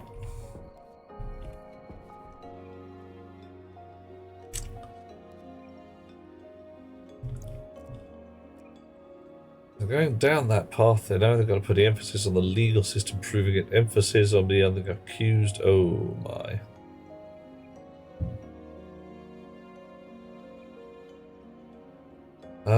Why do the newfangled sex slave? Yeah, they don't. That's the problem, Captain True. But proving the partner is not... Oof. Proving that somebody is not coercing you into doing that work is actually going to be a real bitch. If someone says... You know, someone from the outside says, oh no, she doesn't really want to do it. Dave is making her do it for money. Then... Yeah, Dave's going to have a bit of a rough time proving that that's not true. Yeah. Yuck. Definitely yuck.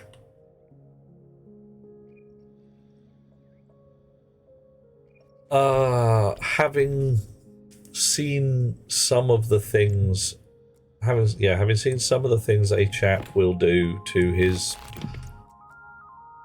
girlfriend, wife... oh, hang on. Back pressure regulator. Anything's possible. There are some rubbish people out there.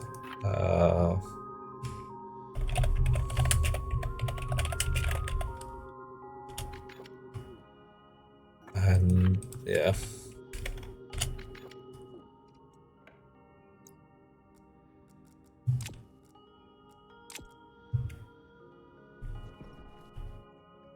Some of them are a bit shit, to say the least. Right, so this atmosphere that we're stood in is awful.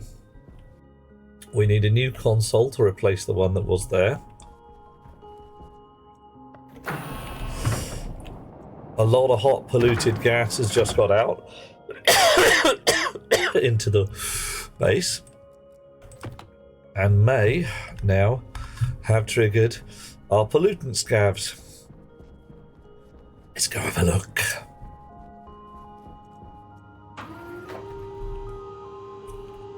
Right, we're at 0.0446. It should kick off at 0.01.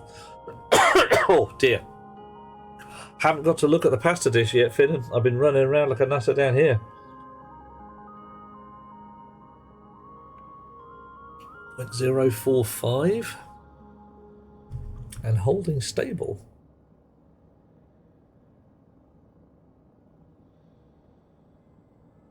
Oh, first 6. Yeah, the hot air's just started to reach us. Sod it, I'm going to go open the door again.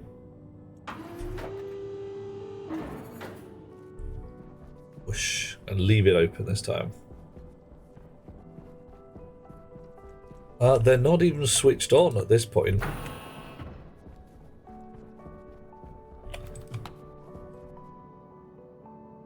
There we go. So now the pollutants are actually wafting.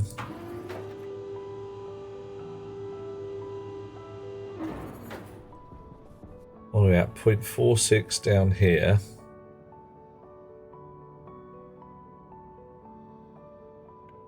Hey, everybody liking your pasta dish? Alright, I'll go take a peek. Give me a sec.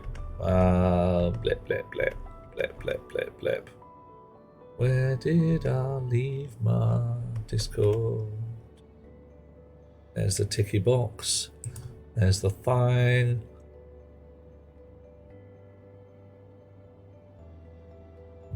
What? Oh, right, wrong channel. Thank God for that.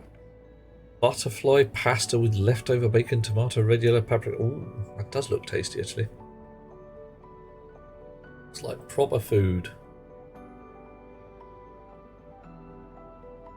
Yummy. Right, still haven't reached the required amount of... Oh, yeah, hot rocks. That leftover bacon is when you cook so much bacon that you can't eat all in one dinner. You have to cook it for a second dinner. I know it's unusual, it's weird, but I've heard of it, and it's a thing that happens in some places.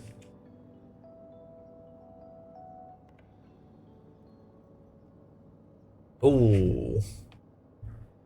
First alloy in the advanced furnace, blowing a pipe resulting in 2 tanks and the standard furnace on the opposite side of the room. Wow. Ooh. Yeah. 180 degree internal temperature in the whole base. Yep. Yeah. Not great. But you've got some astraloy, so that's okay. Right. Well, okay. That pollutant hasn't actually... It wasn't very much pollutant at all.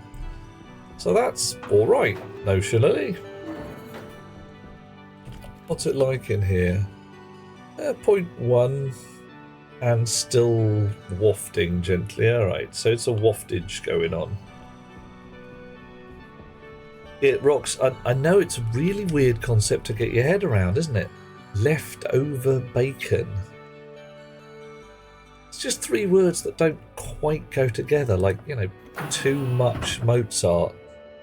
I don't get it. The words themselves make sense, but the sentence is just odd. But do you have enough astraloy? Or are you going to have to do that again?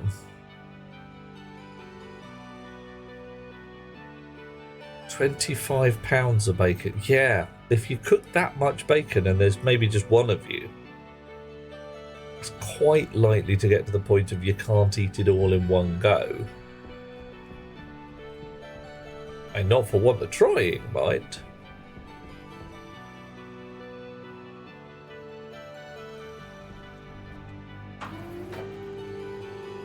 .8674.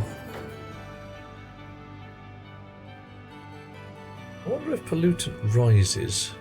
Is that what the problem is? No, it's just taking its time wafting about. Should have enough astraloy for the moment. 3 batches or 4. Oh yeah, that should keep you rolling. That should be fine. Yeah, it's going to take a while before this pollutant reaches the gas sensors. You know what? Okay, Rox, what? Why no bacon? What's with the lack of bacons here? Because, dude, you're giving me the fear now.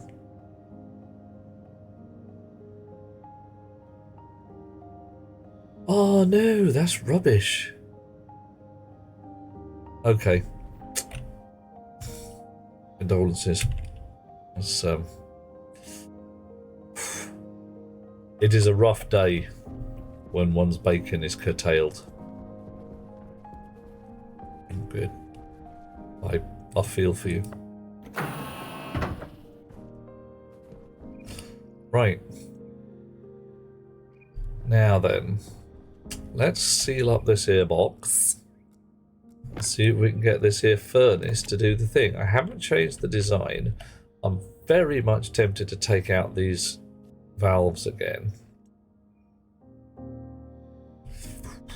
So I really don't want leftover warm gases leaking back into the furnace. I don't know whether that outlet pipe acts as a back valve.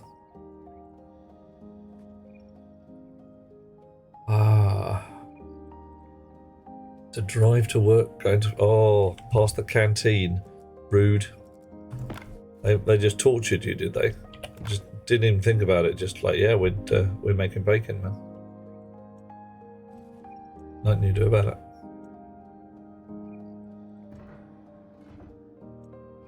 Which reinforced wall though? Because I've double glazed the bloody reinforced wall in it.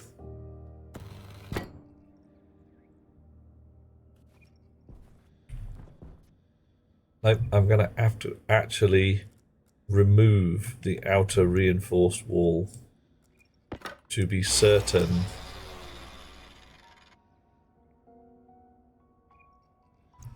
I get the inner one. Right. So, reinforced wall in my pocket. Astraloy sheet, welder.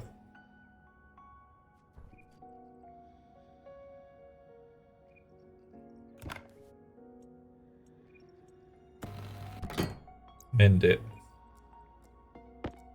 And again. Right. Now put on the outer reinforced wall.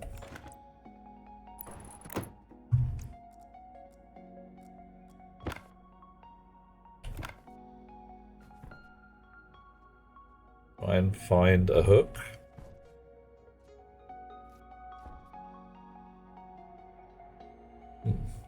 Okay, fail miserably.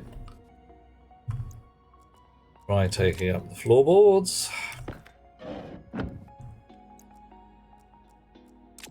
Try again.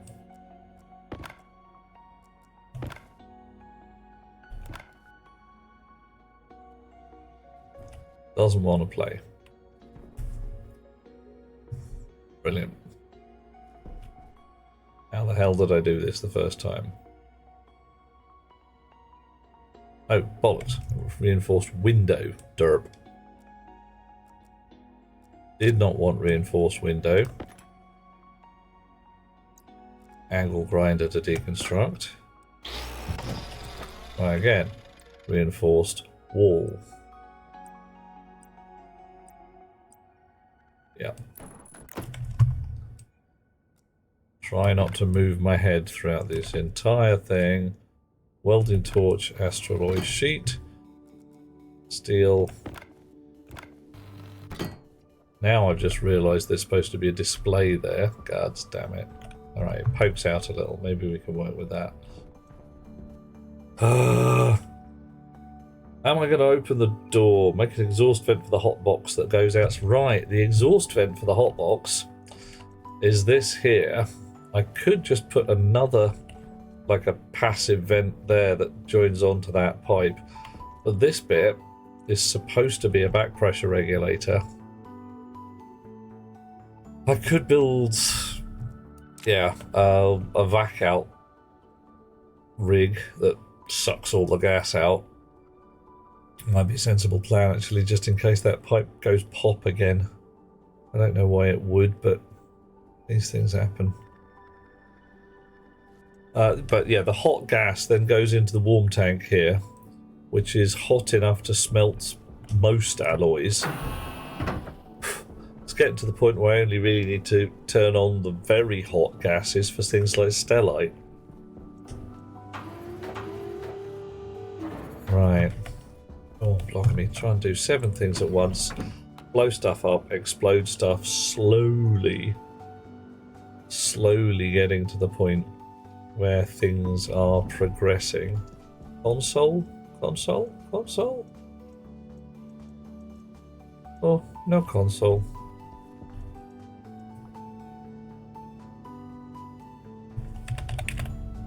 Consoles. Giz. Yeah. Well, I don't want it vacked out most of the time. Because what's supposed to happen is I need an insulating layer of gas around it. Around the furnace to keep the temperature stable. For some reason, the physics in this game says the furnace leaks less heat when surrounded by gas than when surrounded by vacuum. I honestly don't know why. That is to me just what? It's madness. Right, so I would like an LED display. Yeah, there, it had it for a second. Is that facing the right way? I think that's facing the wrong way.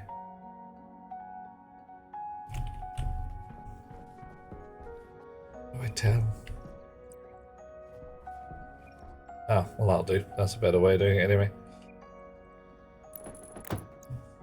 Right, so give you a name. You are max pressure display. You are min pressure display. Everybody else seems to have survived. Screwdriver. Min temp, max temp, min press. Through to the M's. Furnace this, that. Go H. I min pressure display. Actually, let's confuse the chip. We're off. Okay, done. Right, so notionally we are ready to smelt some Constantan. This is sitting here on 11 thinking, oh blimey, this Constantan's taking a while to smelt. Pop, drop. Wake up. Sort your shizzle out. So cold pump comes on for a time to get the pressure up. Warm pump is set to 4. And immediately we got creaking in the pipes. Why do we have creaking in the pipes? Well, we've also got 4 green lights. Indigo. Missed. Try again. Smelt me some Constantan. Smelt it. Chonk, bonk, done. Setting now back to 0.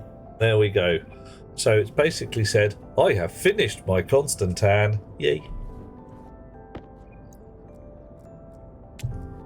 Right. So hot pump blipped 3 times. Peaking at 26. It's blipping again. Constantan needs 726.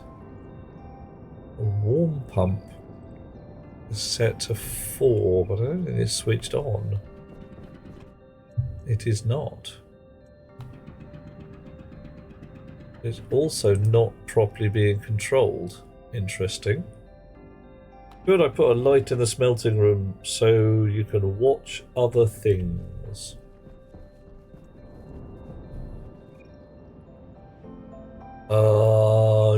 Yes, Captain True, I can put a... Which smelting room are you talking about? And there's got to be lights in here. Are you talking like inside the hot box there? Or a different place? I'm a little concerned that that's got a setting. Coffee. Coffee, coffee. Coffee. Coffee. Ah.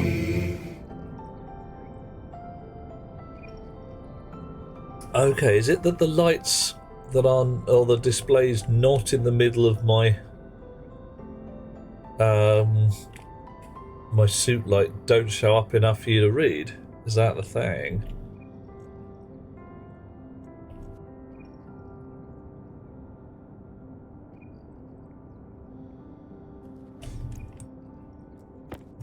Definitely could put lights in here. I mean, just gonna.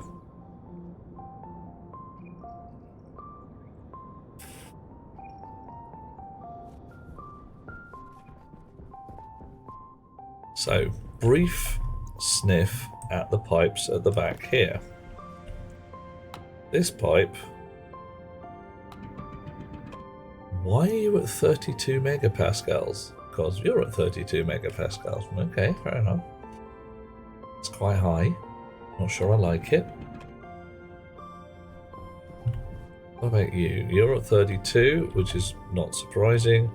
And you are therefore also at 32 because you can't force the stuff out without and through this here valve, which where's it been in? Okay, spotting a possibility here. As my warm tank is getting quite full. And 32 megapascals of hot gas, 725 centigrade, very useful.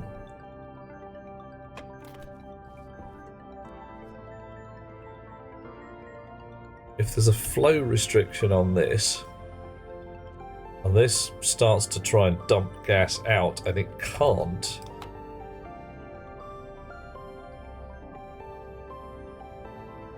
because there's gas in the way.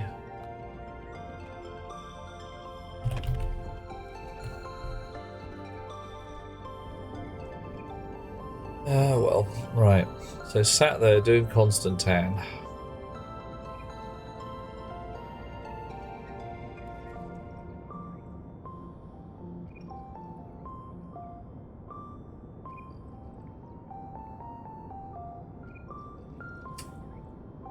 Warm pump setting is set to 4.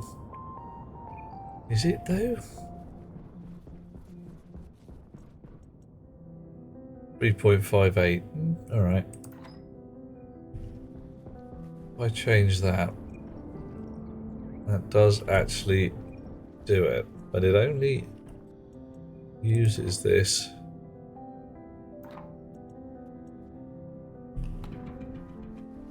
Yeah, it only uses the warm pump when we're actually smelting from the warm tank. This is 726, which is higher than 725, etc. Blah blah blah. Right. So that's 479. That's too much. That's set to 251. Set to 249. It is a back pressure regulator this time. So this should slowly be increasing, which it is. And when this hits whatever buffer value I've set, it should dump. Okay.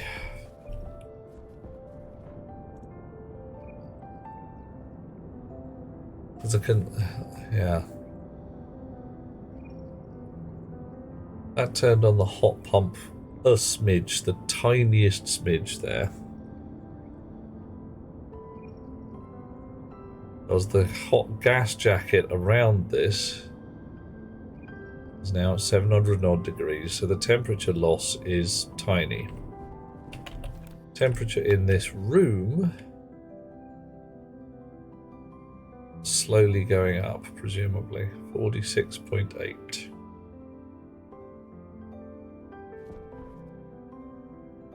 So something in here is heating the room.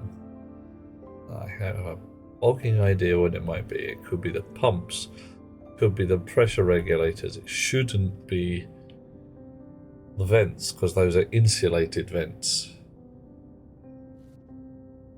Everything else is all insulated pipe. Now we're at 46.9.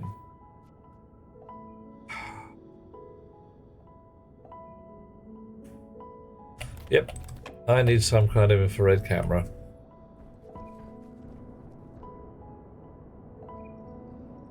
And logically, there's going to be heat in here. And I probably need some coolers in there to dump it outside.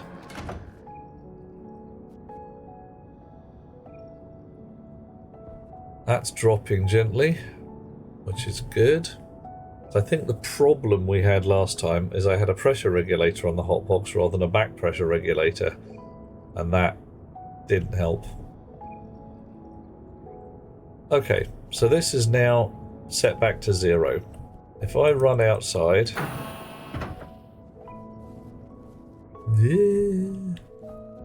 la da da da da, and this is a bit of some mad shit kicking off.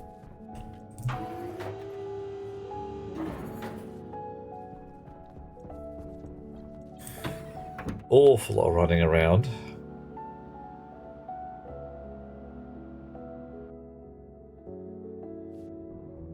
I should now be able to go all the way over here where storage control lives. And what did I ask for last time? I asked for constant tan, which was 11 ingots.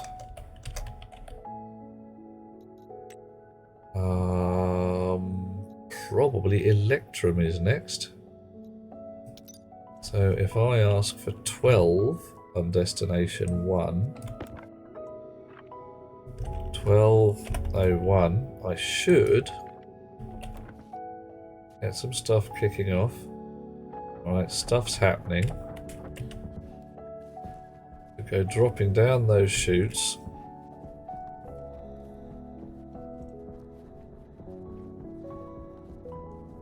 There's still a little bit of work to be done. I need to take some chutes with me. That might be a nice idea.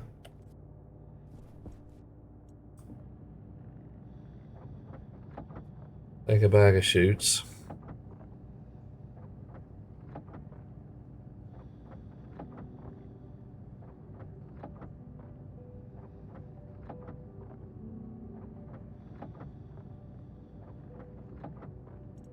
One stack should be plenty.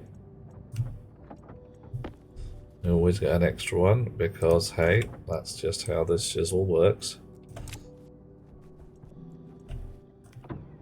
Downstairs. Can't be asked to wait for the airlock.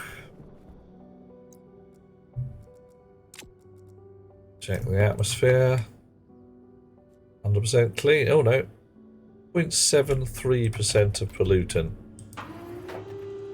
Alright, so the scrubbers haven't actually switched on yet because they've just looked at it and gone, nah, it's too much. Need 0.1%. 0.073. Right, so this has been set to electrum, which is correct. I should be in this corner. Haha! 1 bar of gold, 1 bar of silver. Oh yeah. Right, so shoots scores. Junction.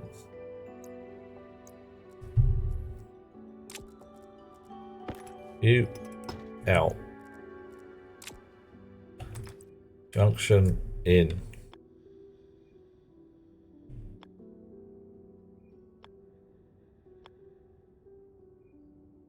How about that one? No. That one? Alrighty.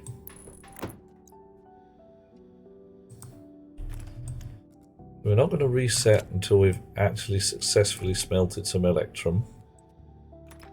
But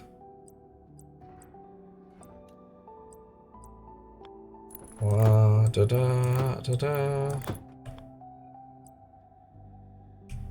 I going to have enough shoes? I said, oh, a stack will do it.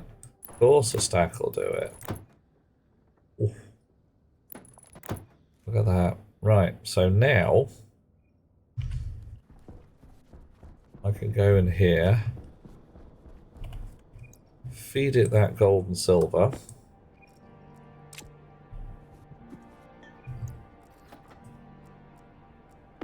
What are we at? We're at 12. Smelty, smelty, melty, melty. Set back to 0. Electrum comes out the front. Done and dusted. Nice. Okay. Little bit of automation. Nice. What am I going to do with all these alloys, though? Well.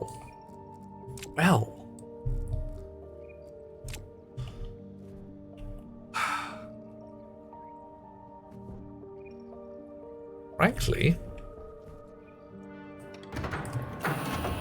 possibly Stanley was indeed like a carved Kervek. We've even got 2 shoots left. Oof.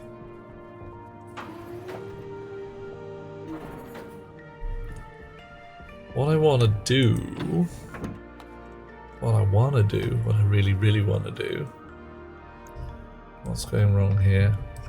Current mood, hydration running low. Let's have a drink of water before we go too far. Slurp some water. It's yummy. Slurped it. Last of my loaf of bread. Not the last of my loaf of bread. Okay, this is bread. It's like infinite bread. It's astonishing. So, you see these here silos, all 10 of them. What I want to be able to do is have 10 more. And instead of storing coal and cobalt and all that kind of crap, I want these 10 extra silos to store all my alloys.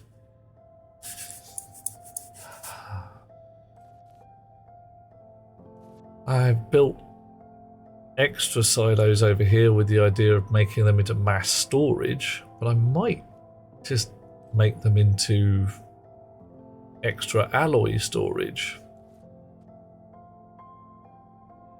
Because, you know, coming up from there's going to be another chute comes out of the ground there. I suppose along here I could have my other 10 silos.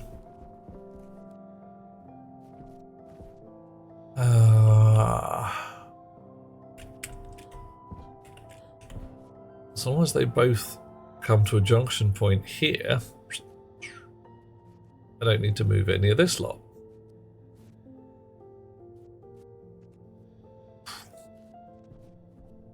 Right. So then we would have things like, you know, I could say, give me some steel.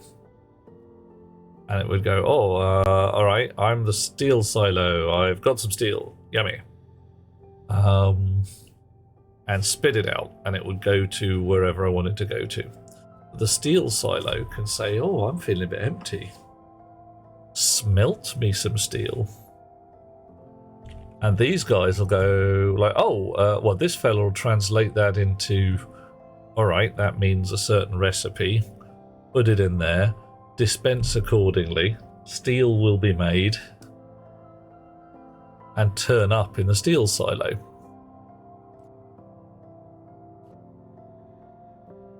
Right. It only does 1 ingot at a time. Doesn't do massive smelts. I don't mind. That's fine. I'll work out. Because right now I've just made 100 grams of Constantan, 100 grams of Electrum. If they go into a silo, that's going to be 2 dots of the silo full. stackers can slice as well as accumulate. All right. Frankly, I think that's tomorrow's plan. Putting out another set of chutes from the back end of the furnace out into the world. It's starting to vent again. Am I going to have time to change over to the configuration 8 and find out how much power we're getting out of this thing? 90 watts. That's a bit rubbish. That's actually a bit rubbish.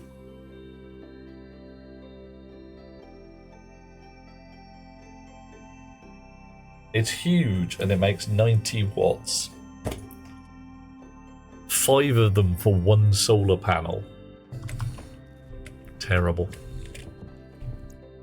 Hardly worth the effort, but hey, you know, it's filling up this battery. Yeah. Okay, I'm going to hit the little streamer's room because otherwise my kidneys are going to explode. In the meantime, we'll get a lovely view of the sunrise. And then we'll start writing down tomorrow's plan because, like I say, every day this week, we're going to get this frickin' metals dispenser sorted. It's going to be awesome. Back in a sec. The chair will look after you. Okay, chair? Okay, chair. Coffee. Coffee. Coffee. Coffee. Coffee.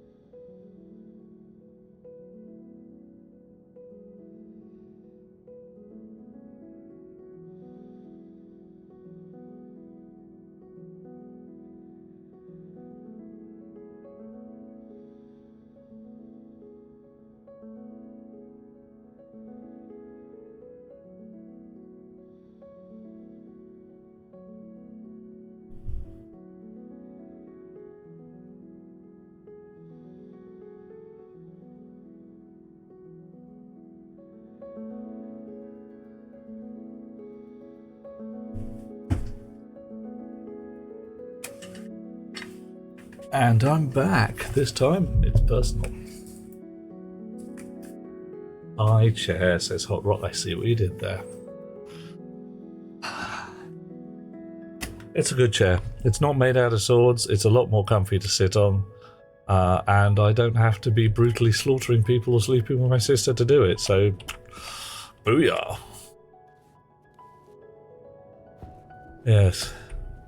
Yes, I've been learning more than I wanted to about that entertainment of large chairs and the bungalow of flying lizards.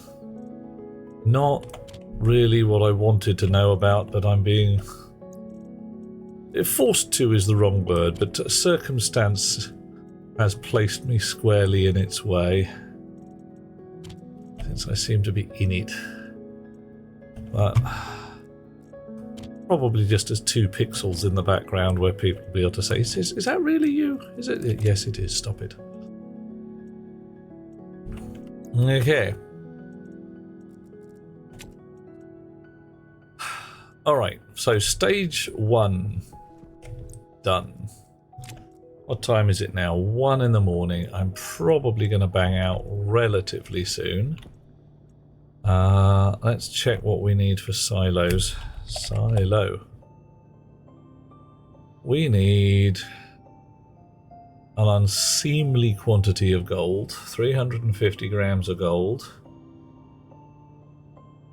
100 grams of copper and 150 grams of steel. That's not too bad.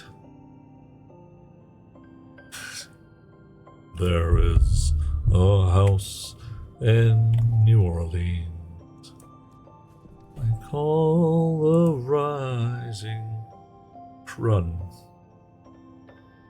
Okay, I'll bite. What's crun in this context? Because I'm perplexed and confused. Ah, damn it. I need 10 silos.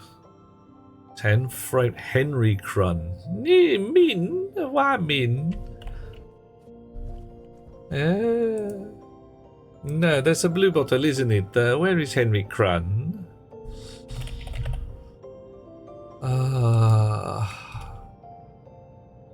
I do not know.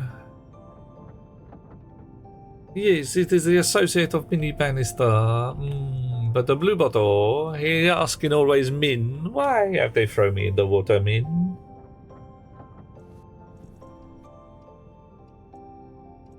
The horse departed, leaving spawn. We do that.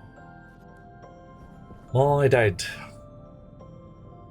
was for a while a member of the Goon Show Appreciation Society and managed to get a set of tapes with all the Goon shows on it. It came in a large box, rather larger than we expected.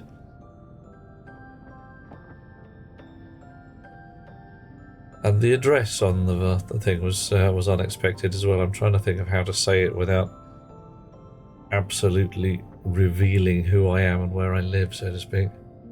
And I can't, so I'm not going to. So there.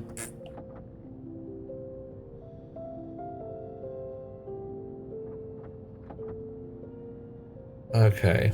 And up comes the sun, and the solar panels begin to do their thing. Hey. One more. Our Goon shows as MP3s. They are available. They're available. The real ones are, well, I say real ones, you know what I mean. Good luck for the meeting, Hervik. I hope that these fellas don't turn up.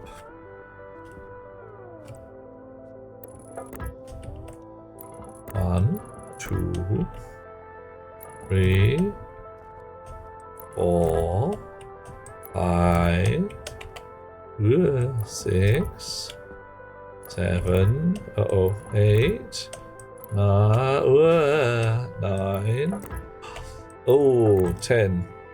Kinda with just enough room. I mean, I could. We want to come in here. No, we really don't want to start one there. That's not right. Yeah. Okay. Bit of welding. Right, and I think once I've done this and written up our plan on the signboard, then I shall head for my beddy buys. Does anybody have a request? Or who we should raid into tonight? The plan. All hail the plan. I don't know whether hail is good. Alright.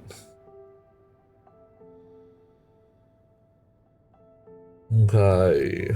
So, by the looks of things, I'm going to have my silos facing that way. So something's going to come out of the ground, I don't know, somewhere around here, come in the back of the silos, get sorted along this side, chugga chugga chugga chugga chugga chugga chugga, and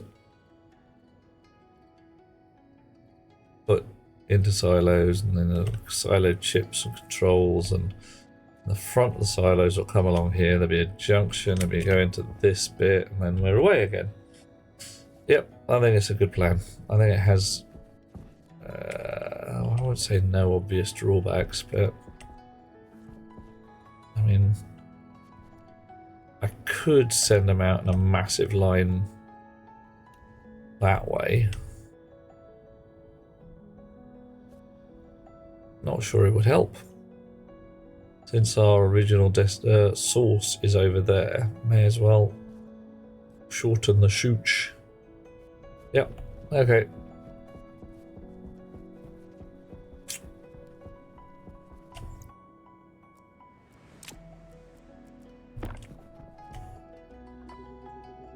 Dispenser RAM chip. Done. 10 more silos for alloys. Okay. Right. So those guys are going to be dispenser chips, much the same as the standard silos. You're doing it again. Are you really only giving me 90 watts? Yeah. This is a thing that, look, I can get 90 watts out of a thing the size of my pocket. Oh, grief. With that amount of pressure on you. Fine, I wonder if I cascade a bunch of them. If I put 25 of them in a row, maybe I get 90 watts out of each one. Whatever. Right. If you have any requests for who we should raid into, do squeak. Otherwise, I am going to try and find someone on my list of chums what we do now. La da da da da. La da da da da. Splitsy is playing Star Rupture, which does look pretty. They have all the people they could want looking over their shoulder. Salford Sal is playing Farthest Frontier. Mighty Goose playing Hunt Showdown. And Zhen is playing Baldur's Gate. Ah. Well. Oh, playing Baldur's Gate in her... what is it? Shadowheart costume. Entertaining times. Buffer tank before going to the turbine. You think, Mr. Ray Ray? And it's dumping out of a 40 megapascal tank into essentially a room, and the turbine's bolted onto the side of the room. So, dunno. 0.071 does boost flow rates. Well, worth a try. Because I also, well, actually, I think I want a lower flow rate. What I actually want is a lower pressure differential for longer. So it's doing 90 watts on a Zephyr, just a tiny little waft of gas. So if I can just slow that down, I think it tops out. Actually, let's see what we can do. Turbine generator. Off. Yeah, that's not helpful, is it? I got none.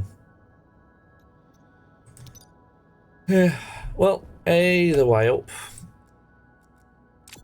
We're going to go see Jen Frosty in a bit, because she's Lily. I can't find Snow White Darling. I haven't seen her online for ages, which is a bit of a concern.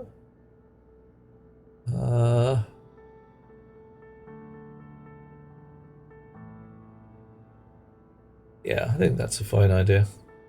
Whilst Star Rupture looks like fun, Splitsy's got plenty of friends. Honk. Oh, right. We fixed the pollution problem. Ah, yeah.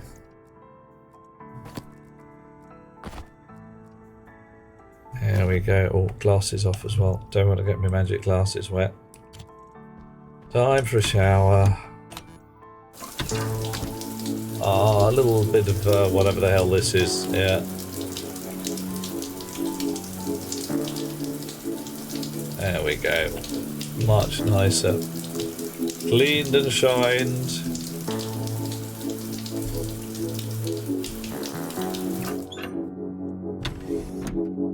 High pressure. Not too bad. More pressure, more power. It might work. We can try it. We could do a bit of science. Bit of science, always possible. Into bed. Lovely view before we go away for the evening.